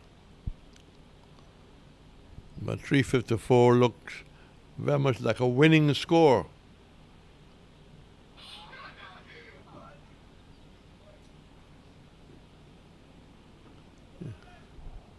He's been asked to take off.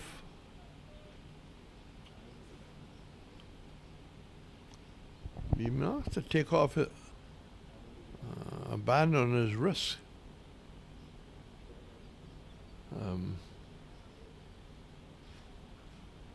But Dean Jones asking for that in Australia.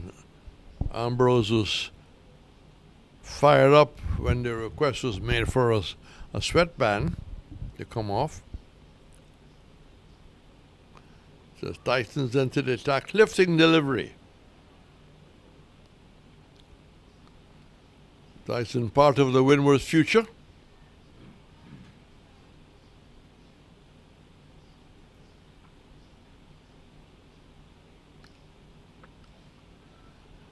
Bishop identifying the spot where that pitched.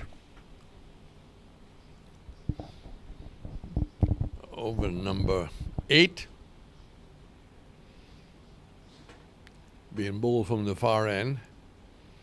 Tyson has had quite a few appearances at this ground.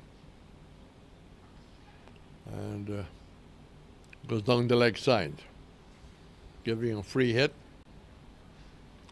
In fact, Tyson in one game was a concussion, I won't say a concussion victim, but suffered from concussion, and in fact was not included in the following game.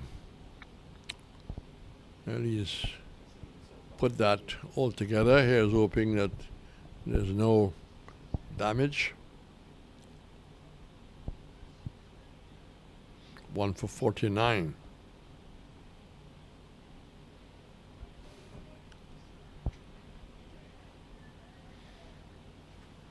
He got good shoulders. Doesn't want to get too much bigger.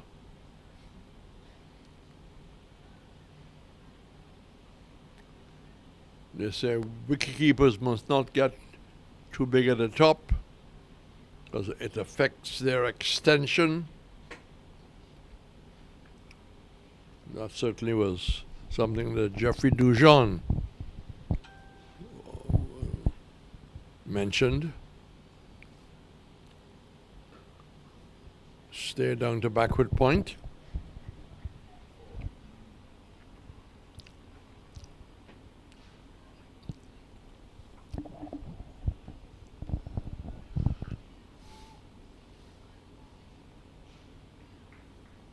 There's, as we mentioned, a rugby festival this weekend here in St. Lucia.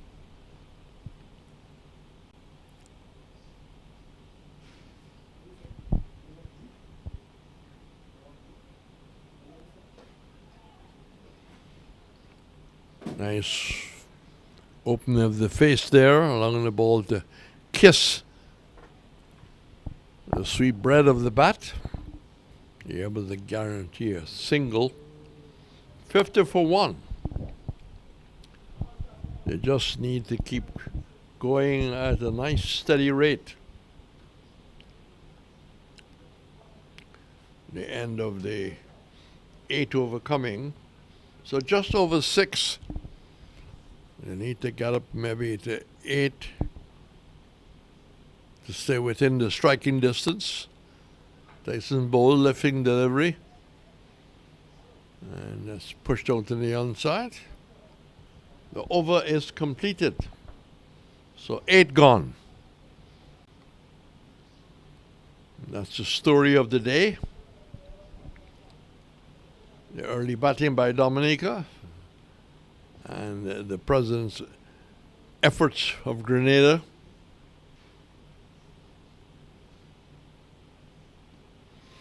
This is area of St. Lucia. The Beauchamp is developing.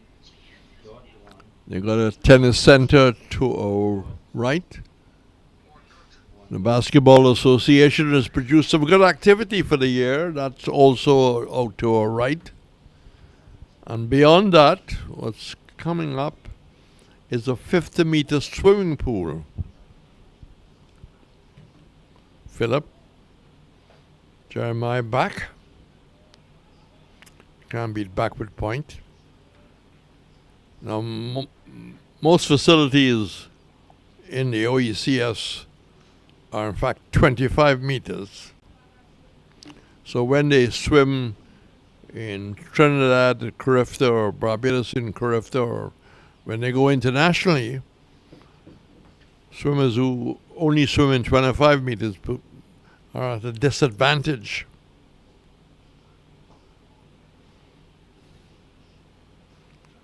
Efficiently turned away. So the completion of that, maybe by year end, the pool is actually, well, it's not one pool, it's fabricated. It's in St. Lucia, and the contracts have been signed. 51-1.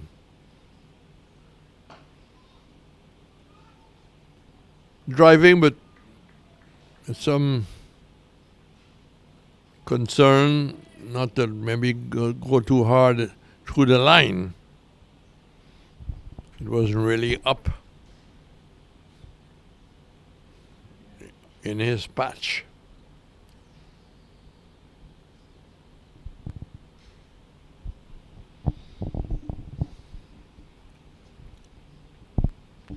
Philip none for 38 off 4.3. Bishop not really middling that, not really timing it.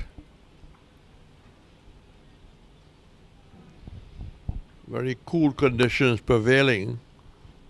I think the feeling side would like it to stay that way, but we wouldn't want any rain to come and spoil the efforts of Grenada to get up to 355. The Grenada infrastructure has improved a great deal. Lovely track facilities and cricket facilities. And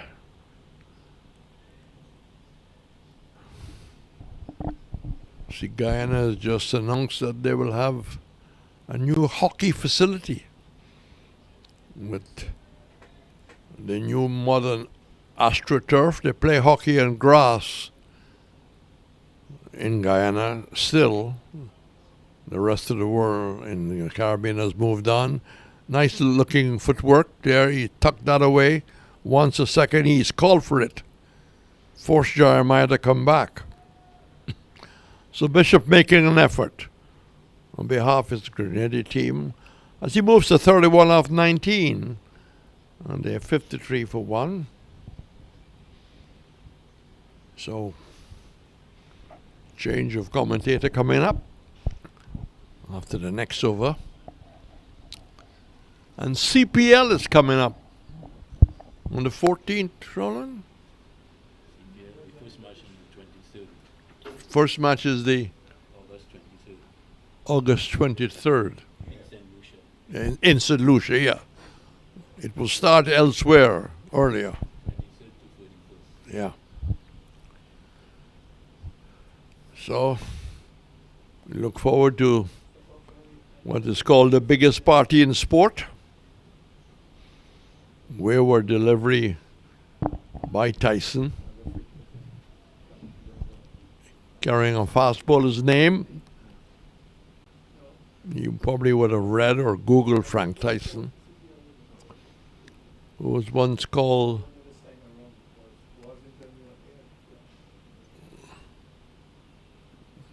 Typhoon Tyson. Played for Northampton, but then later became a school teacher and was in Australia, and then became a commentator. And turned away. There's runs here. It was be 4 runs now. He doesn't have the support on the onside to be bowling that line. There's no square leg on the boundary, and there's no fieldsman halfway. Once he beats the man at mid-wicket, there's no backup. So Jeremiah goes to 18 with that. Looks for the hook shot now. Trying to get into position. You seem to be a trifle late there.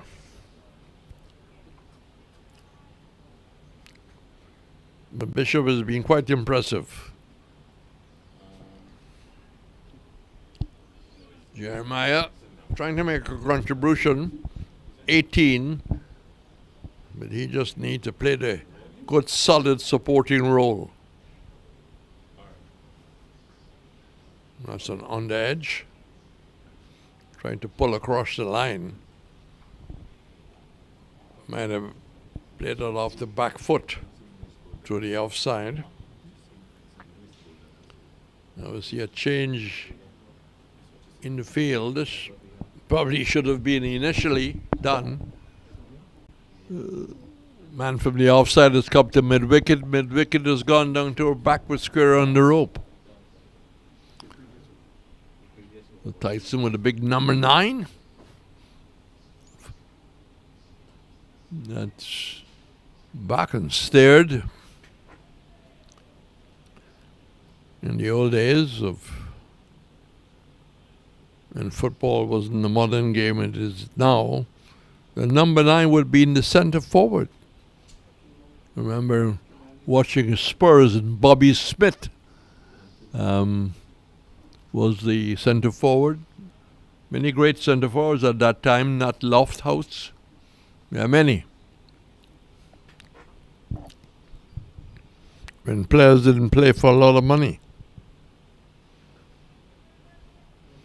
Just back of a leg. And the bad news for Tyson came as he turned to face the umpire, because he went over the line.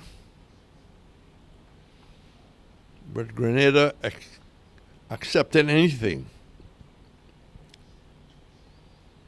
59 for 1. So just under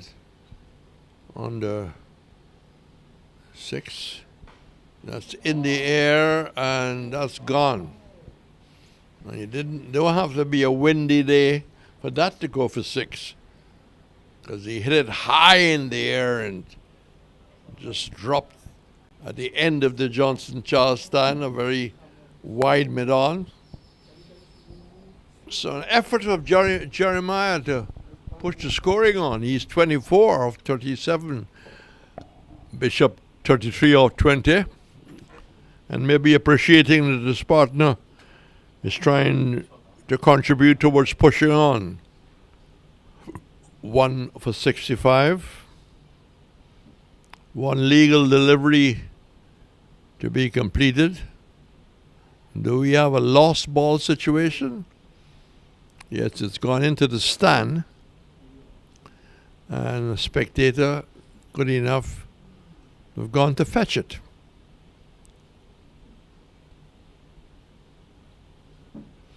There's a story of fetching it between Viv Richards and a Welsh fast bowler who bowled him a bouncer and told him it's 5.5 ounces red. And the next delivery, it went into the river. And he says it's 5.5 ounce red and go look for it. And that's pulled just wide of the keeper. More runs for Jeremiah, the left-hander, who moves to 28. Moves to 28. Bishop saying well done. And they touch gloves. Bishop is 33. 69 for 1 of 10. We'll have a change of voice as we switch musical chairs with the modern chair facilities. It's all on wheels.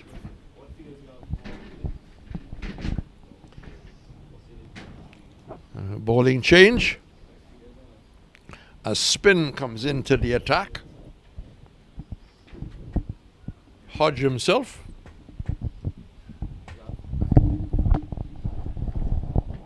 Thank you, Reds. So 69 for 1 as Gavin Hodge being brought in. So 355 is the requirement, and the Grenadians, they've done quite well with this foundation. 69 for 1. Hodge left arm. Balls to Bishop. Bishop back. Plays to extra cover. No run. Long off, long on, mid wicket, deep extra cover. Hard shot. Pull away to the mid wicket region. One bounce into the boundary for 4. So Bishop pushing on to 37. 73 for 1. Just ask you to just bear with our graphic. We'll be getting that updated for you shortly. 73 for 1. Bishop 37. Going back, we'll get a 38 as he pushes to the long off fielder. One more to the total, 74 for 1. Hodge will change his approach. Will go over the wicket to the left-hander. Jeremiah, who was accelerated in recent deliveries, is 28 now. And he will face Hodge. Over the wicket to him, goes back and gets a delivery into the leg stump. Turns it away. Straight to mid-wicket fielder. Pascal is there. No run. Hodge to Jeremiah. Hits that out towards mid-wicket fielder. Going back. Oh, takes it. Oh, good catch. My word. Who's that on the boundary? You beauty. Judged it very well. Kept his composure. Fontaine with the catch. What a catch. You thought that was going over his head. But he held his position initially and timed the jump to perfection. And catching that two-handed above his head. What a catch from young Fontaine. The end of Jeremiah. Caught Fontaine. Bowl Hodge for 28. 74 for 2.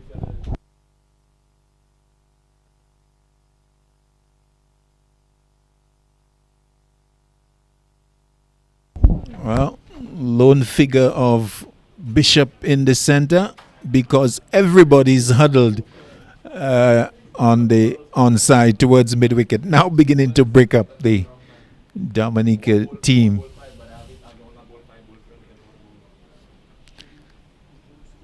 So number 36, Keto coming out at number 4. What a catch from Fontaine, Senior Fontaine.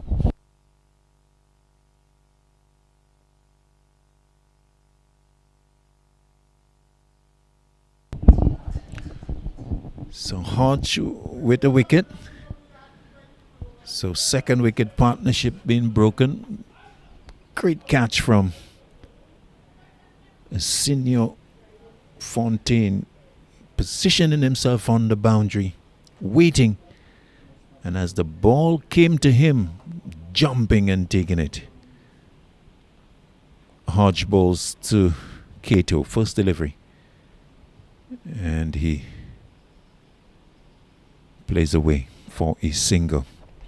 Successful over for Kavem Hodge, his first. Dominica with success, their second. Grenada, 75 for 2 after 11.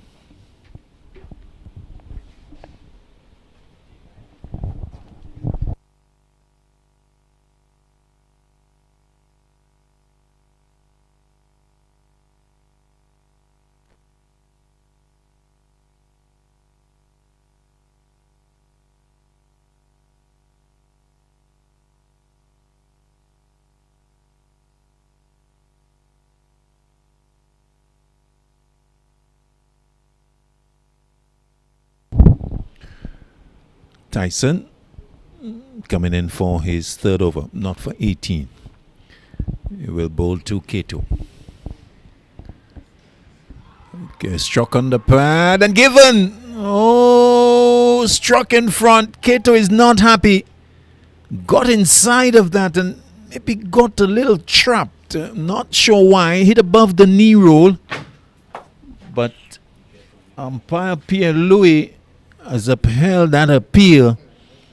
And so success for the Dominicans coming again, with Keto being adjudged LBW of the bowling of Tyson for 1, and the third wicket going down for for Grenada.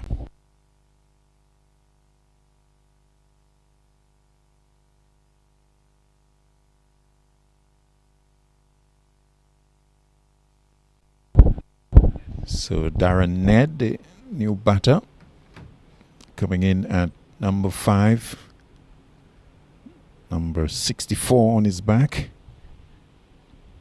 He's the man that has been thrust into action. So Dominica with 2 quick wickets in the space of a few deliveries. About 4 deliveries or so. Maybe even 3 deliveries.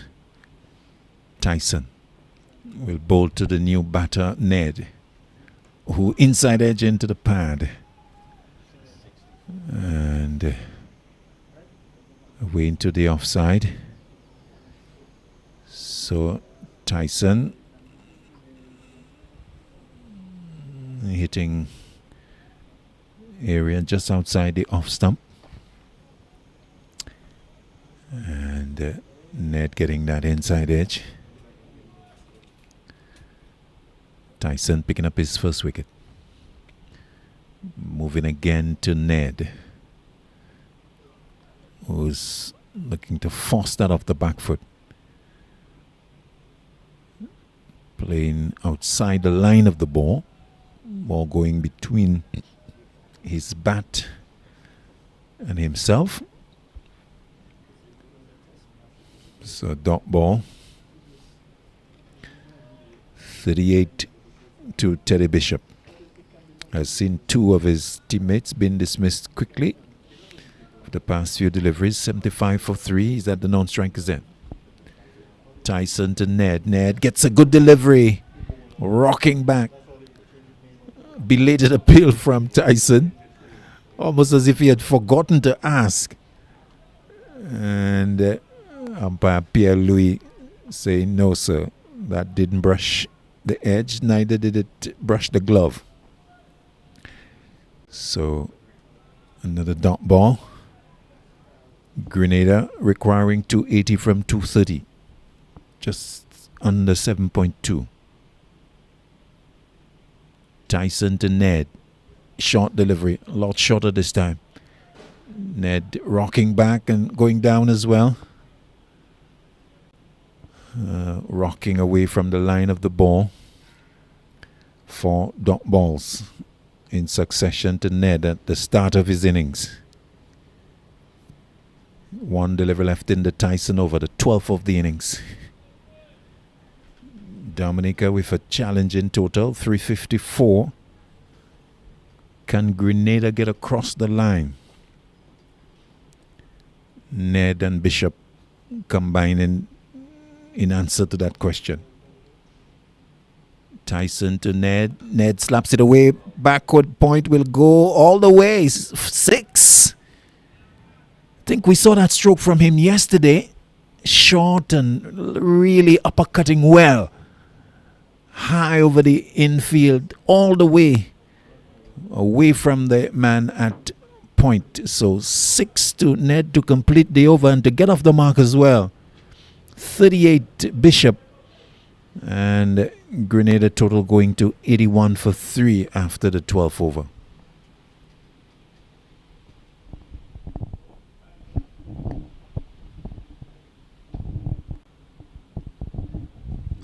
Kavem Hodge coming up for his second over, 1 for 6. The wicket of Jeremiah in his previous over. He will bowl to Teddy Bishop. 38 from 23. Forward wants a single, but nothing in response from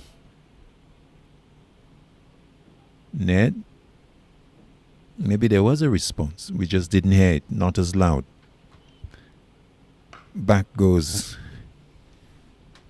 Bishop, punching that away forcingly to the deep extra cover.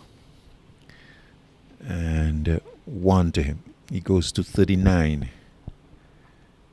And Ned comes into strike. 82 for 3. This is the 13th over. Bright sunshine at the Darren Sammy Cricket Ground. At the Mendo Phillip Park, St. Lucia making progress towards that target of 212. Forward goes Ned. And plays away into the offside. No run. At Mendo Phillip Park, St. Lucia 141 for 3. Ned playing a little loosely outside off stump. The ball goes into the gloves of Benjamin.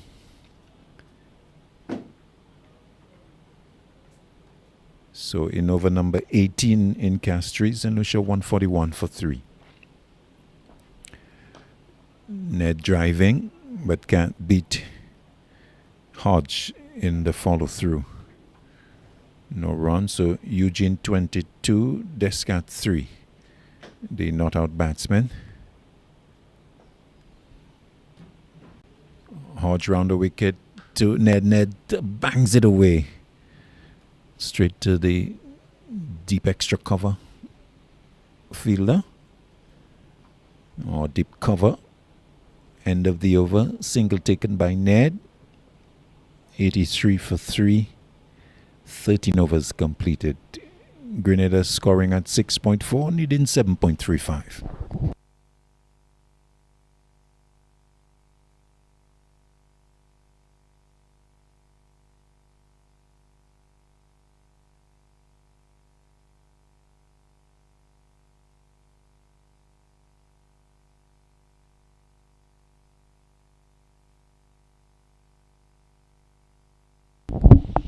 Tyson 3 overs, 1 for 24. We'll get ready to come in again.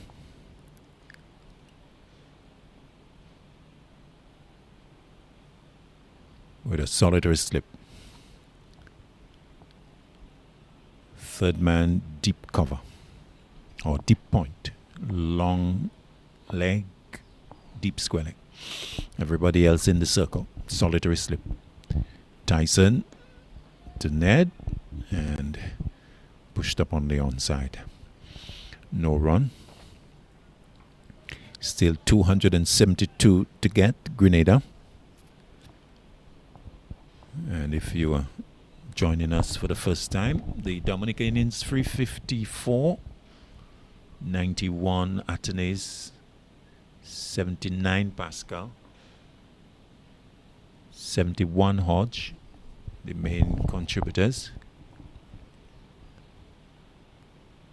Tyson bowls very wide down the leg side and penalized by umpire Pierre-Louis. One more to the total. 84 for 3.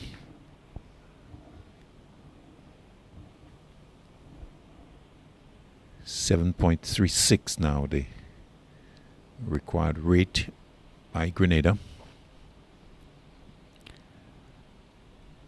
In fact, the Dominicans have come out without Atenes. So there's a substitute out there. And vice captain is Pascal. So we'll assume that he's the one in charge. He's at backward point. Tyson to Ned. Delivery on target. Played up to mid-on. No run. So looking at the Dominica team sheet, so not playing in the 11, numbers 10, 11 and 3. So Courtney Anselm I should say, Just getting the letters back to front there. Courtney Anselm, the substitute. Tyson to Ned. Ned plays away from the body, gets the ball down to backward point. And will get the single as Jelani Joseph on the boundary picking up. One more to the total, 85 for 3. And just trying to pick out where's Mr. Anselm. Haven't identified him as yet. He's on the field because number 18, Athanaze, is not there. Tyson, short, chopped away, straight to the sweeper, Joseph. And picking up. One more to the total. So 45, Robinson, an extra cover. Number 8, Vincent Lewis at mid-off. Backward point, Pascal. Jed Joseph is at third man. Tyson. Edge down to third man on the bounce. And picking up is Jed Joseph. One taken. As Ned goes to 9. 87 for 3. On the onside, 22 Hodge at mid-wicket. 11 mid-on. That's our man. Courtney Anselm. He's at mid-on. So, is the substitute. And short. That's come off something. I think it's the shoulder they are appealing, but it's clearly off the shoulder. A bit of byplay there from Tyson. He's celebrating with a big laugh. He knows it didn't come off the bat. End of the over. Benjamin taking the catch, but clearly off the shoulder of Bishop. Good short delivery though to end the over. 87 for 3. 14 completed. And the Grenadians still needing 268.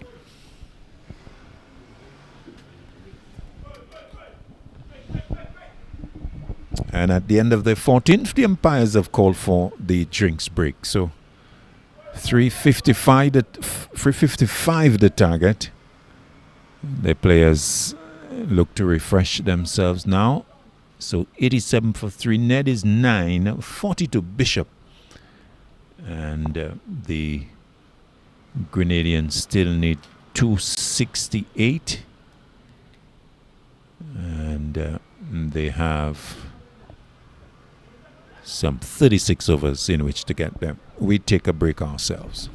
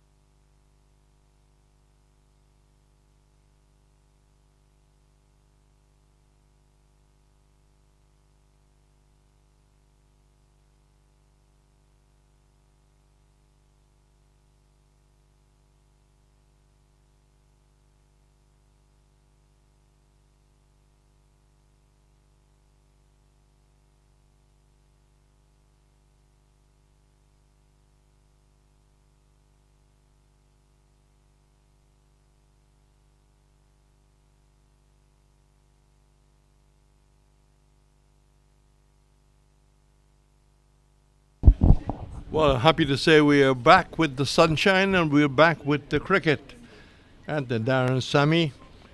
And when the rain came out of the blue, but it got very humid and it fell in the Groselay area mainly, a little bit outside. Just double check my home and there was some rain close by.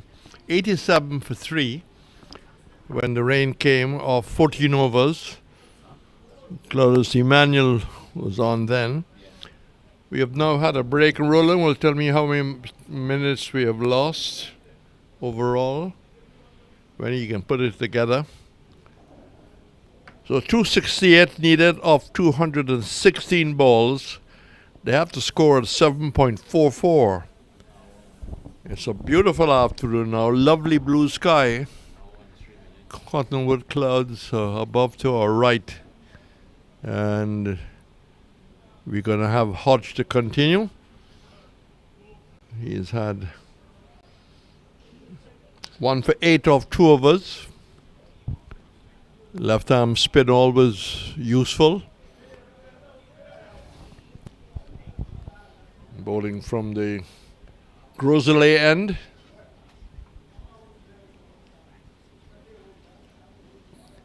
Could maybe say Rodney Bay end too, I suppose. From wide of the crease. Maybe over the years we haven't maybe seen enough of him being used.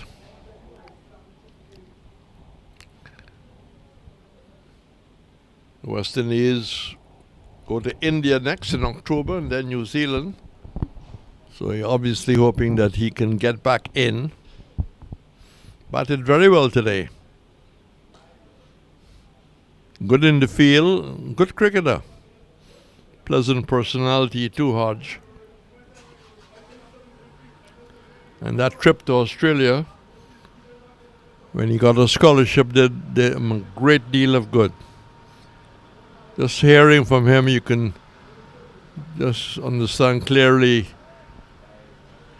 He took advantage, both hands, learned a lot. Very steady with his left arm as he restarts after the rain.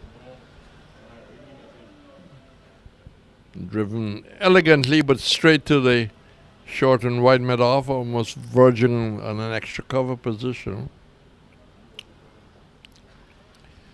So St. Lucia's picked up their second victory. We'll come to that in a while. So the first run after the break.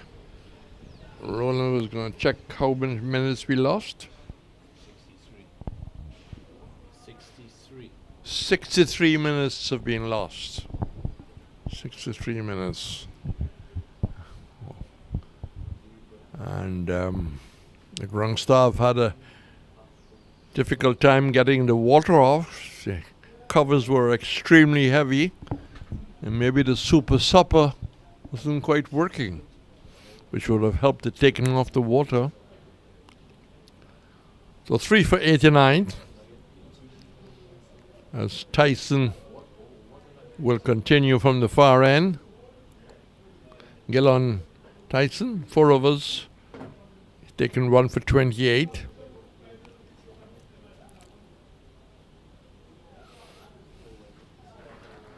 Bishop, an attractive 41 of 27 when the rains came. But none striker now. Darren Ned in strike. And Tyson running in.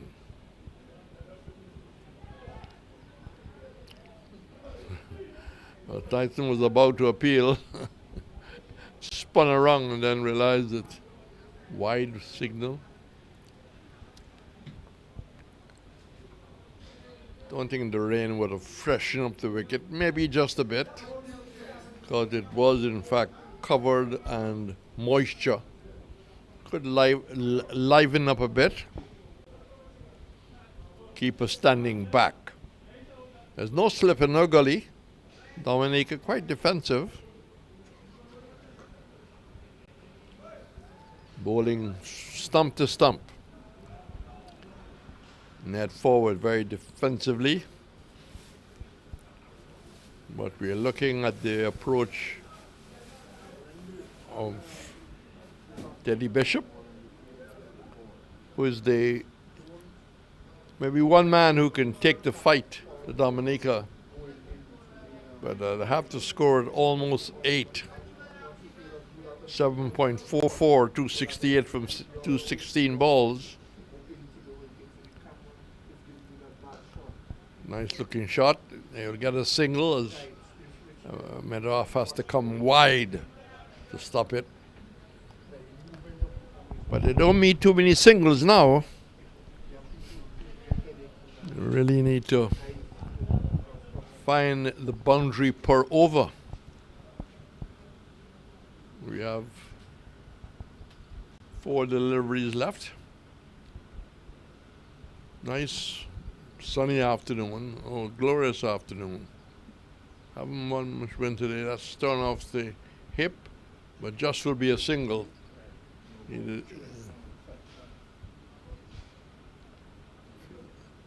No ball called, so that will give them an extra delivery to score off. Total goes to 91. So St. Vincent 211 and St. Lucia 213 for 6. I'm sure when Claudius comes on, you'll get the details of who did the scoring. That's short and hit down straight to, oh, well, no ball. Not taking advantage of it. So the total remains on 91 for 3. The rate has gone to 7.9 required.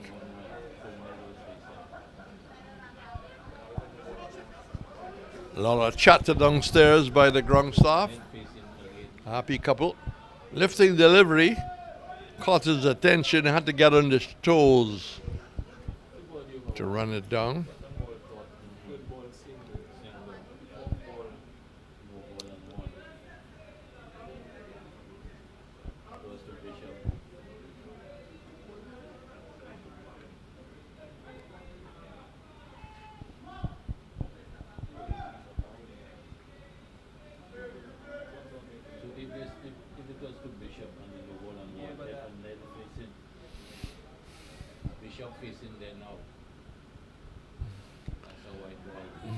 That's clear with hell of Bishop.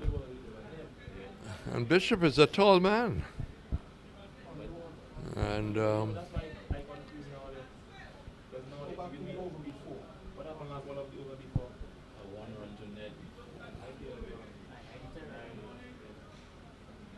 one for the over.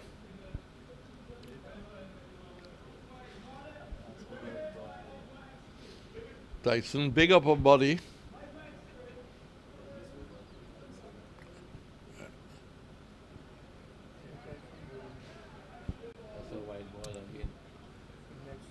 This is going to be a fairly long over.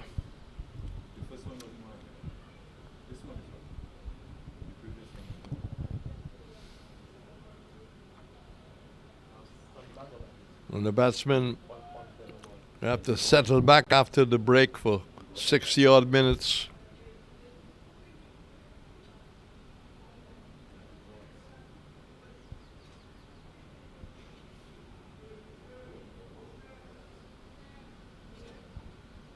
Bishop pushing forward. Ball slides off the face of the bat down to backward point. So it was a difficult over for Tyson. And wides, no balls.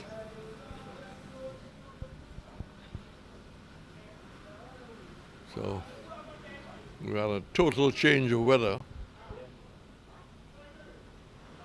The rain just creeped in. There was no surface water.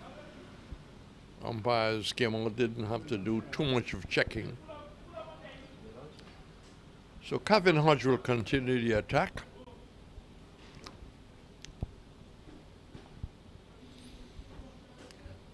Three overs, 1 for 11. Left arm orthodox. Bowling around the wicket. He doesn't do a inch and alley and turn it back, turn the backhand. Maybe he can try to add that in his matured years. That's off the back foot. Could be a second run. Well, they doesn't really seem to be hurrying, or maybe they thought it would have gone for 4. They came back for the second.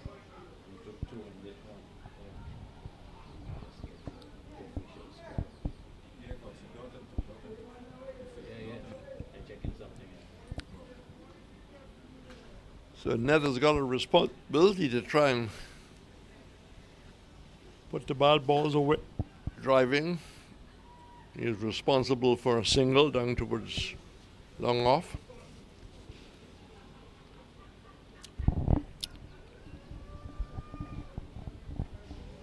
Just about 25 past 4 Eastern Caribbean time. That's cut and edged. And it'll go over the boundary. There's no slip. I do feel that in the strong position that Dominica is in, maybe the field is just too defensive. Looking to cut at that. Bishop 46 of 31. 103 on the board.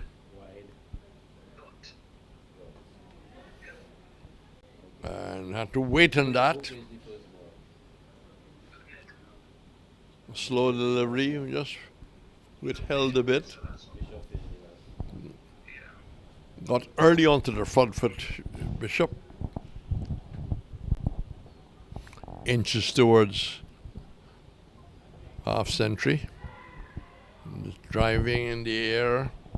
No straight mid off. Decide against the second run. That completes the over. So 17 gone. And they're 105 for 3. Bishop 47, Darren Ned on 17. Well, Tyson will continue from that end.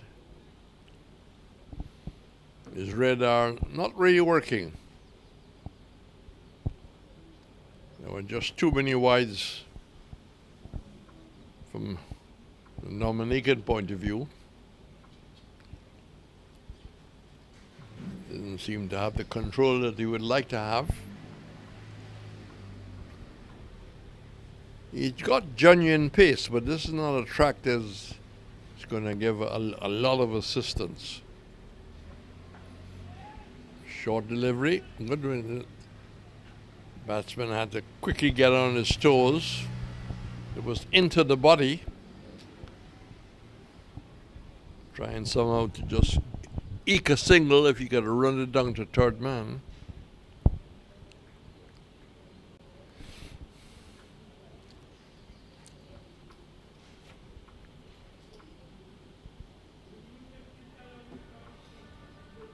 Grenada 3 for 105.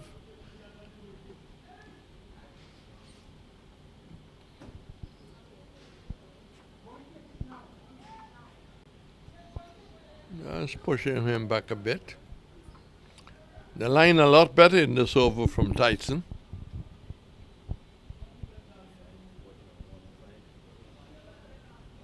Definitely improving so far in this over in his control. So St. Lucia technically ahead at this stage with second victory.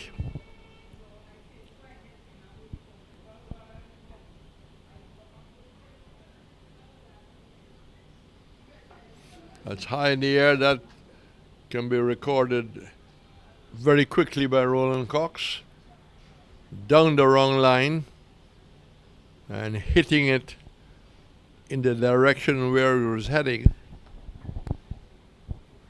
So Ned moved to 23. An important aggressive shot.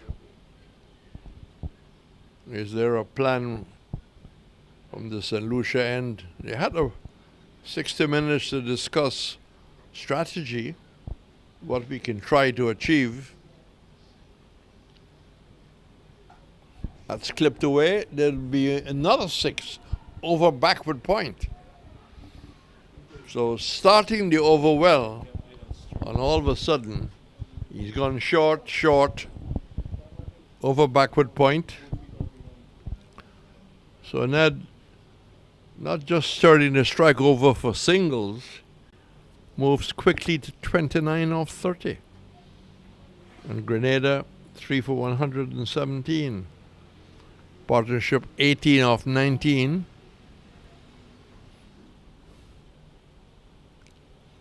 Ned waits.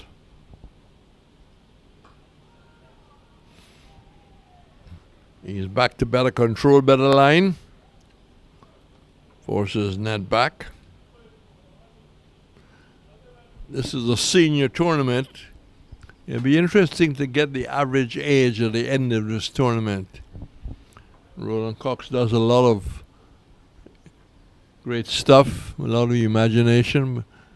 It'll probably be some of the youngest players to take part in a senior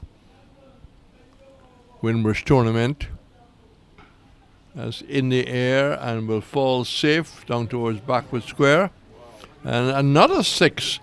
I didn't think it had the legs because one gathered that just from the song of the bat, it seemed to be slightly off center. Well, he's been the star of the show since the resumption. 226 of 180 balls is beginning to look interesting.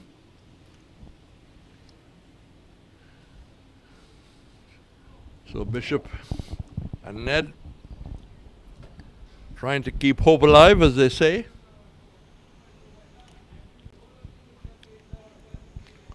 Hodgej 4 overs, 1 for 20.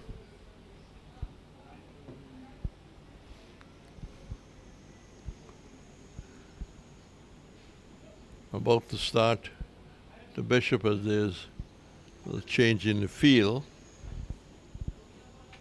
Bishop quite rightly just pulled away. Working it off the back foot.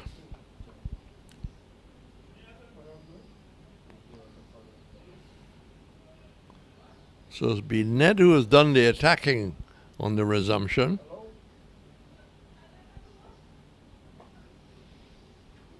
Sizable scoring over. The last of Tyson, 3 6s. Goes back and smashes that. This will probably go into the extra cover boundary. It does. So, a different role for Ned. A role that he is creating. Takes the pressure off Bishop too.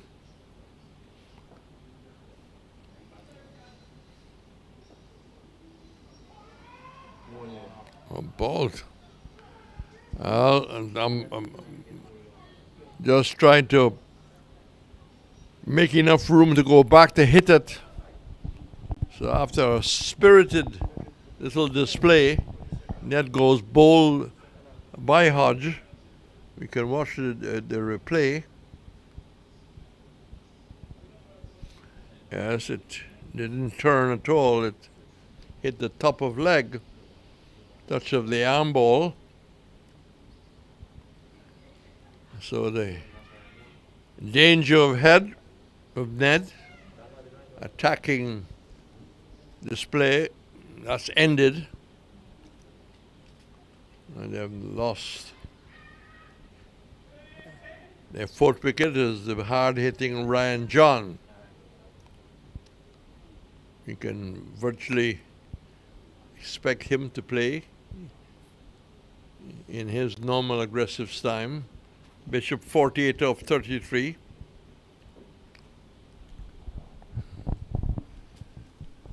Dominica gather together. Somebody in the huddle, just repeating the basics. I don't know if Claudius will agree with me, but Dominica has been a little defensive. 355, the target.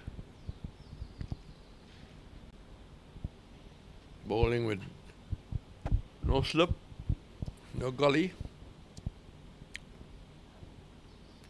And Hodge naturally could demand a slip because he is left arm orthodox. Most of the deliveries will be turning away. So for 4 for 128, this is the 19th over. Hodge from wide of the crease. Short approach. Ryan John, a genuine all-rounder.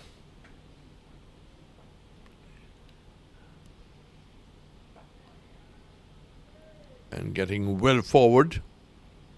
The over is in fact completed. 19 gone. 128 for 4.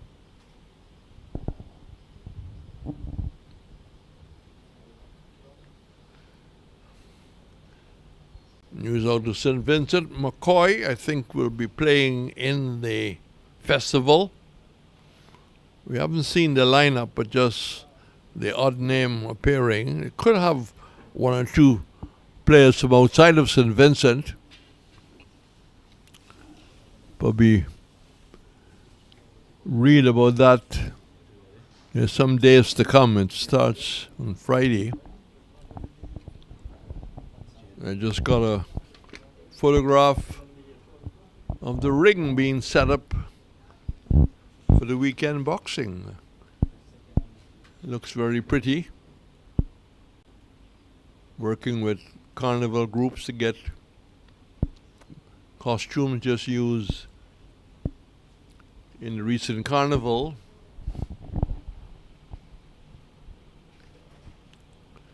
And it probably needs about 800 chairs. It'll have to come from many organizations because the facility doesn't normally carry their own chairs.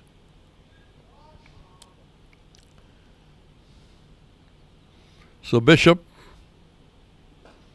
as the new over starts, Judge Joseph replacing Tyson.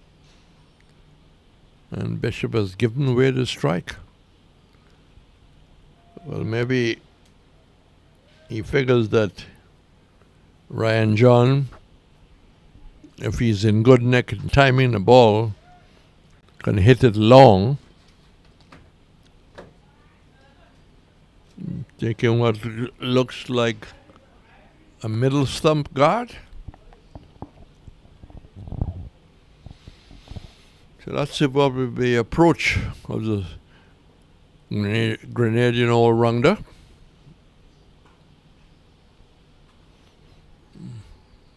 Very orthodox off the back foot. The signal being offered.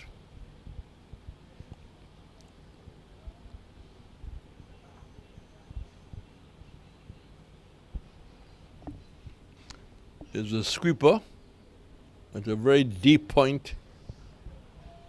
Backward point, cover mid off. No mid on, long on, mid wicket, fine leg.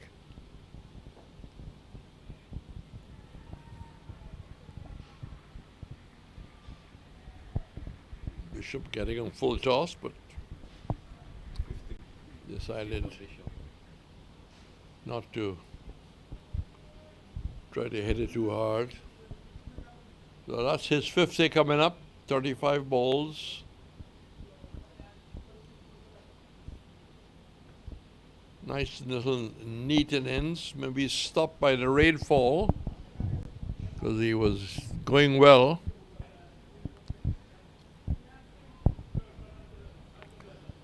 John showing the maker's name to the bowler.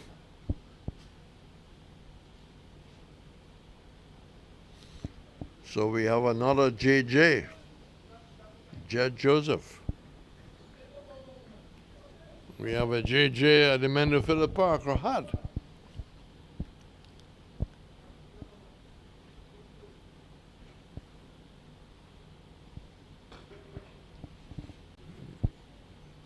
Playing through the line.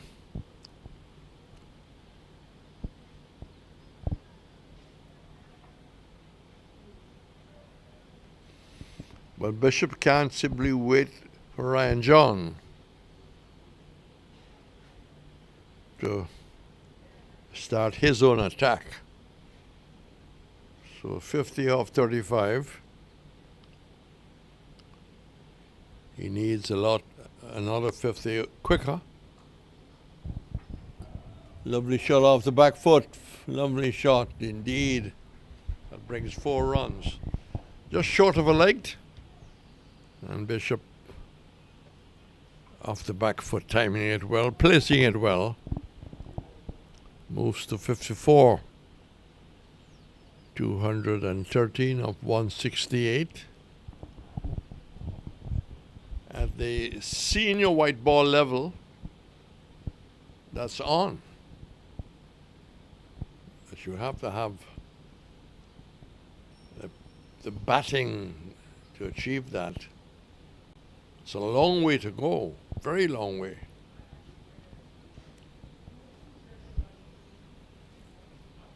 So Hodge, quite tidy, 2 for 25 off 5. Balls a flatter, faster delivery.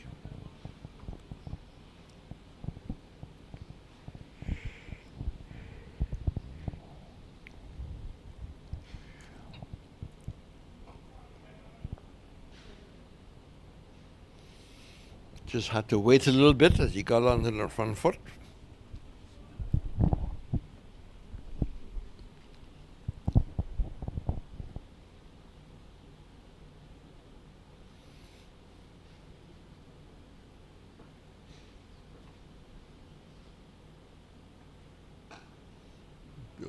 Well stopped, brilliantly stopped.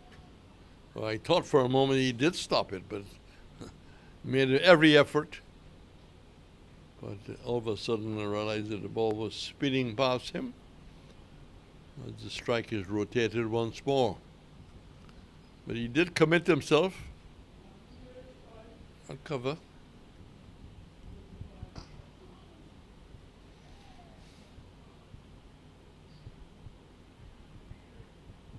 The strike being rotated, the aggression of Ned was welcomed by Grenada after the resumption, but he's gone his way.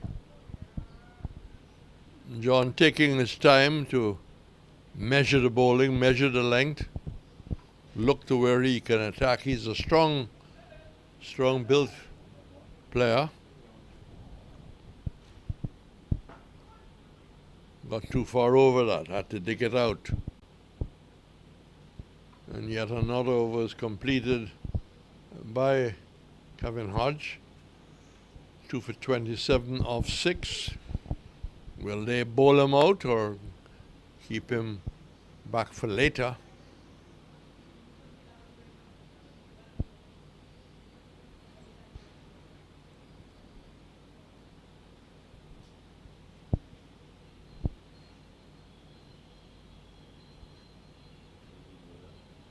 Are we having another bowling change? No, it's Jed Joseph once more.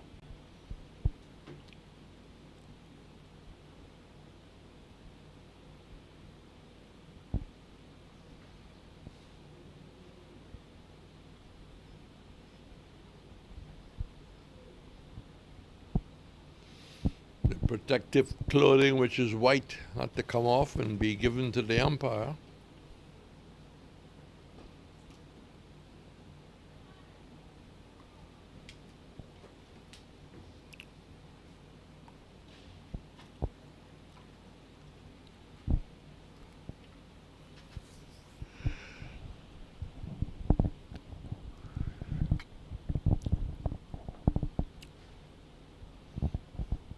Very quiet as this battle continues.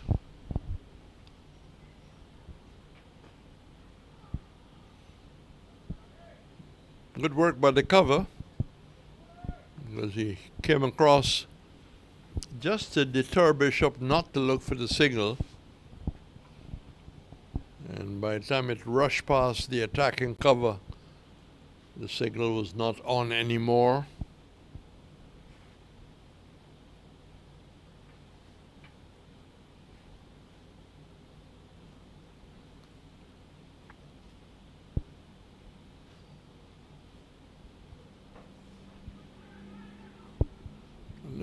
Oh, direct hit.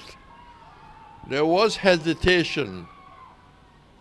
And as the old saying goes, who hesitates is lost. Both hesitated. Bishop was running to the safety end. And a quick return. Direct hit. Joe Solomon style, where he was only seeing one, and a pretty hurt Ryan John going for three. You can see him body language disappointed because of the run out. So they'll have to look elsewhere. But Dominica picking up 2 wickets since the reception. And again, everybody is pulled together.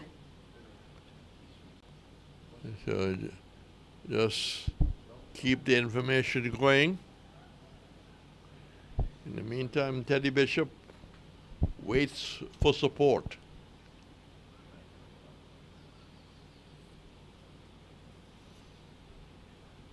As a world famous number 23 appears.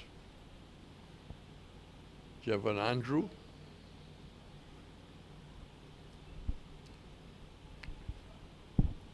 There was an English wicketkeeper called Keith Andrews. Wasn't a bad keeper. But in those days, they were changing keepers from left to right. There were 4 keepers used by England. I think Keith Andrews from Northamptonshire.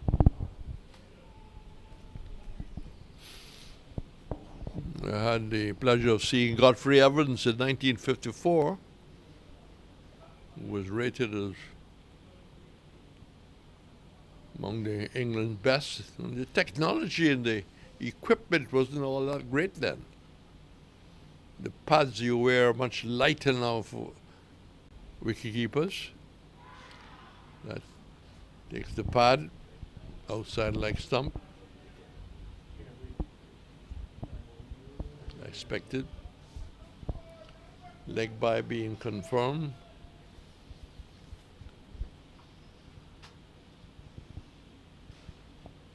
And recorded by Roland Cox.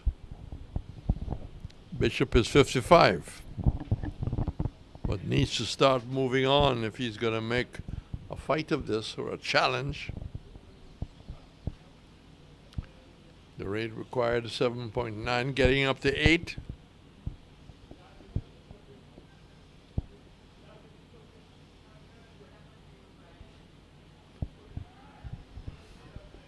No shot.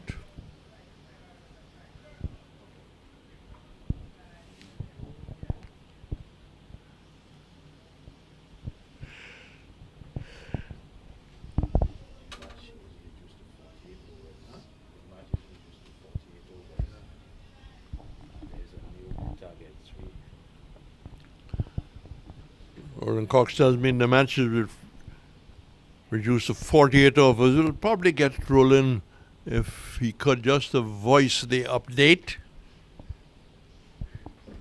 Just avoid the update. And you just got 2 overs were the DLS 2 overs were deducted, and the new target is 349. Okay, so the new target 349, and they've deducted 2 overs. Not a major advantage rolling to the batting side. Nope.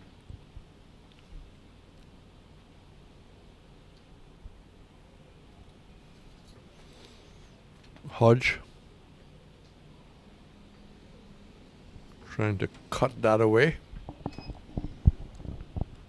But Bishop must decide.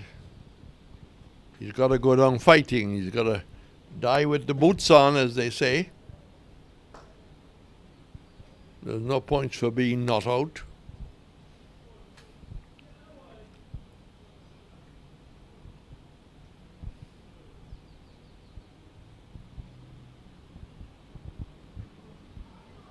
It's all about the requirements of the one-day game. You gotta find inventive ways of scoring, throwing the bowling off track. There was an initial spurt from Ned with 3 sixes and 1 over.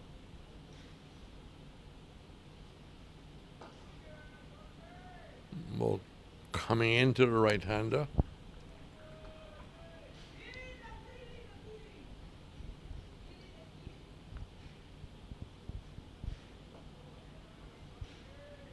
The bowling of Hodge can suit the longer format, or he can shoot the shorter format, because he can bowl long, tight spells.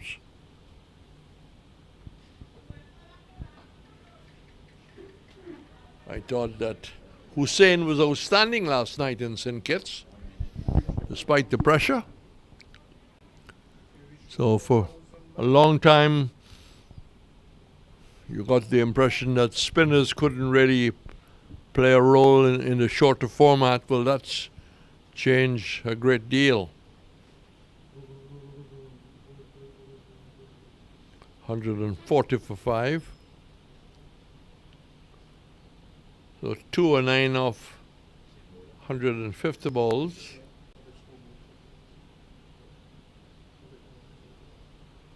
But they've got to start scoring, finding the boundaries very soon.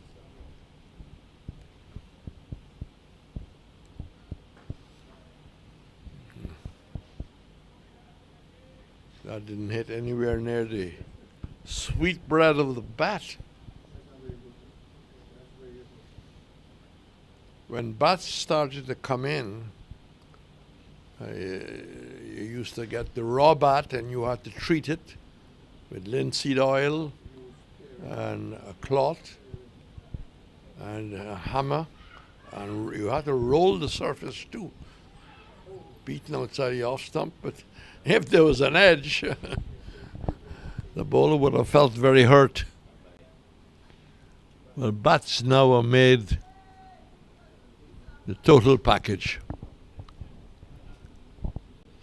And young batsmen these days can have 3 or 4 bats, because the bat makers are very keen to sign and provide the bats.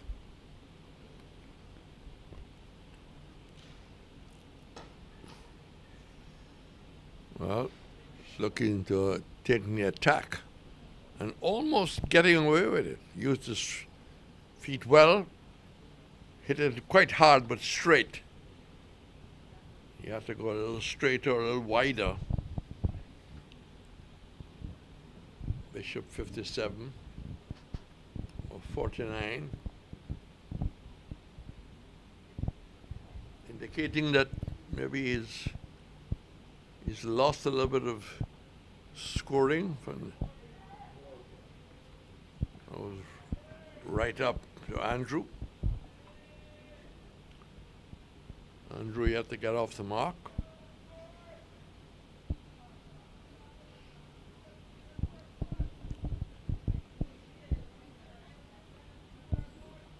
Joseph in his 3rd over, just using the shoulder to mop the side of the jaw.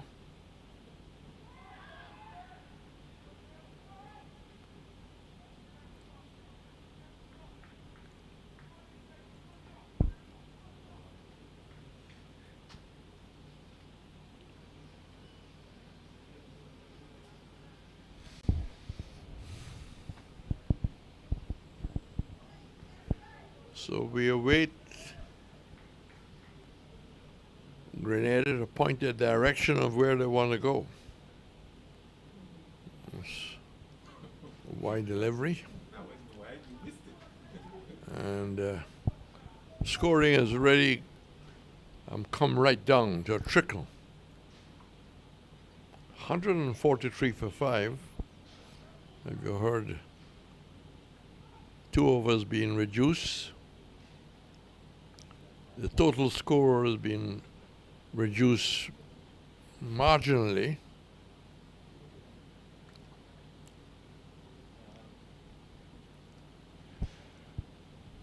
Sunny afternoon, very sunny.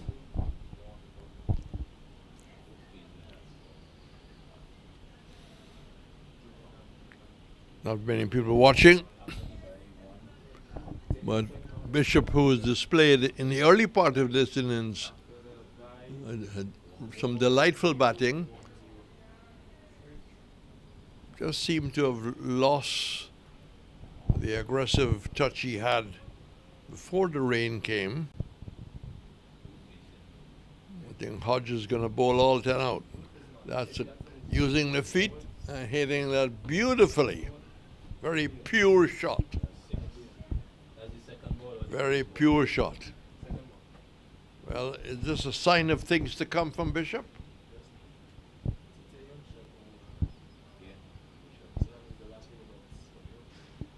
He's a shot maker. Stylish stroke maker.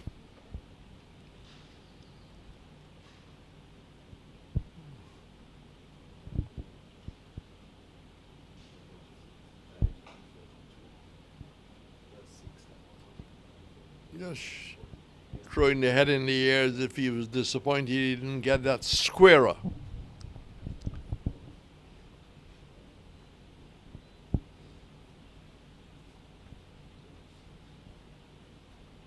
'63 is the young Grenadian.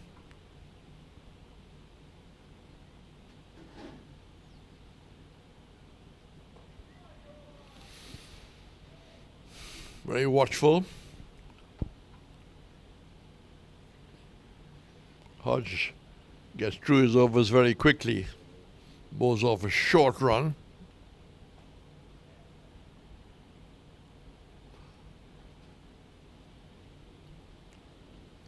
Had that gone through backward point, I don't believe the man in the cover boundary sweeping would have gotten it.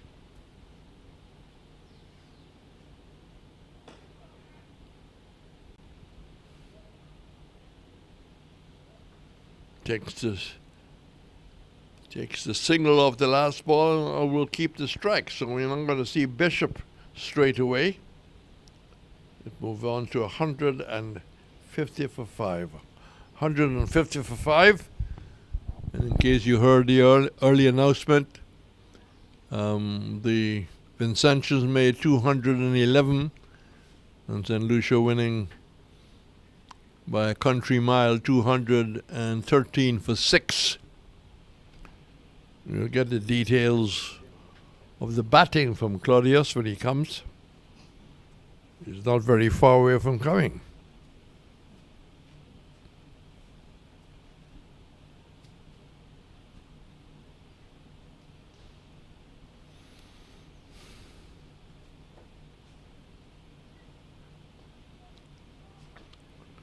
Oh, that peels off the inner part of the bat. It brings Bishop into strike early in the over.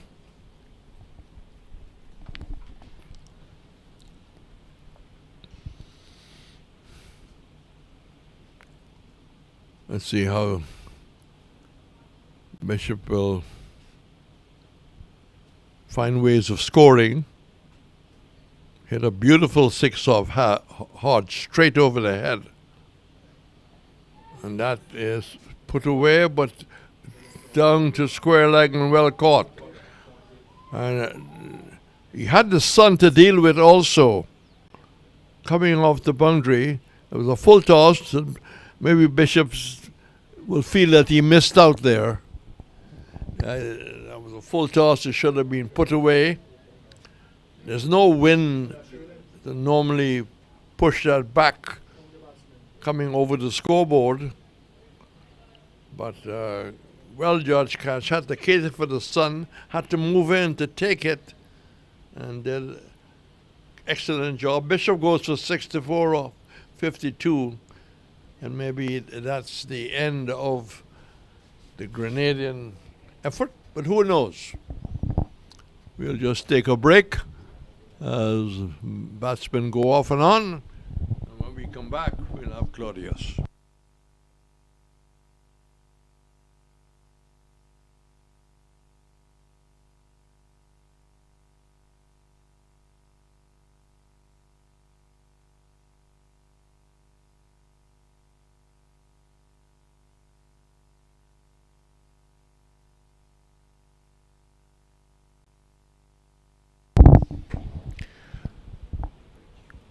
Thank you, Reds.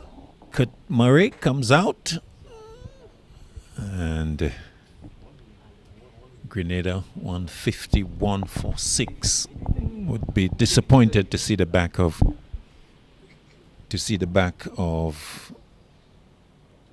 Bishop.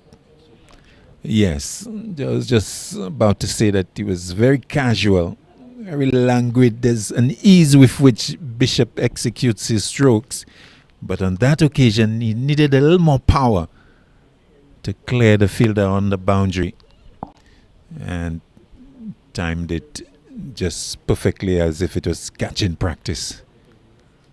So Grenada having to rebuild with Kurt Murray coming in to join Andrew. Andrew was struggled somewhat in finding the middle of the bat. Joseph. So Murray struck on the pad. Big appeal.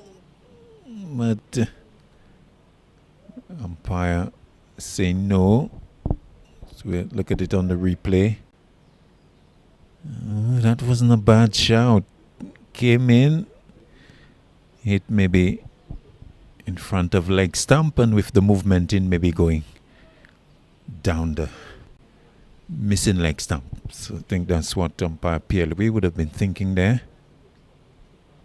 Joseph again to Murray. Murray driving nicely down the ground. Long on is posted, so it'll be just a single. As the return coming into the bowler. So Grenada needing 197 at a little above 8.5. Murray getting off the mark. 152 for 6. Joseph will come into Andrew, who gets a full one, looking to guide it down towards third man, finding the backward point. And there's no run. So Grenada, well, they were in a very promising position with Ned and Bishop at the crease. Drive in is Andrew into the offside, mid off to his left. And so they take a single as the over comes to an end. A successful one from Joseph, who has come in, and in 4 overs he has picked up 2 for 13. And Grenada dressing room looking a little flat as they have lost those wickets, particularly the last 3 quite quickly, with Ned going, then the captain Ryan John, and the big wicket of Bishop. Hodge continues. Flighted one outside off stump. Andrew looking to chop it away. It's not successful. 153 for 5.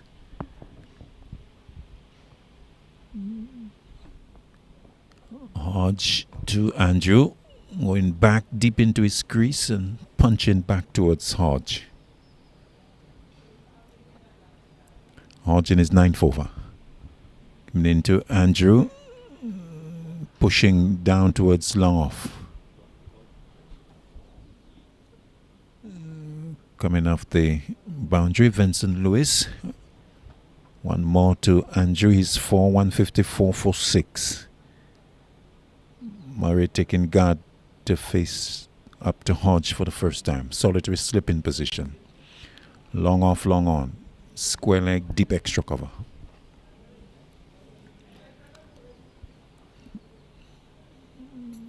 Murray cut the right-hander. Hodge to him. Forward, plays up to short extra cover. And there's no run.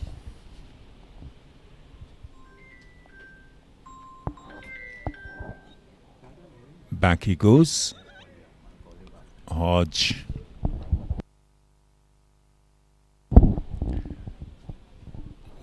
To Murray, who plays the dot ball. Hodge again. Driven into the offside. And knocked down by the extra cover. End of the over. 154 for 6. So those last 3 wickets. So Ned going for 39. John 3. And Bishop 64.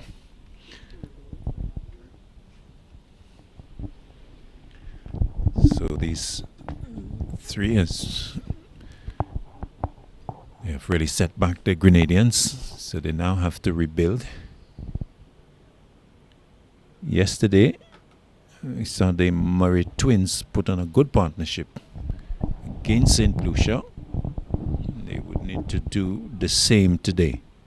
Joseph starts, bowls to Andrew, who scoops it away towards backward square leg. The fielder fires in the return. Fontaine. And they take 1. So Andrew to 5, 155 for 6. Reds was telling you about the game in Mendefilla Park, St. Lucia, getting their second victory. SVG getting 211. And St. Lucia 213 for 6. Joseph to Murray, driving through square leg. But there's a fielder on the boundary, so it's just a single. So for SVG, Hooper got 44. There's 61 from the opener, whose name eludes me. Keon Gaston, 5 for 45 for St. Lucia. Joseph bowls to Andrew, drives nicely into the gap between extra cover and mid-off and out towards the boundary for 4. So picking up his first boundary, Andrew going to 9 and taking Grenada to 160 for 6. And for the St. Lucians, half century for Jonel Eugene, 44 to Auguste, and they were the main contributors. Useful contribution from Descartes as well. Whipped away, and it'll fall short of the backward square leg fielder as Andrew gets another one. He goes to 10, 161 for 6. Grenada need 188 more at just under 9. So that required rate going up, as we have not seen any boundaries of late to speak about. This could be one over the head of the backward point fielder, or really the short third man fielder, and away to the third man boundary for 4. So timely boundary there from the bat of Kurt Murray. Goes to 6. 165 for 6. Well, no ball called. And maybe a case of field restriction violation. Because discussion between Joseph and his captain. Umpire with the signal after the ball was bowled. So free hit now. Joseph to Murray, hits it out towards long off, who's coming across. He'll save the boundary, but they will come back for 2. So 2 to Murray, taking him to 8. 168 now for 6. So now Joseph with long on and long off as protection, coming into Murray. Defense. Andrew has to go back. He wants a single that is not on. It's going to Hodge. Was the man responsible for dismissing Ran John via the run-out route. Direct hit to the striker's stumps from that same position. End of the over. And 28 completed now. 168 for 6. As Kavem Hodge will come up for what I think will be his last over. He has picked up 2 wickets, 2 for 36. He has a maiden there as well. So good work from the left arm spinner. Been very busy as usual. Good tight stuff from him. Start of his 10th sends Andrew back. And can do no more than play it back to the bowler. Hodge again with a solitary slip to Andrew, who's bowled or playing the wrong line. That is what clipped the off bail end of Andrew.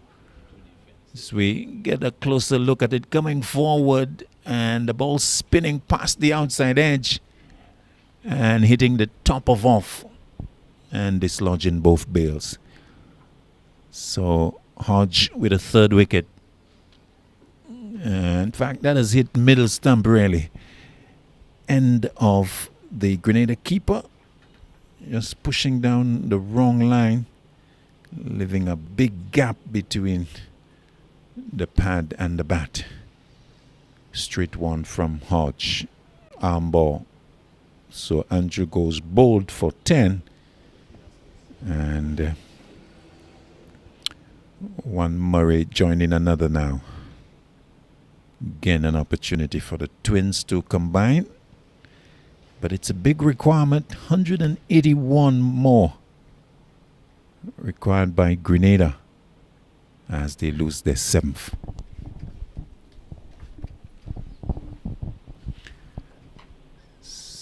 So Custon now joining Kurt.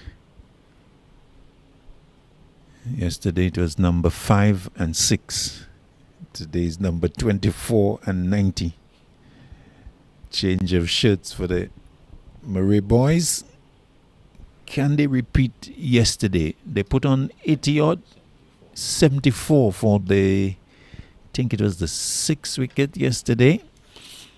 They did quite well. They need a repeat here today.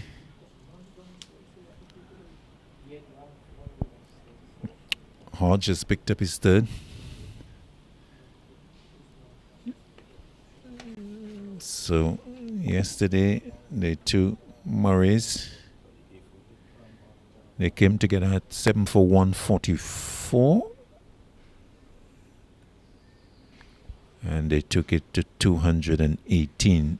Murray getting, Cutson getting 37, Kurt getting 50. First delivery to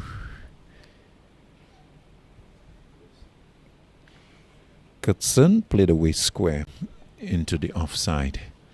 No run. Hodge is now coming over the wicket. This is his final over. 3 for 36 to him. Driving defensively into the offside, straight to Tyson at extra cover. No run.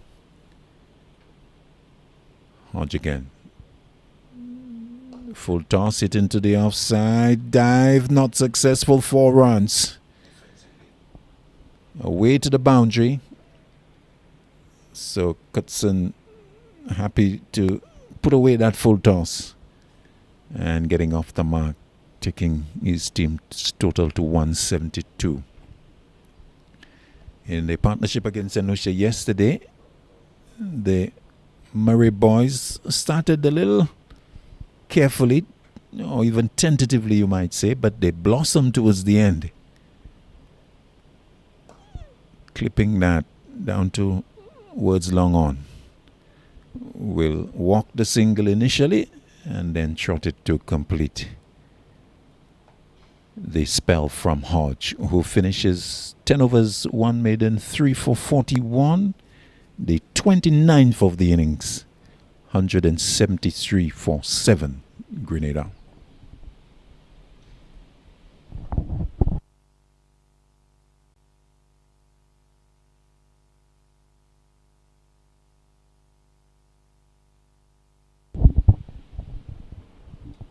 Still 176 needed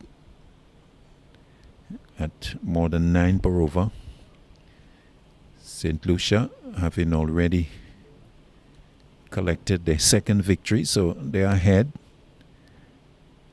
Grenada lost to St. Lucia yesterday. Dominica lost to SVG. So, of course, we expect a result today, so one of those teams will push up with a victory. First delivery from Philip, played away down to third man for a single. First delivery of a new spell, I should say. This is his fourth over, not for 33 before this. Over number 30 now, being started by Philip. He'll bowl to Kurt Murray, and he'll do so when he's happy with his approach. Got there, but didn't like how he was coming into the crease, and so going all the way back. He'll come in again. Yorker dug out by Kurt down to mid-off, and there's no run. Reminding you that tomorrow, Wednesday, is a rest day, and the action continues on Thursday. St. Lucia will play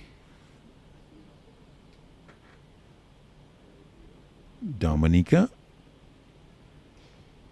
as Philip bowls a wide outside the off stump, and the total goes up to 175 for 7. So St. Lucia versus Dominica on Thursday, and Grenada playing SVG at the Mender Phillip Park. St. Lucia versus Grenada right here at DSCG, and Saturday the final day of action. A drive from Kurt, been knocked down by Philip, and the total remains 175. So on Saturday, the final right here would be between the teams ending up first and second, and third and fourth will play at the Mender Phillip Park. Philip to Kurt, whipped away out towards mid-wicket. Fielder will come around from square leg and pick it up just inside the boundary, but will not prevent 2 as a high return comes into Benjamin. Murray going to, that's Kurt, going to 10. It's 177 for 7.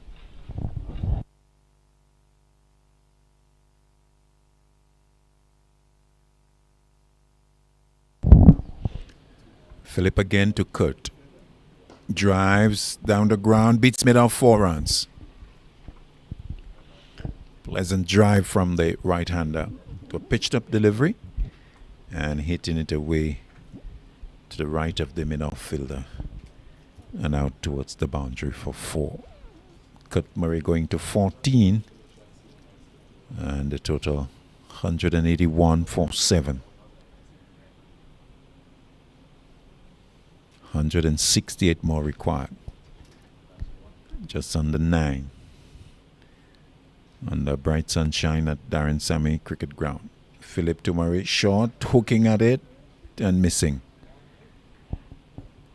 Over coming to an end, I think. Yes, the umpire's walking away to change positions. And so the fielders doing the same. End of the over. 30 exactly completed, 181 for 7.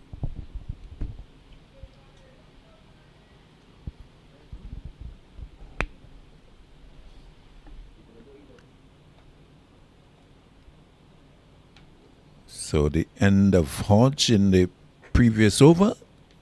So a new bowler will have to be brought in from the northern end. Joseph. Not Jed, but Jelani. So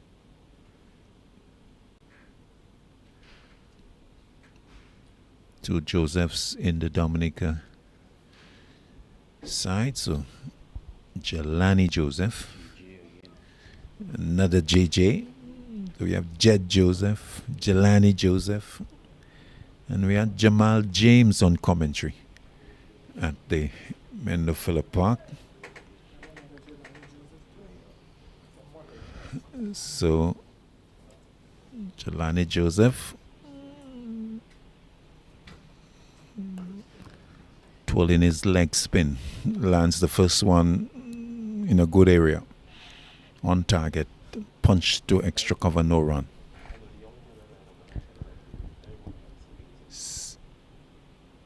Coming again short, chopped away, caught! Is that being held? Yes, short and straight to Pascal at backward point. So Jelani Joseph gets a delivery short and wide and cut away by the left-hander Kurtzen, but straight to Pascal, who took it well. So the end of Kurtzen Murray caught Stephen Pascal, bowled Jelani Joseph for 6, and Grenada losing their 8th wicket, 181. And well, Dominica getting closer and closer to that victory, because it's certainly not happening for Grenada. What's happening is that they're losing wickets steadily as Jackson strides out. So still with 168 required. And so the leg spin of Joseph, almost immediate success, as Atenes and the Dominicans enjoying a drink. As I think the umpires have actually called for a drinks break with the fall of the wicket, because they are gathered together with the third umpire.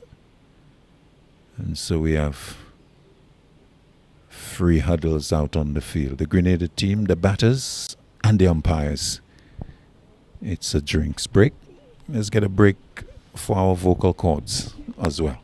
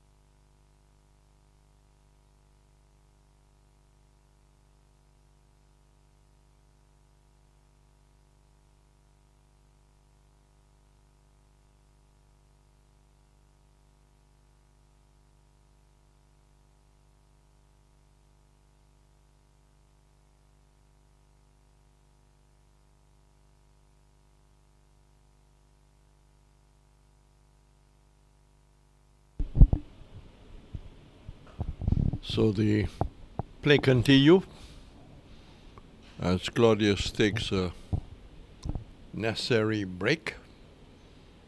Jelani Joseph. That's edged away of looking to play off the back foot. Will end up getting a boundary which he really had no intention of getting in that area. So where there's life, there's hope, but they've really lost the plot after the resumption. When the rain came, there was 63 minutes of lost time.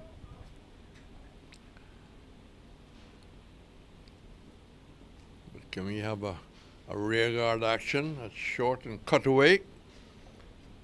Claudius is back after taking an important break. Answer a call at the back. Thank you, Reds. So 186 for 8. Joseph clipped away by Jackson. Wants a single that is not on. Correction, Kurt Murray clipping that away to end the over. 186 for 8. So the Grenadians with a very difficult job now. Just the 2 wickets remaining. Still 163 to get. At just under 10.6. Correction, 9.6. So it is not an easy requirement for them, as Philip will continue into his 5th over. The target, as we told you, reduced because of the rain that we had. It's 349 from 48. Philip to Jackson, full delivery, and pushed up to mid-on. Athanaze is there, and they take the single.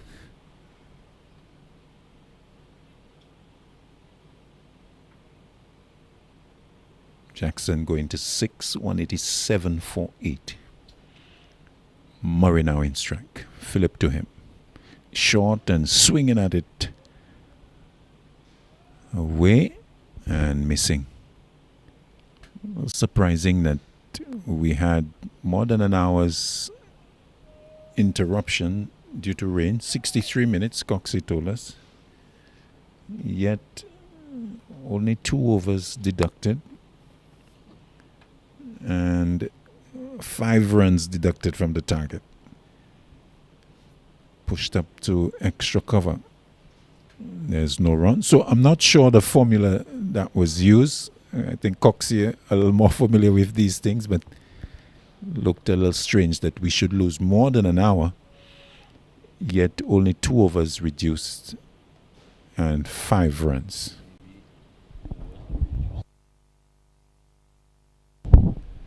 Short and tugged away to the wide long on boundary for 4 by Murray. So not giving up at all. No question of that. Still batting. He knows this is just the 32nd over, so lots of overs to come. So I think Murray will obviously not be giving up the effort at this stage. He wants to bat on, and of course that's the right thing to do. Jackson would have to be of the same thinking. Philip to Murray, clipped away out towards backwards square. The fielder will come across. Fontaine and keep it down to just a single. But attractive stroke there from Kurt Murray, clipping it away nicely. But there are 2 fielders in that region, and it was eventually picked up. So a single to him, taking him to 19, 192 for 8. Jackson in strike. Philip to him. Slapped into the offside. A dive by the middle fielder is not successful. And the ball will go into the boundary for 4. So a boundary to Jackson to complete the 32nd. He goes to 10, 196 for 8. Grenada still need 153 in 9.5.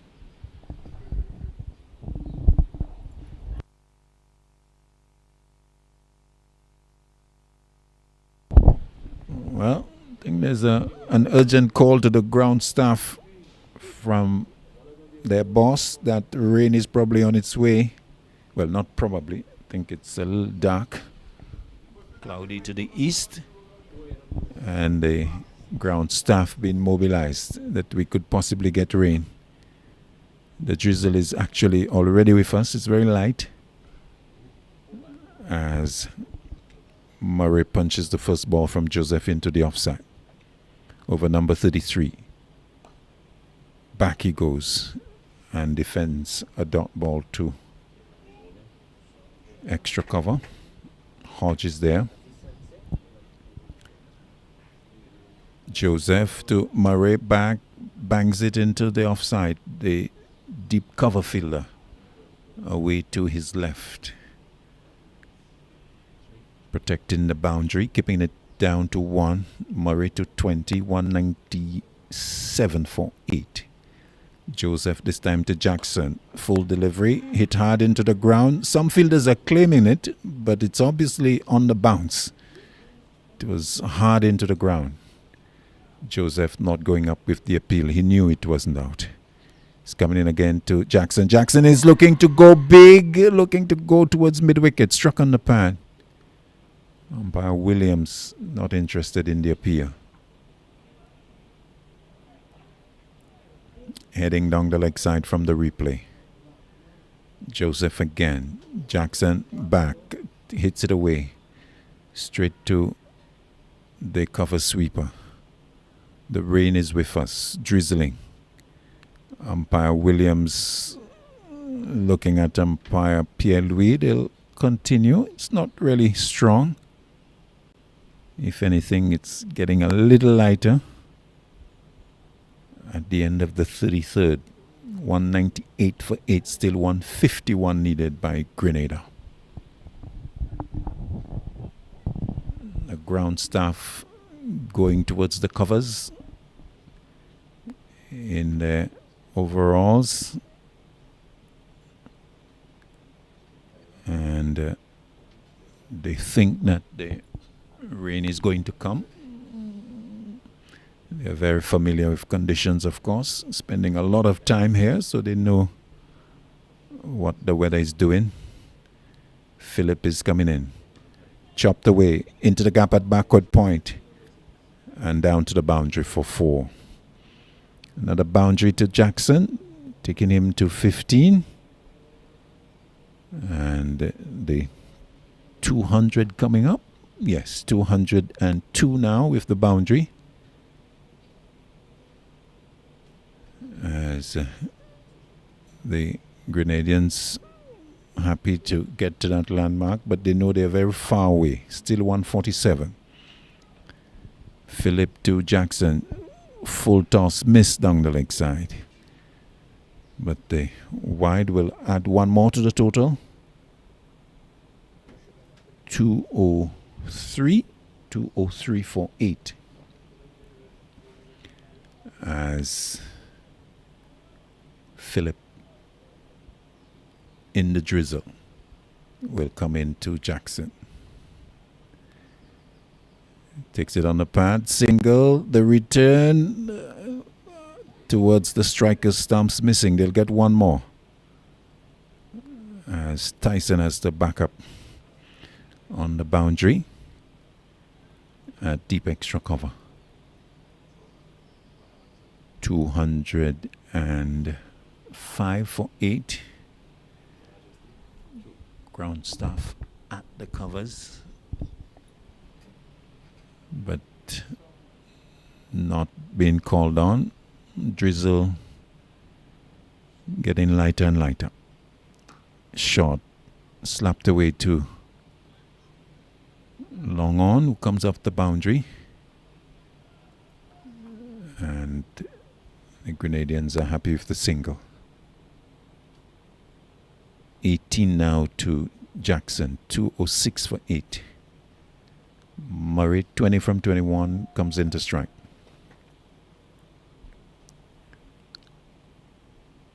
Drizzle all but gone now.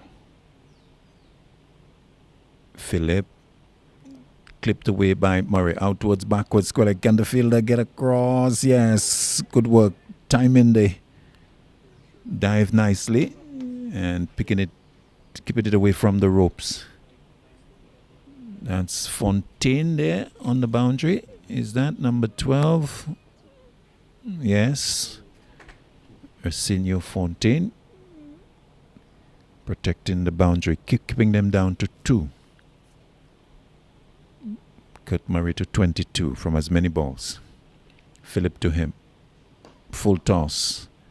Hit down towards wide long on. They walk the single.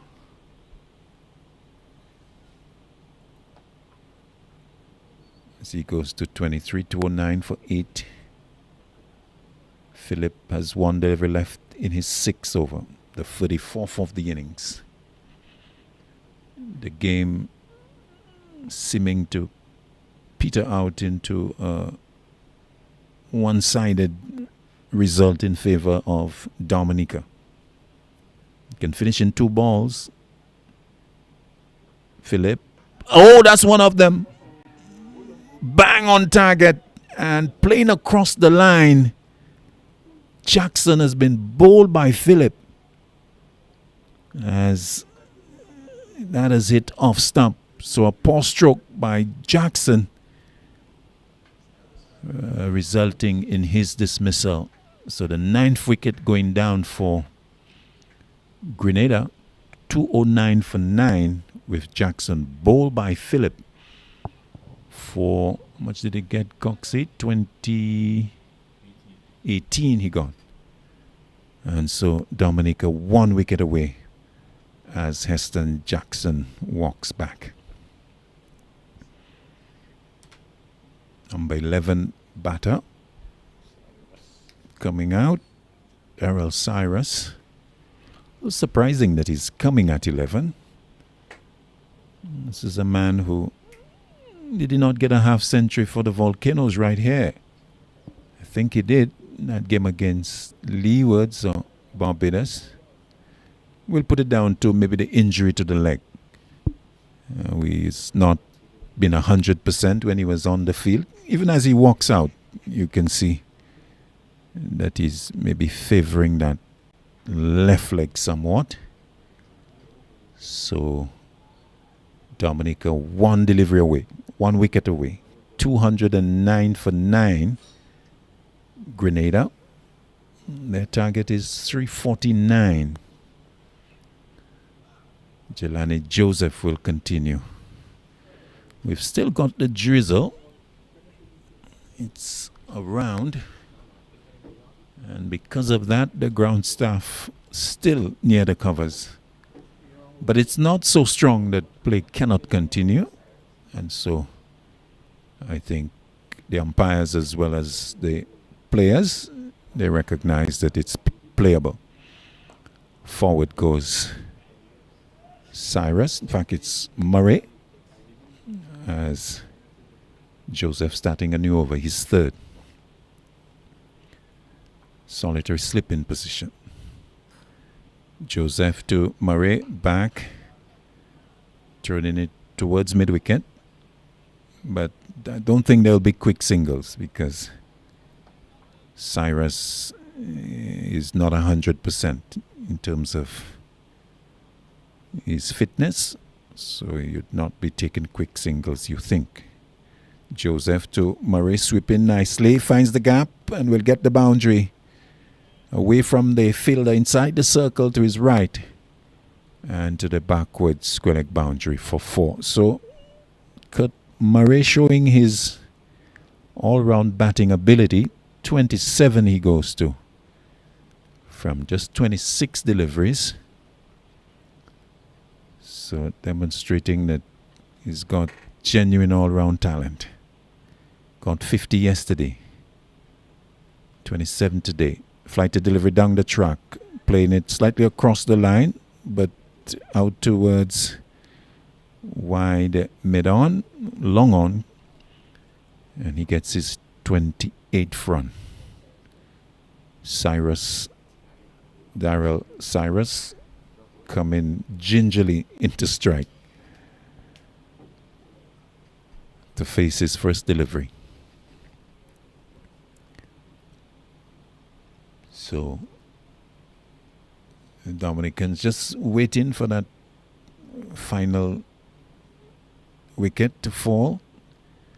Joseph to Cyrus, who's struck on the pad.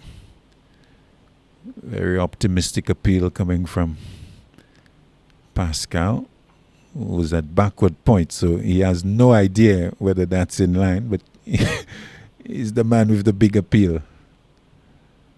Maybe just excited to bring about the victory for Dominica. Joseph to Cyrus. Cyrus hits that long and big over long on. 6.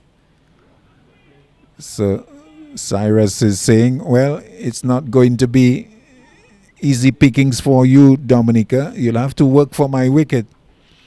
And anything in my area, I'm going to be going big. And he certainly went big on that occasion, smashing that over long on for 6 to get off the mark. 220 for 9. Cyrus is saying, well, I might not be able to run quick singles, but I'm not going to surrender my wicket. We're going to keep you in the field as long as we can. Almost doing maybe a Jadeja and Washington Sundar. Not bringing about an early conclusion. Philip starts another over as Murray is driving. They think about the single, and belatedly they went for it, with Cyrus hopping into the striker's end. He had enough time to do it because the ball went all the way to long off. So Cyrus in strike. 221 for 9. If you're interested, still 128 required. It can finish in this ball. Philip to Murray, full toss. No, it's Cyrus who is tugging it down to the long on fielder and hopping to the non-striker's end for his 7th run. 222 for 9.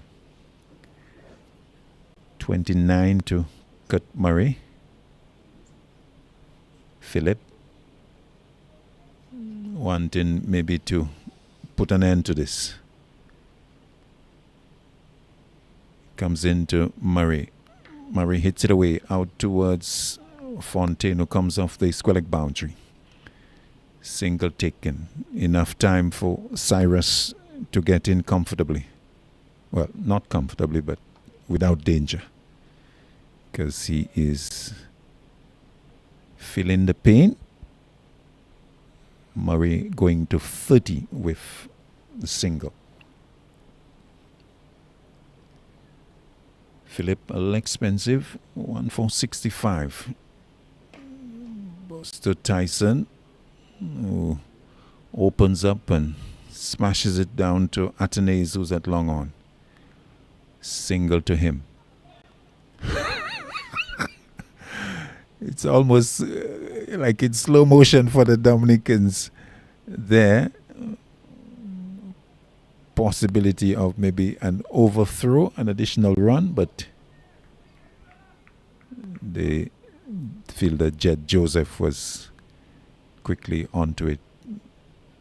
Whipped away out towards mid-wicket. Has that gone all the way? Just inside. Delivery that was on about the off-stump and whipped away by Murray into the vacant mid-wicket boundary for 4. 228 for 9 as Murray goes to 34. Ground staff happy that the threat of rain has completely gone. So they are putting away their yellow coats and getting back into their area down the ground. Long off comes across. Another single to Murray. If Cyrus can reach to the striker's end, he does.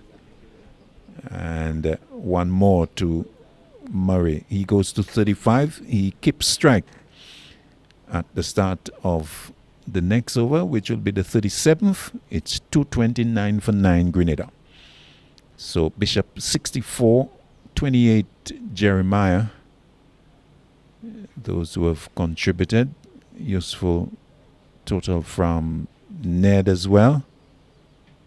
So 229 for 9. Ned getting 30. How much did Ned get? 30 exactly? 39 from Ned. And of course Murray, fourth top score, is 35. Joseph starts a new over to Murray. Murray hits that out towards the long on fielder and taken. So that's that. End of the game. Jed Joseph taking the catch. So Murray going, caught Joseph, bowled Joseph, 35. The final action in this game. Grenada going down. So Dominica winning by 120, I make it. 120, or is it 119? 120. So the target, of course, reduced to 349. Grenada being all out for 229. So 120, the margin of victory for the Dominicans, who have pulled one back after they went down to SVG yesterday at the Mendo Phillip Park. So Murray, the last batter dismissed, caught Jed Joseph, bowled Jelani Joseph for a useful 35. The players exchanging pleasantries as we give you the overall summary. So 354 was the effort by Dominica as they batted first after they won the toss. Atenes 91, Pascal 79, Hodge 77, Murray, Jeremiah and Cyrus picking up a wicket each. And in reply, with a revised target because of rain to 349 from 48, the Grenadians got to 229 all out. With his 77 and 3 for 41 from his 10, Kevin Hodge being adjudged the man of the match. So the final details of the second innings, 229 all out Grenada. The main contributors being Teddy Bishop 64, 28 Jeremiah, 39 Ned, 35 to Kurt Murray, who was the last man out. And the bowling for Dominica, Kavem Hodge picking up 3 for 41 from 10. Jelani Joseph with his leg spin, 2 for 18. And a wicket each for Vincent Lewis, Kyron Phillip, Gillan Tyson, and Jed Joseph. So victory for the Dominicans. They come out smiling in their green and red. And a little disappointing for the men in yellow and green, going down to their second successive defeat in as many days. So that's the situation as we wrap up here at the Darren Sammy Cricket Ground. On behalf of the entire team, Reds Pereira, Roland Cox, and our technical men, led by Mr. David Oliver, we thank you very much and ask you to join us on Thursday for more action, because tomorrow is a rest day. So on behalf of the entire team, Claudius Emmanuel saying good evening from the Darren Sammy Cricket Ground.